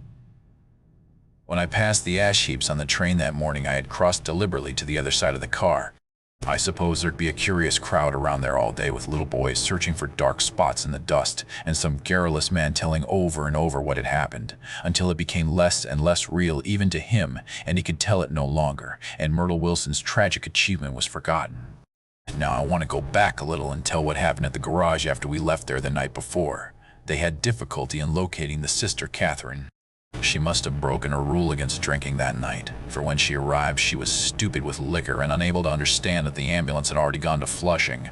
When they convinced her of this, she immediately fainted, as if that was the intolerable part of the affair. Someone, kind or curious, took her in his car and drove her in the wake of her sister's body, until long after midnight. A changing crowd lapped up against the front of the garage while George Wilson rocked himself back and forth on the couch inside. For a while, the door of the office was open, and everyone who came into the garage glanced irresistibly through it. Finally, someone said it was a shame and closed the door. Michaelis and several other men were with him, first 4 or 5 men, later 2 or 3 men. Still later, Michaelis had to ask the last stranger to wait there 15 minutes longer while he went back to his own place and made a pot of coffee. After that, he stayed there alone with Wilson until dawn. About 3 o'clock, the quality of Wilson's incoherent muttering changed. He grew quieter and began to talk about the yellow car. He announced that he had a way of finding out whom the yellow car belonged to, and then he blurted out that a couple of months ago his wife had come from the city with her face bruised and her nose swollen. But when he heard himself say this, he flinched and began to cry, "Oh my God," again in his groaning voice. Michaelis made a clumsy attempt to distract him. "How long have you been married, George?" "Come on there, try and sit still a minute and answer my question. How long have you been married?" 12 years. Ever had any children?" "Come on, George, sit still. I asked you a question. Did you ever have any children?" The hard brown beetles kept thudding against the dull light, and whenever Michaelis heard a car go tearing along the road outside, it sounded to him like the car that hadn't stopped a few hours before. He didn't like to go into the garage because the workbench was stained where the body had been lying, so he moved uncomfortably around the office.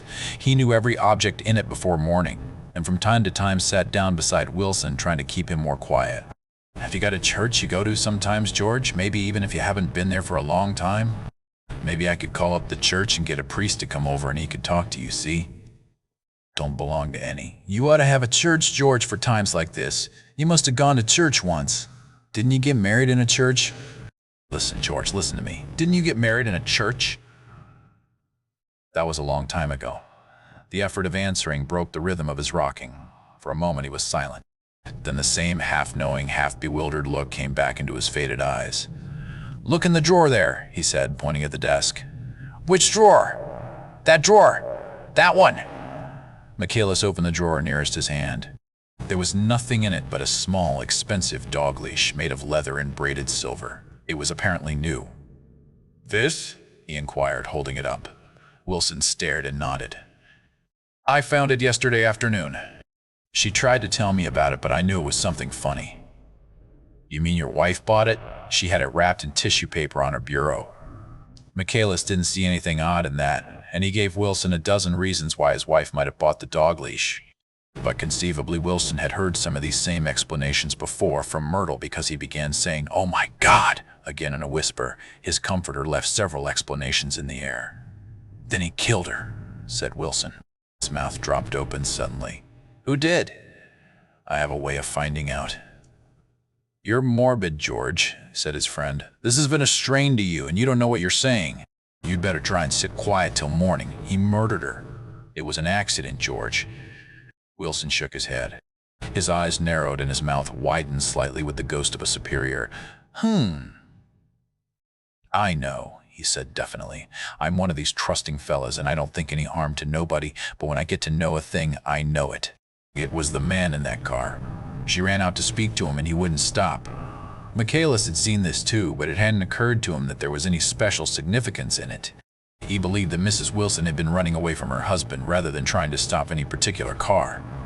How could she have been like that? "She's a deep one," said Wilson, as if that answered the question. "Ah, huh, huh." He began to rock again, and Michaelis stood twisting the leash in his hand. "Maybe you got some friend that I could telephone for, George?" This was a forlorn hope. He was almost sure that Wilson had no friend. There was not enough of him for his wife. He was glad a little later when he noticed a change in the room, a blue quickening by the window, and realized that dawn wasn't far off.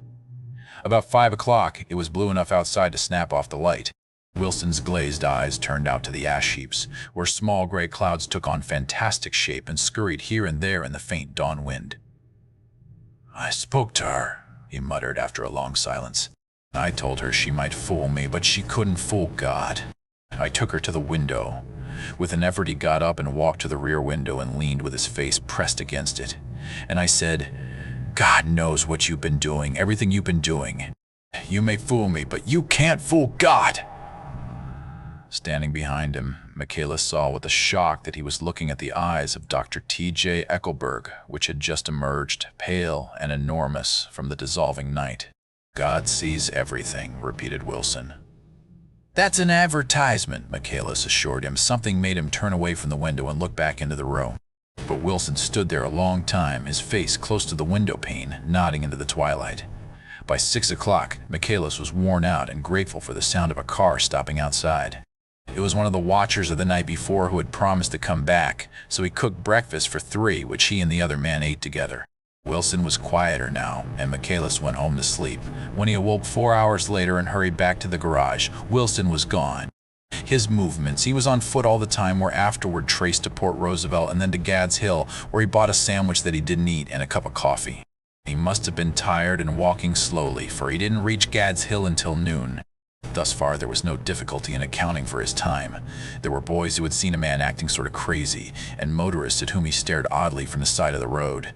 Then for 3 hours he disappeared from view. The police, on the strength of what he said to Michaelis, that he had a way of finding out, supposed that he spent that time going from garage to garage thereabout, inquiring for a yellow car.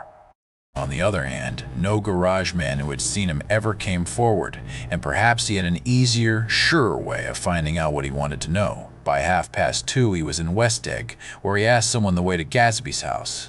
So by that time he knew Gatsby's name. At 2 o'clock, Gatsby put on his bathing suit and left word with the butler that if anyone phoned, word was to be brought to him at the pool. He stopped at the garage for a pneumatic mattress that had amused his guests during the summer, and the chauffeur helped him pump it up. Then he gave instructions that the open car wasn't to be taken out under any circumstances. And this was strange, because the front right fender needed repair. Gatsby shouldered the mattress and started for the pool. Once he stopped and shifted it a little, and the chauffeur asked him if he needed help, but he shook his head and in a moment disappeared among the yellowing trees. No telephone message arrived, but the butler went without his sleep and waited for it until 4 o'clock, until long after there was anyone to give it to if it came. I have an idea that Gatsby himself didn't believe it would come, and perhaps he no longer cared. If that was true, he must have felt that he had lost the old warm world, paid a high price for living too long with a single dream. He must have looked up at an unfamiliar sky through frightening leaves and shivered as he found what a grotesque thing a rose is, and how raw the sunlight was upon the scarcely created grass. A new world, material without being real, where poor ghosts, breathing dreams like air, drifted fortuitously about, like that ashen, fantastic figure gliding toward him through the amorphous trees. The chauffeur, he was one of Wolfsheim's protégés, heard the shots. Afterward, he could only say that he hadn't thought anything much about them. I drove from the station directly to Gatsby's house, and my rushing anxiously up the front steps was the first thing that alarmed anyone. But they knew then, I firmly believe. With scarcely a word said, 4 of us, the chauffeur, butler, gardener, and I, hurried down to the pool. There was a faint, barely perceptible movement of the water as the fresh flow from one end urged its way toward the drain at the other. With little ripples that were hardly the shadows of waves, the laden mattress moved irregularly down the pool. A small gust of wind that scarcely corrugated the surface was enough to disturb its accidental course with its accidental burden. The touch of a cluster of leaves revolved it slowly, tracing, like the leg of compass, a thin red circle in the water. It was after we started with Gatsby toward the house that the gardener saw Wilson's body a little way off in the grass, and the Holocaust was complete. Chapter 9. After 2 years, I remember the rest of that day, and that night and the next day, only as an endless drill of police and photographers and newspapermen in and out of Gatsby's front door. A rope stretched across the main gate and a policeman by it kept out the curious, but little boys soon discovered that they could enter through my yard, and there were always a few of them clustered open-mouthed about the pool. Someone with a positive manner, perhaps a detective, used the expression madman as he bent over Wilson's body that afternoon, and the adventitious authority of his voice set the key for the newspaper reports next morning. Most of those reports were a nightmare, grotesque, circumstantial, eager, and untrue. When Michaelis's testimony at the inquest brought to light Wilson's suspicions of his wife, I thought the whole tale would shortly be served up in racy pasquinade. But Catherine, who might have said anything, didn't say a word. She showed a surprising amount of character about it, too. Looked at the coroner with determined eyes under that corrected brow of hers, and swore that her sister had never seen Gatsby, that her sister was completely happy with her husband, that her sister had been into no mischief whatever. She convinced herself of it and cried into her handkerchief as if the very suggestion was more than she could endure. So Wilson was reduced to a man deranged by grief, in order that the case might remain in its simplest form. And it rested there. But all this part of it seemed remote and unessential. I found myself on Gatsby's side and alone. From the moment I telephoned news of the catastrophe to West Egg Village, every surmise about him and every practical question was referred to me. At first I was surprised and confused. Then, as he lay in his house and didn't move or breathe or speak hour upon hour, it grew upon me that I was responsible, because no one else was interested. Interested, I mean, with that intense personal interest to which everyone has some vague right at the end. I called up Daisy half an hour after we found him, called her instinctively and without hesitation. But she and Tom had gone away early that afternoon and taken baggage with them. Left no address? No. Say when they'd be back? No. Any idea where they are? How I could reach them? I don't know. Can't say. I wanted to get somebody for him. I wanted to go into the room where he lay and reassure him. I'll get somebody for you, Gatsby. Don't worry. Just trust me and I'll get somebody for you. Meyer Wolfsheim's name wasn't in the phone book. The butler gave me his office address on Broadway and I called information, but by the time I had the number it was long after 5 and no one answered the phone. Will you ring again? I've rung them 3 times. It's very important. Sorry. I'm afraid no one's there. I went back to the drawing room and thought for an instant that they were chance visitors, all these official people who suddenly filled it. But as they drew back the sheet and looked at Gatsby with unmoved eyes, his protest continued in my brain. Look here, old sport. You've got to get somebody for me. You've got to try hard. I can't go through this alone. Someone started to ask me questions, but I broke away and going upstairs looked hastily through the unlocked parts of his desk. He'd never told me definitely that his parents were dead. But there was nothing. Only the picture of Dan Cody, a token of forgotten violence, staring down from the wall. Next morning I sent the butler to New York with a letter to Wolfsheim which asked for information and urged him to come out on the next train. That request seemed superfluous when I wrote it. I was sure he'd start when he saw the newspapers, just as I was sure there'd be a wire from Daisy before noon. But neither a wire nor Mr. Wolfsheim arrived. No one arrived except more police and photographers and newspapermen. When the butler brought back Wolfsheim's answer, I began to have a feeling of defiance, of scornful solidarity between Gatsby and me against them all. Dear Mar. Carraway. This has been one of the most terrible shocks of my life to me. I hardly can believe it that it is true at all. Such a mad act as that man did should make us all think. I cannot come down now as I am tied up in some very important business and cannot get mixed up in this thing now. If there is anything I can do a little later, let me know in a letter by Edgar. I hardly know where I am when I hear about a thing like this and am completely knocked down and out. Yours truly, Meir Wolfsheim. And then hasty addenda beneath. Let me know about the funeral, etc. Do not know his family at all. When the phone rang that afternoon and long distance said Chicago was calling, I thought this would be Daisy at last, but the connection came through as a man's voice, very thin and far away. This is Slagle speaking. Yes? The name was unfamiliar. Hell of a note, isn't it? Get my wire. There haven't been any wires. Young Park's in trouble, he said rapidly. They picked him up when he handed the bonds over the counter. They got a circular from New York giving him the numbers just 5 minutes before. What do you know about that, eh? You never can tell in these hick towns. Hello, I interrupted breathlessly. Look here, this isn't Mr. Gatsby. Mr. Gatsby's dead. There was a long silence on the other end of the wire, followed by an exclamation. Then a quick squawk as the connection was broken. I think it was on the third day that a telegram signed Henry C. Gats arrived from a town in Minnesota. It said only that the sender was leaving immediately and to postpone the funeral until he came. It was Gatsby's father, a solemn old man, very helpless and dismayed, bundled up in a long, cheap ulster against the warm September day. His eyes leaked continuously with excitement, and when I took the bag and umbrella from his hands, he began to pull so incessantly at his sparse gray beard that I had difficulty in getting off his coat. He was on the point of collapse, so I took him into the music room and made him sit down while I sent for something to eat. But he wouldn't eat, and the glass of milk spilled from his trembling hand. I saw it in the Chicago newspaper, he said. It was all in the Chicago newspaper. I started right away. I didn't know how to reach you. His eyes, seeing nothing, moved ceaselessly about the room. It was a madman, he said. He must have been mad. Wouldn't you like some coffee? I urged him. I don't want anything. I'm all right now, Mr. Carraway. Well, I'm all right now. Where have they got Jimmy? I took him into the drawing room, where his son lay, and left him there. Some little boys had come up on the steps and were looking into the hall. When I told them who had arrived, they went reluctantly away. After a little while, Mr. Gats opened the door and came out, his mouth ajar, his face flushed slightly, his eyes leaking isolated and unpunctual tears. He had reached an age where death no longer has the quality of ghastly surprise. And when he looked around him now for the first time and saw the height and splendor of the hall and the great rooms opening out from it into other rooms, his grief began to be mixed with an awed pride.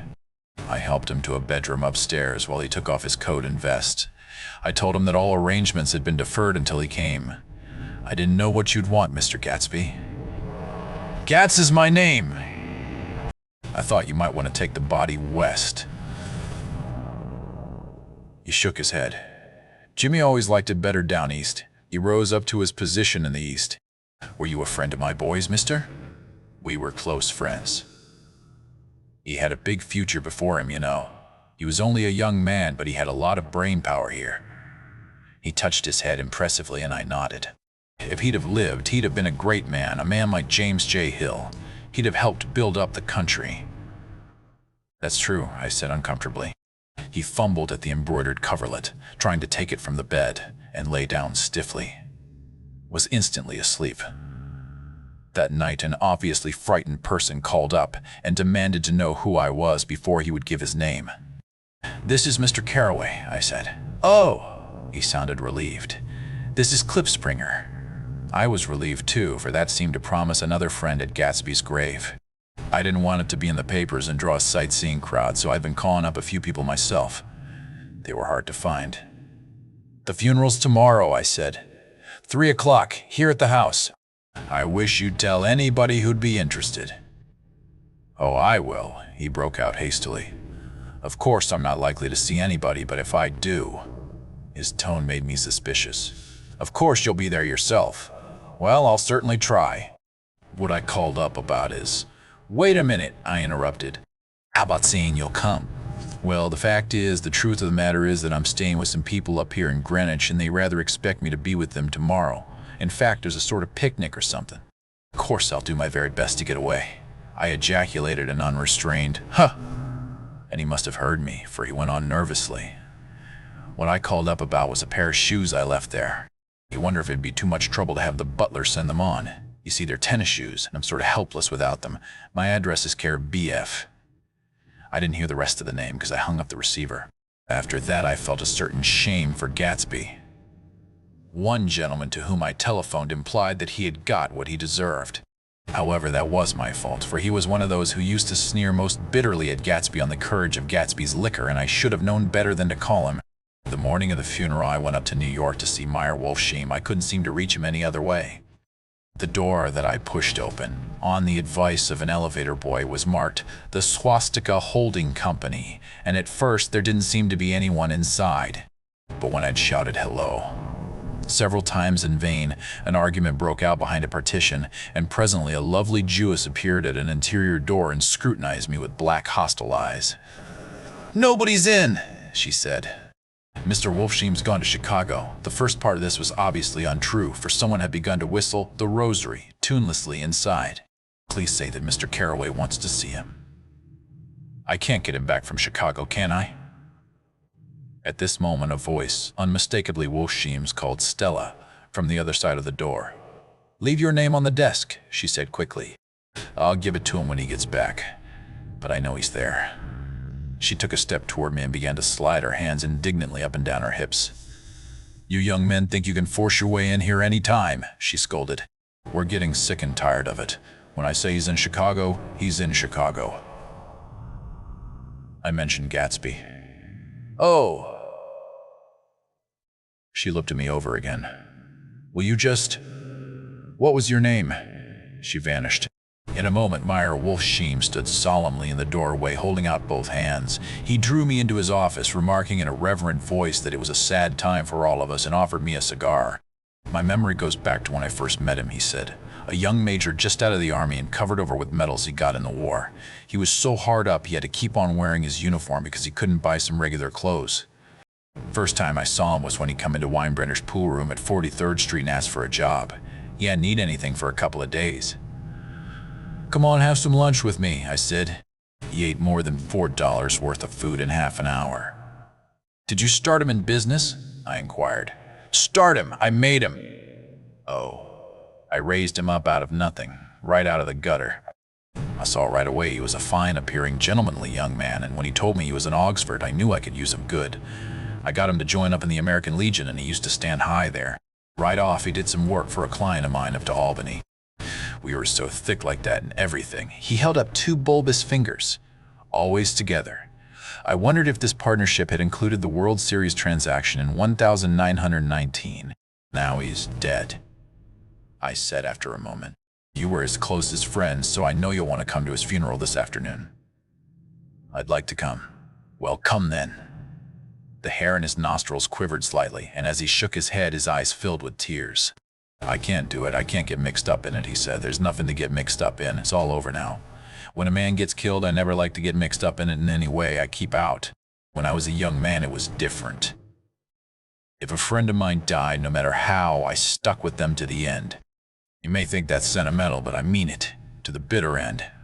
I saw that for some reason of his own he was determined not to come, so I stood up." "Are you a college man?" he inquired suddenly. For a moment I thought he was going to suggest a connection, but he only nodded and shook my hand. "Let us learn to show our friendship for a man when he is alive and not after he is dead," he suggested. After that, my own rule is to let everything alone.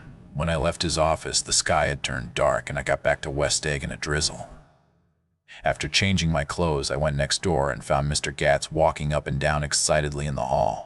His pride in his son and in his son's possessions was continually increasing, and now he had something to show me. "Jimmy sent me this picture."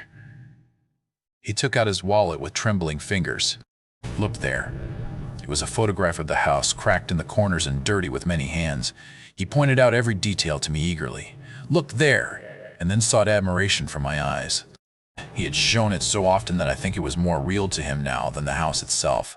"Jimmy sent it to me. I think it's a very pretty picture. It shows up well. Very well." "Had you seen him lately?" "He come out to see me 2 years ago and bought me the house I live in now. Of course we was broke up when he run off from home, but I see now there was a reason for it. He knew he had a big future in front of him, and ever since he made a success he was very generous with me." He seemed reluctant to put away the picture, held it for another minute lingeringly before my eyes. Then he returned the wallet and pulled from his pocket a ragged old copy of a book called Hope Along Cassidy. "Look here, this is a book he had when he was a boy. It just shows you." He opened it at the back cover and turned it around for me to see.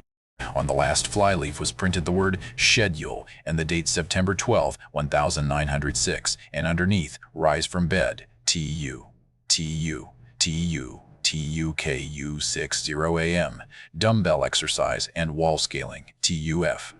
Fix 15 630, study electricity, etc., TFT T9C, 2T9C, 18-9C, 19-9C, 20T9C9C, 2T9C9C, 18-34-23T9C9C, C9C9C9C, IT9C9C9C9, C9C9C9, C9C9T9C9C9C, WorkApp Teen-Sings30C9C9C9C. 430. Byte W0. Practice elocution, poise, and how to attain it. 5W06W00, W00, W0. 7.009.00. General resolves. No wasting time at shafters or a name. Indecipherable. No more smoking or chewing bath every other day. Read one improving book or magazine per week. Save $5 crossed out OT $3 per week. Be better to parents. I come across this book by accident, said the old man. It just shows you, don't it? It just shows you. Jimmy was bound to get ahead. He always had some resolves like this or something. Do you notice what he's got about improving his mind? He was always great for that. He told me I ate like a hog once, and I'd beat him for it. He was reluctant to close the book, reading each item aloud and then looking eagerly at me. I think he rather expected me to copy down the list for my own use. A little before 3, the Lutheran minister arrived from Flushing, and I began to look involuntarily out the windows for other cars. So did Gatsby's father. And as the time passed and the servants came in and stood waiting in the hall, his eyes began to blink anxiously, and he spoke of the rain in a worried, uncertain way. The minister glanced several times at his watch, so I took him aside and asked him to wait for half an hour. But it wasn't any use. Nobody came. About 5 o'clock, our procession of 3 cars reached the cemetery and stopped in a thick drizzle beside the gate. First a motor hearse, horribly black and wet, then Mr. Gatz and the minister and I in the limousine, and a little later 4 or 5 servants and the postman from West Egg and Gatsby's station wagon, all wet to the skin. As we started through the gate into the cemetery, I heard a car stop and then the sound of someone splashing after us over the soggy ground. I looked around. It was the man with owl-eyed glasses whom I had found marveling over Gatsby's books in the library one night 3 months before. I'd never seen him since then. I don't know how he knew about the funeral, or even his name. The rain poured down his thick glasses, and he took them off and wiped them to see the protecting canvas unrolled from Gatsby's grave. I tried to think about Gatsby then for a moment, but he was already too far away, and I could only remember, without resentment, that Daisy hadn't sent a message or a flower. Dimly I heard someone murmur, "Blessed are the dead that the rain falls on," and then the owl-eyed man said, "Amen to that," in a brave voice. We straggled down quickly through the rain to the cars. Owl Eyes spoke to me by the gate. "I couldn't get to the house," he remarked. "Neither could anybody else." "Go on," he started. "Why, my God, they used to go there by the hundreds." He took off his glasses and wiped them again, outside and in. "The poor son of a bitch," he said. One of my most vivid memories is of coming back west from prep school and later from college at Christmas time. Those who went farther than Chicago would gather in the old dim Union Station at 6 o'clock of a December evening with a few Chicago friends already caught up into their own holiday gaieties to bid them a hasty goodbye. I remember the fur coats of the girls returning from Miss This or That's, and the chatter of frozen breath and the hands waving overhead as we caught sight of old acquaintances and the matchings of invitations. "Are you going to the Ordways?" The Herseys, the Schultzes, and the long green tickets clasped tight in our gloved hands. And last, the murky yellow cars of the Chicago, Milwaukee, and St. Paul Railroad, looking cheerful as Christmas itself on the tracks beside the gate. When we pulled out into the winter night and the real snow, our snow, began to stretch out beside us and twinkle against the windows, and the dim lights of small Wisconsin stations moved by, a sharp wild brace came suddenly into the air. We drew in deep breaths of it as we walked back from dinner through the cold vestibules, unutterably aware of our identity with this country for one strange hour, before we melted indistinguishably into it again. That's my Middle West, not the wheat or the prairies or the lost Swede towns, but the thrilling returning trains of my youth, and the street lamps and sleigh bells in the frosty dark, and the shadows of holly wreaths thrown by lighted windows on the snow. I am part of that. A little solemn with the feel of those long winters, a little complacent from growing up in the Carraway house in a city where dwellings are still called through decades by a family's name. I see now that this has been a story of the West, after all. Tom and Gatsby, Daisy and Jordan and I were all Westerners, and perhaps we possessed some deficiency in common which made us subtly unadaptable to Eastern life. Even when the East excited me most, even when I was most keenly aware of its superiority to the bored, sprawling, swollen towns beyond the Ohio, with their interminable inquisitions which spared only the children and the very old, even then it had always for me a quality of distortion. West Egg, especially, still figures in my more fantastic dreams. I see it as a night scene by El Greco, 100 houses, at once conventional and grotesque, crouching under a sullen, overhanging sky and a lustreless moon. In the foreground, 4 solemn men in dress suits are walking along the sidewalk with a stretcher on which lies a drunken woman in a white evening dress. Her hand, which dangles over the side, sparkles cold with jewels. Gravely, the men turn in at a house, the wrong house. But no one knows the woman's name and no one cares. After Gatsby's death, the East was haunted for me like that, distorted beyond my eyes' power of correction. So when the blue smoke of brittle leaves was in the air and the wind blew the wet laundry stiff on the line, I decided to come back home. There was one thing to be done before I left, an awkward, unpleasant thing that perhaps had better have been let alone. But I wanted to leave things in order and not just trust that obliging and indifferent sea to sweep my refuse away. I saw Jordan Baker and talked over and around what had happened to us together and what had happened afterward to me, and she lay perfectly still, listening in a big chair. She was dressed to play golf, and I remember thinking she looked like a good illustration.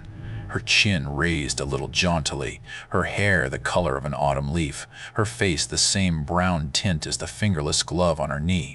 When I had finished, she told me without comment that she was engaged to another man. I doubted that, though there were several she could have married at a nod of her head, but I pretended to be surprised. For just a minute I wondered if I wasn't making a mistake, then I thought it all over again quickly and got up to say goodbye.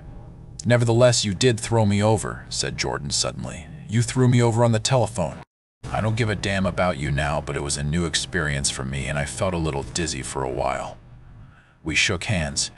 "Oh, and do you remember," she added, "a conversation we had once about driving a car?" "Why, not exactly. You said a bad driver was only safe until she met another bad driver."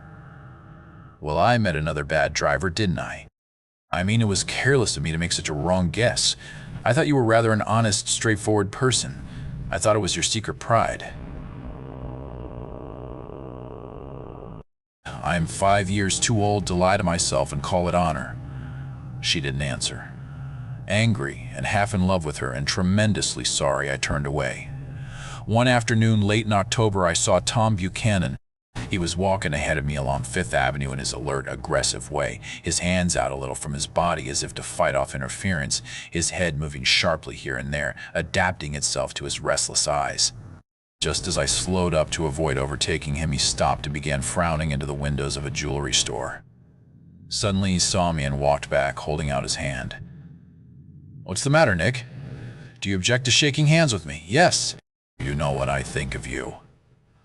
"You're crazy, Nick," he said quickly. "Crazy as hell." "I don't know what's the matter with you." "Tom," I inquired, "what did you say to Wilson that afternoon?" He stared at me without a word, and I knew I had guessed right about those missing hours. I started to turn away, but he took a step after me and grabbed my arm. "I told him the truth," he said. "He came to the door while we were getting ready to leave, and when I sent down word that we weren't in, he tried to force his way upstairs. He was crazy enough to kill me if I hadn't told him who owned the car. His hand was on a revolver in his pocket every minute he was in the house." He broke off defiantly. "What if I did tell him? That fellow had it coming to him. He threw dust into your eyes just like he did in Daisy's, but he was a tough one. He ran over Myrtle like he'd run over a dog and never even stopped his car." There was nothing I could say, except the one unutterable fact that it wasn't true. And if you think I didn't have my share of suffering, look here. When I went to give up that flat and saw that damn box of dog biscuits sitting there on the sideboard, I sat down and cried like a baby. By God, it was awful. I couldn't forgive him or like him, but I saw that what he had done was, to him, entirely justified. It was all very careless and confused. They were careless people, Tom and Daisy. They smashed up things and creatures and then retreated back into their money or their vast carelessness or whatever it was that kept them together, and let other people clean up the mess they had made. I shook hands with him. It seemed silly not to, for I felt suddenly as though I were talking to a child. Then he went into the jewelry store to buy a pearl necklace, or perhaps only a pair of cuff buttons, rid of my provincial squeamishness forever. Gatsby's house was still empty when I left. The grass on his lawn had grown as long as mine. One of the taxi drivers in the village never took a fare past the entrance gate without stopping for a minute and pointing inside. Perhaps it was he who drove Daisy and Gatsby over to East Egg the night of the accident, and perhaps he had made a story about it all his own. I didn't want to hear it, and I avoided him when I got off the train. I spent my Saturday nights in New York because those gleaming, dazzling parties of his were with me so vividly that I could still hear the music and the laughter, faint and incessant, from his garden and the cars going up and down his drive. One night I did hear a material car there and saw its lights stop at his front steps, but I didn't investigate. Probably it was some final guest who had been away at the ends of the earth and didn't know that the party was over.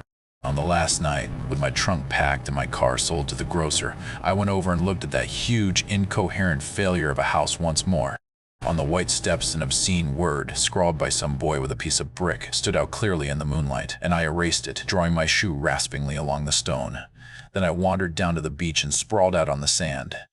Most of the big shore places were closed now, and there were hardly any lights except the shadowy, moving glow of a ferryboat across the sound.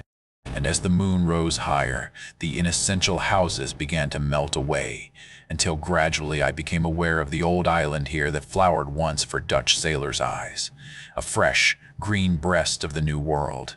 Its vanished trees, the trees that had made way for Gatsby's house, had once pandered in whispers to the last and greatest of all human dreams.